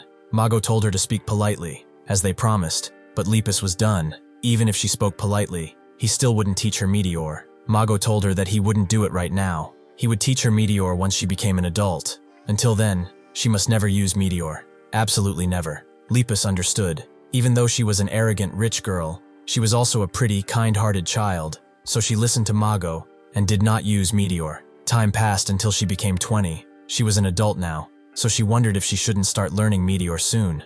Mago wondered if it really had been that long. No wonder her parents were consulting him about her fashion choices. Lipus noted that she can handle almost every summoning magic right now, but Mago told her that now they should start preparing, not to use Meteor, but for something far more important than that, to become a hero. He wanted her to become his sidekick. Lipus immediately disagreed, as she just wanted to cast Meteor, a grand and massive meteor. Mago, however, knew how to sweeten the deal. The association will officially make a uniform for her, and even if she dresses to her taste, she can still call it a uniform, and her parents won't be able to say anything about it. Thus, Mago took Lipus as a sidekick, and they went on several missions together. While on missions, Lipus naturally became curious. She wondered how Mago was so strong when he didn't use any offensive magic, and only utilized defensive magic. What she wanted was to cast Meteor, and as more time passed, she was allowed to cast Meteor, but this time, it was on a much grander scale than she would have expected. Mago explained that all the lessons she had with him were the basics of summoning magic, because she had a solid foundation combined with her talent. It resulted in a scale like this in the field of offensive magic. Her talent surpasses even his. She has truly amazing talent. She will become much stronger than he in the future, but she should always remember that those with great power require a great sense of responsibility. Okay, Spider-Man. He congratulated her, as this was the end of his teaching, and hoped that she would become a great hero. She went to Utority, the association president at the time, who noted that normally she was supposed to start from the 5th tier and work her way up. Since she was Mago's top apprentice, they will be starting her at her 3rd tier immediately. There are heroes who are dissatisfied with this, so she will participate in this mission to achieve results and quiet those complaints. Her role is to support a single hero. Since she was a sidekick before, she must be pretty used to supporting, right? Lipus understood and asked who she needed to support. Before Utority could answer, the one she was tested under introduced himself. He is called Hero, a first-generation equality. Hero told her that even if this was her first mission, she should not be nervous, as he would lead her well. Lipus was surprised at how energetic he is, and Hero asked why she wanted to become a hero in the first place. Lipus explained that at first she thought she wanted to become a hero, so she could cast Meteor as much as she wanted. She started with that light-hearted thought, but after meeting Mago, she also wanted to be like him and become a hero who heals the painful parts of the world. Hero laughed, saying she had a really good teacher. Mago is truly a man worthy of being invited to equality. She has gone on various missions with him, but this is her first official mission, right? Lipus confirmed as such because Mago did not take any missions and acted freely mostly. Hero was pleased, and he would show her a good example of how to handle an official mission. He will work hard so he won't be disgraced by equality. Lipus agreed, thinking that since this guy was a pretty lively and light-hearted person, everything would be fine, so she went on her first mission. What she couldn't see, because it was hidden by Mago, was discovered now. She was lying immediately in a pool of blood. With Hero having eradicated a bunch of villains, he told her to stand firm at all times and to get up right now and continue watching him. For the first time, Lipus saw the dark side of Hero work, something not even Mago could prepare her for. Lipus's first mission was to assist Hero in subduing Krusty. Krusty was a special type of swarm. She had the ability to plant hosts in people and steal their lifespan, and maintained her youth through this ability. Since she's a rank 3 underground villain, the association judged that Hero, an equality hero, and Lipus, a tier 3 hero, would be sufficient to subdue her. But there was one variable which Hero recognized as a second awakening. A second awakening is an abnormal phenomenon experienced by a tiny minority of ability users. Upon a second awakening, the original ability evolves, and new powers get added. Through her second awakening, Krusty gained the ability to control hosts and steal their power instead of just their lifespan. Because of this variable, Hero and Lipus struggle significantly to achieve their objective. Hero looked at possessed hosts and thought that no matter how many hosts they subdue, there's just no end to them. Lipus agreed that this is not working at all. They should request backup from the association. Hero wondered why. This was a problem they could easily solve by themselves. Lipus told him that it's already been 3 days. As more time passes, the number of hostages just keeps increasing, and as hostages increase, the main body just gets stronger. It's a cycle at this point. They need to request backup immediately to gather more heroes, then split into one group to rescue hostages, and another group to deal with the main body. Hero understood, hearing her say that it does seem like a problem that needs a quick resolution, but he can actually handle all of this himself. Lipus wondered if he actually could, and Hero, in turn, asked if she ever watched Sentai hero shows when she was a kid. Lipus wondered if he meant that genre where people walk around in spandex like him. She did remember watching a few, but why did he bring it up now? Hero told her that in those shows, the protagonist is always red, and the protagonist also becomes stronger through someone else's sacrifice. He turned every single one of the hostages into mush right in front of Lipus and cheered, claiming that thanks to everyone's help, he was now glowing bright red. Lipus wondered why he was killing the hostages, and Hero screamed at her, noting that this is a sacrifice to catch the villain, a noble one at that. Hinokairitsu could originally use the abilities of Sentai heroes, but through his second awakening, he gained an ability. If he becomes red by being covered in human blood, his powers are drastically enhanced. He thanked everyone with glee. He will repay their sacrifices with a just judgment. That day, Lipus tried to stop him as he continued killing hostages, but was subdued instead and lost consciousness. By the time she woke up, everything was already over, as Krusty had been slain by Hero. The media reported that Hero successfully eliminated Krusty, and that all of the hostages were dead by the time they arrived. With her world turned on its head, she did not know what to think anymore. She asked Mago if the hero industry had always been like this. That was no hero. It was a monster committing genocide, using sacrifices as shields to do what he wanted. Mago wondered if she saw now why he trained her in defensive magic, because being a hero is a job to protect someone, not to harm them. She was born into a good family, and with natural talent. Since she was born with literally everything at her disposal, she probably has not experienced such terrible things. In this world, things like this happen countless times. However, just because the world is different from what she thought, she mustn't turn away. The more that happens, the more a hero must face the uncomfortable reality of the world. Only then can she change it in any meaningful way, because she's a hero, is she not? On that day, Lipus made a vow that as a hero she would never kill anyone. Now that's why she is stuck, and wonders what she should do against this situation. Against the rampaging Pequenu, she thinks of contacting Medius, who immediately responds, noting that this is their several hundredth conversation. To neutralize Pequenu's ability, there is no other way but to use her meteor, which has a large area of effect. If she does not kill Pequenu, his ability will continue to run wild, and if she does not kill him, the future shows the death of half of the heroes there. Pequeno will be subdued by Mionji eventually, but Mionji will also die, due to Pequeno's ability. Only these worst-case futures are in store. It is all up to her to decide what kind of future she wants to build. At that moment, Lipus recalled a conversation with her teacher that she had forgotten, or rather tried to forget. Mago told her then that even though he said all of those things, if, and just if, a moment truly comes when she must kill someone, what will she do? Lipus said that she would never kill anyone, as he said so himself, that heroes exist to protect people. Mago agreed. He did indeed say that. But what if a moment comes where she can only protect people by killing someone? Lipus told him that she would make sure such a situation would not happen in the first place, but Mago told her not to be unwise. As long as she acts as a hero, that situation will surely come at one point. The world is far more cruel and horrific than she could ever imagine. Lipus became curious. If that is so, then did he ever kill someone? Mago didn't answer, and just asked if she was prepared to kill someone. She must be prepared. Otherwise, as she continues her heroic activities, no matter what happens, she will end up broken beyond repair. Utority watches from a distance as he sees Lipus's meteor finally being used. It is beautiful no matter how many times he sees it. Honestly, that rabbit should have used the meteor far sooner. There is no better means of communication than such a thing. Anyway, he should probably contact Medius again in the future. She said he is supposed to ask why the rabbit used the meteor. She really must have a tiring job.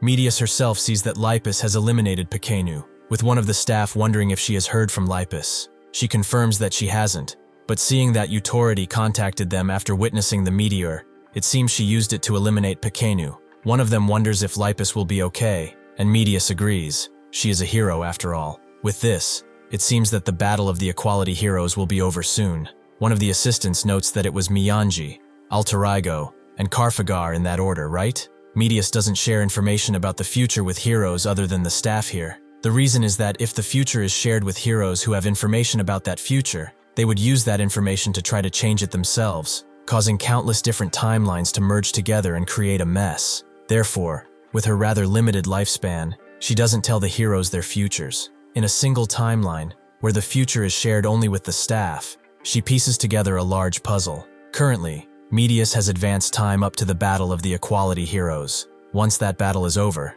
she will have to design the future beyond that. There are a few things that bother her, however. One of them is the fact that Sinka and some of the 4th and 5th floor prisoners have not appeared just yet. Additionally, the fact that Utority died once, unlike in the determined future. Does that mean there are variables in her time ability? Or perhaps he has a hidden ability even she does not know about. She decides it's impossible, as her time ability is invincible. Lipus's meteor made many people feel various emotions. As Kingston and Gangyu walk together, Kingston notes that the last time he saw a magic attack of this scale was during his youth. Standing over the meteor aftermath, Aswida thinks that it is extremely frustrating. Why did God not grant him such talent? If only he could steal that ability, he could rule the world. He is taken out of his thinking stupor as Lipus ascends to the air and puts her hand forward, her face more determined than ever. She unleashes a rough magic strike that is filled with hatred, and as Wedi tries to block it and succeeds, it's pretty clear it is taking something out of him.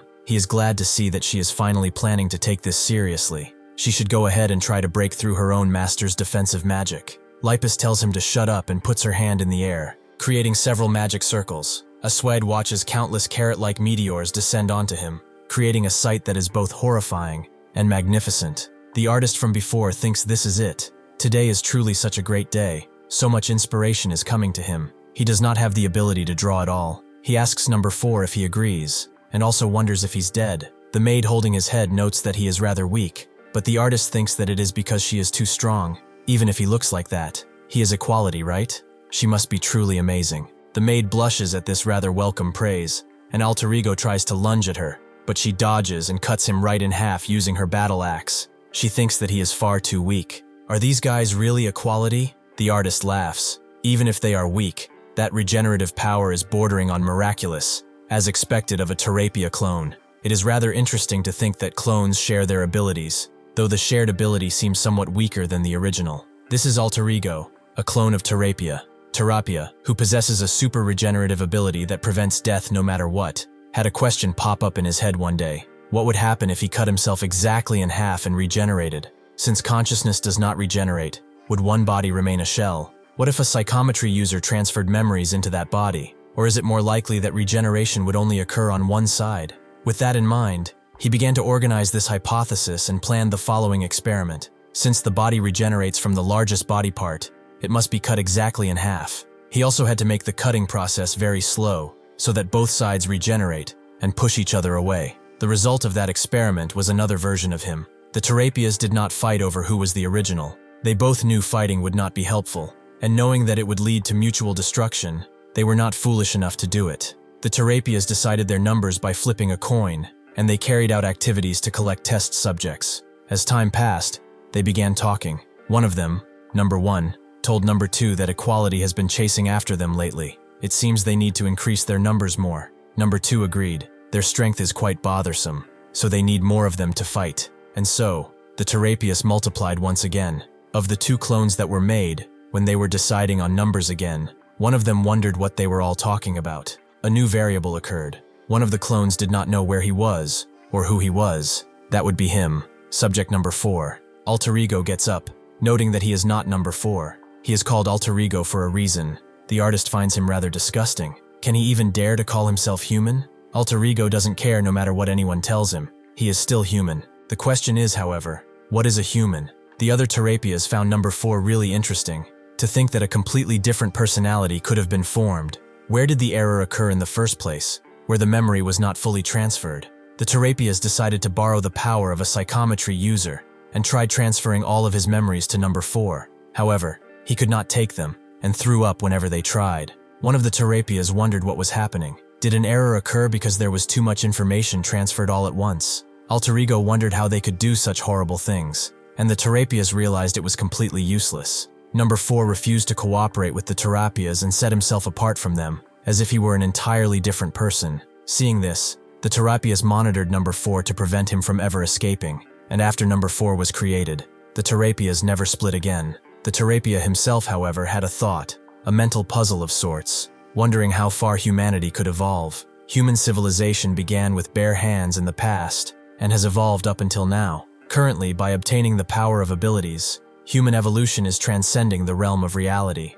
Evolution is about rapid growth in extreme situations, so they needed to research the evolution of humanity. With all of them agreeing, the Terapia, along with his clones, kidnapped test subjects to perform human experimentation, and so he occupied an entire city and used it as his experimental site, carrying out countless human experiments that would put the most horrific war crimes to shame. Naturally, number 4 had no part in this. He was just a bystander. He would restore the test subjects broken by Terapia's experiments, and secretly release them sometimes, but he was soon caught and imprisoned in the basement. After he was caught, one of the Terapias noted that, even if he was an error, they had treated him as one of their own since he is a part of them, but if he continues acting like this, they will be left with no choice. Number 4 called them all trash, and told them not to treat him like he was the same as them, but that is exactly what Terapia intended to do from this moment forth, and so he was subjected to numerous experiments by Terapia. Time passed, and eventually the second-generation equality hero Wu Ji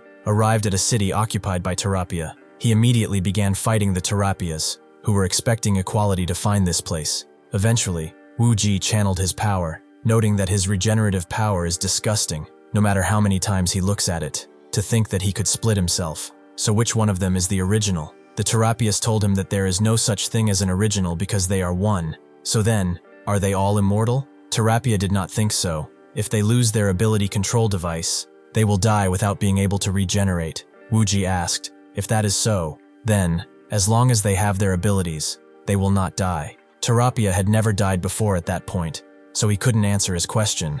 Wu Ji understood then that the answer to that question would be decided today. Terapia was rather surprised. Ever since Raosa became the Hero Association president, he has heard that all heroes have moved towards a no-kill policy. Did the association president change in the meantime? Wu Ji, however, told him that he said specifically they were all one, so it should be fine, as long as at least one of them is alive, right? The Terapia told him that it made no sense, but Wu Ji immediately crushed the other 2 clones into mush using his mighty balls. He wanted to experiment to see whether he really died or not, the kind of experiments that he loved so much. After he was done, he captured one Terapia. The others had been killed, as crushing and burning them seemed to be effective after all. He went to Mianji, asking if she was done, and she was. She has rescued all of the trapped citizens in the basement. However, there was a man in the lab who looked much like Terapia, so she brought him along for now.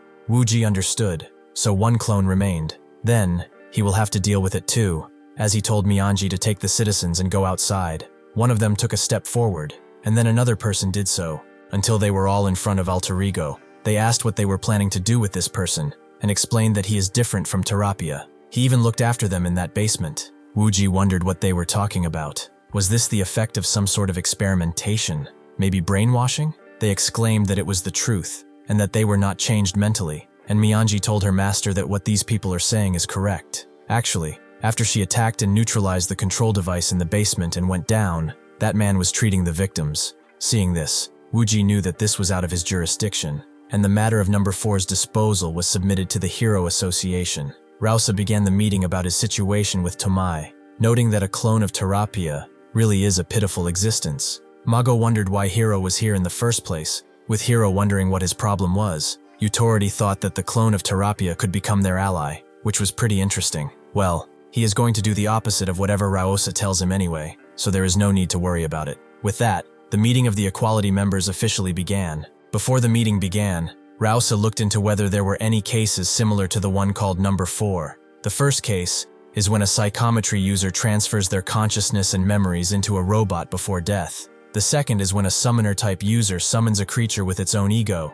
and then falls in love with that summon. There are countless cases of children with summoning abilities, summoning imaginary friends that possess their own consciousness. So, what was the outcome of all this? They were all disposed of, and that was back during Yutoridi's time as association president. Yutoridi told them that this was a pretty obvious answer. If they allowed the first case, managing psychometry users, who were already a pain to deal with, would become even more difficult. At that time, psychometry users were using their abilities to illegally trade in the manipulation and deletion of memories too. But if they recognized a robot with transplanted memories as human, transactions that transcend death would continue to occur and could be exploited for crimes. Time, the only thing that humans possess equally, must not be allowed to become unequal. Mago thought it was rather funny to hear him talk about equality. As for the first, second, and third cases, Mago agrees that even if a summon has an ego of sorts, if its life depends on its summoner, it is different from a human who has their own reason for existence.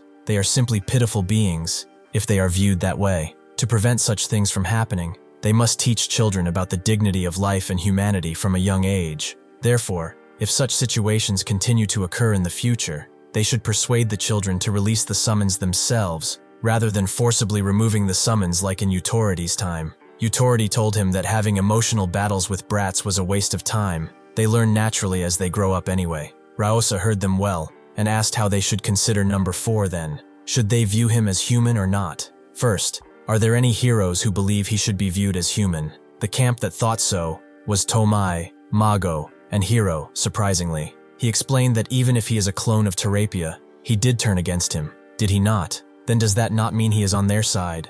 Yutoridi opposed it, and Hiro immediately changed his mind, noting that he opposed it too.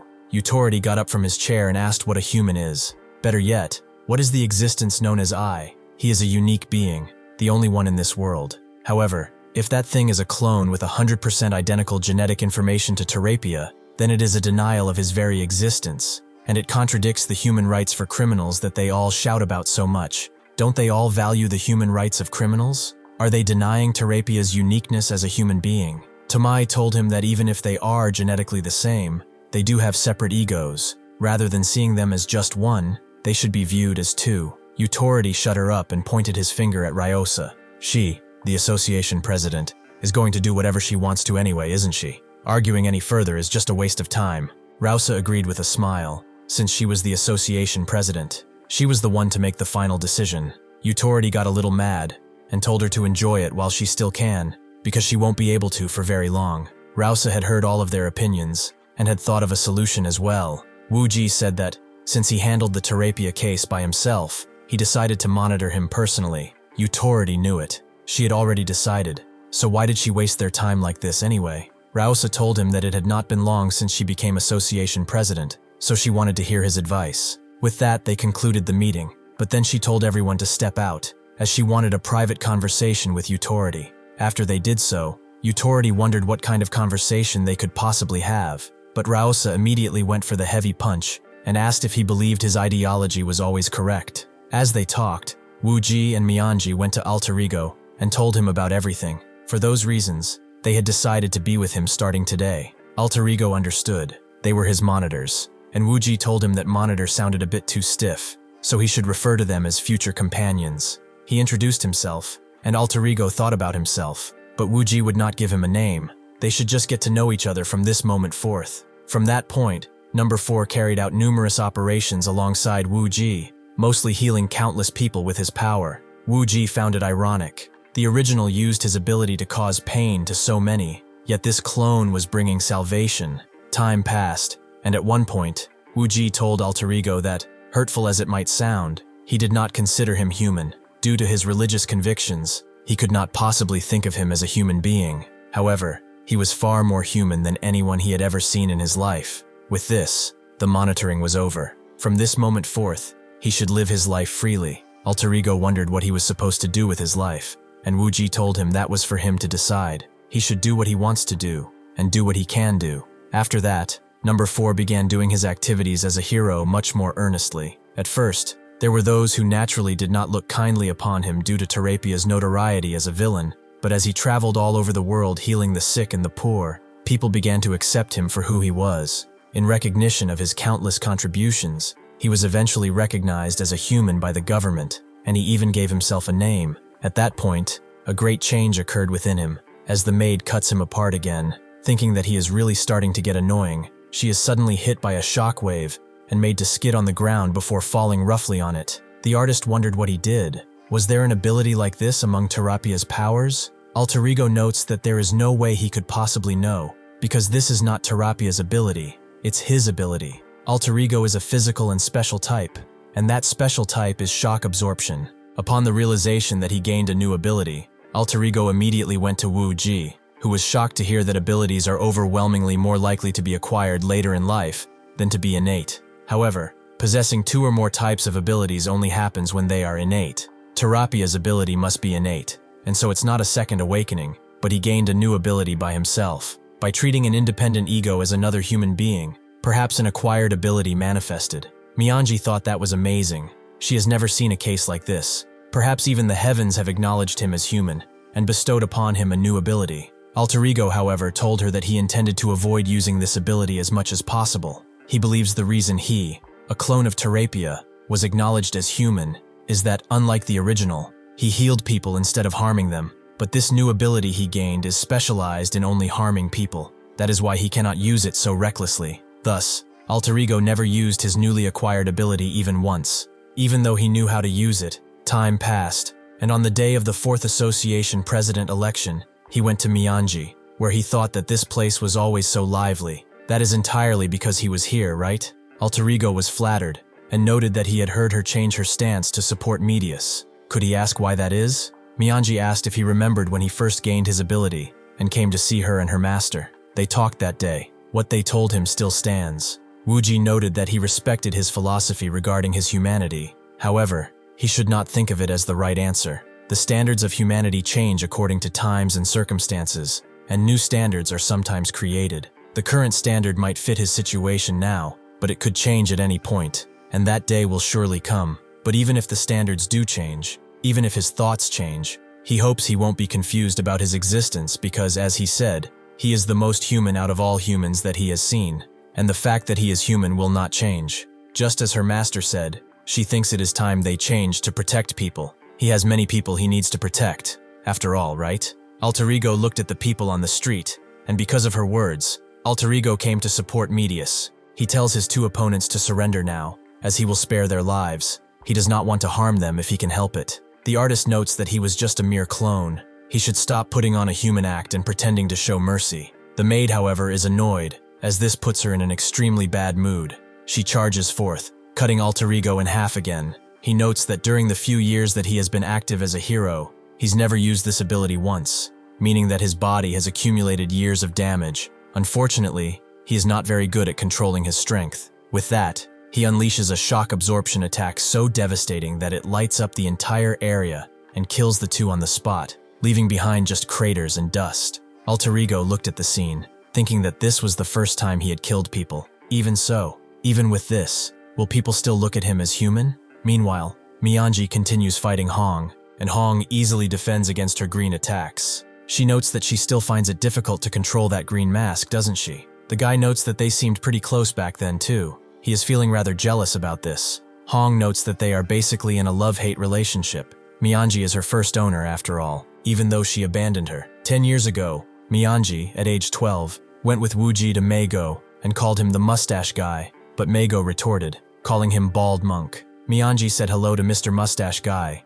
who told her his name was Meigo, so Myanji said hello to Mr. Mustache Guy Meigo, and he did not have the heart to correct her any further. Meigo asked Baldy what his purpose was here, with Wooji telling him he shaved his head on purpose, but Meigo did not care. That still made him a Baldy. Wooji told him that it was nothing major, but he wanted to consult him about a certain thing. He is knowledgeable about abilities, right? Meigo wondered if this little girl in front of him is a summoner type, and Wooji denied it. Even he knew enough about abilities in humans, so there was no need to come to him with that. However, this is a consultation about the fox in her arms, the one they call Hwang. Thank you for watching. See you next time.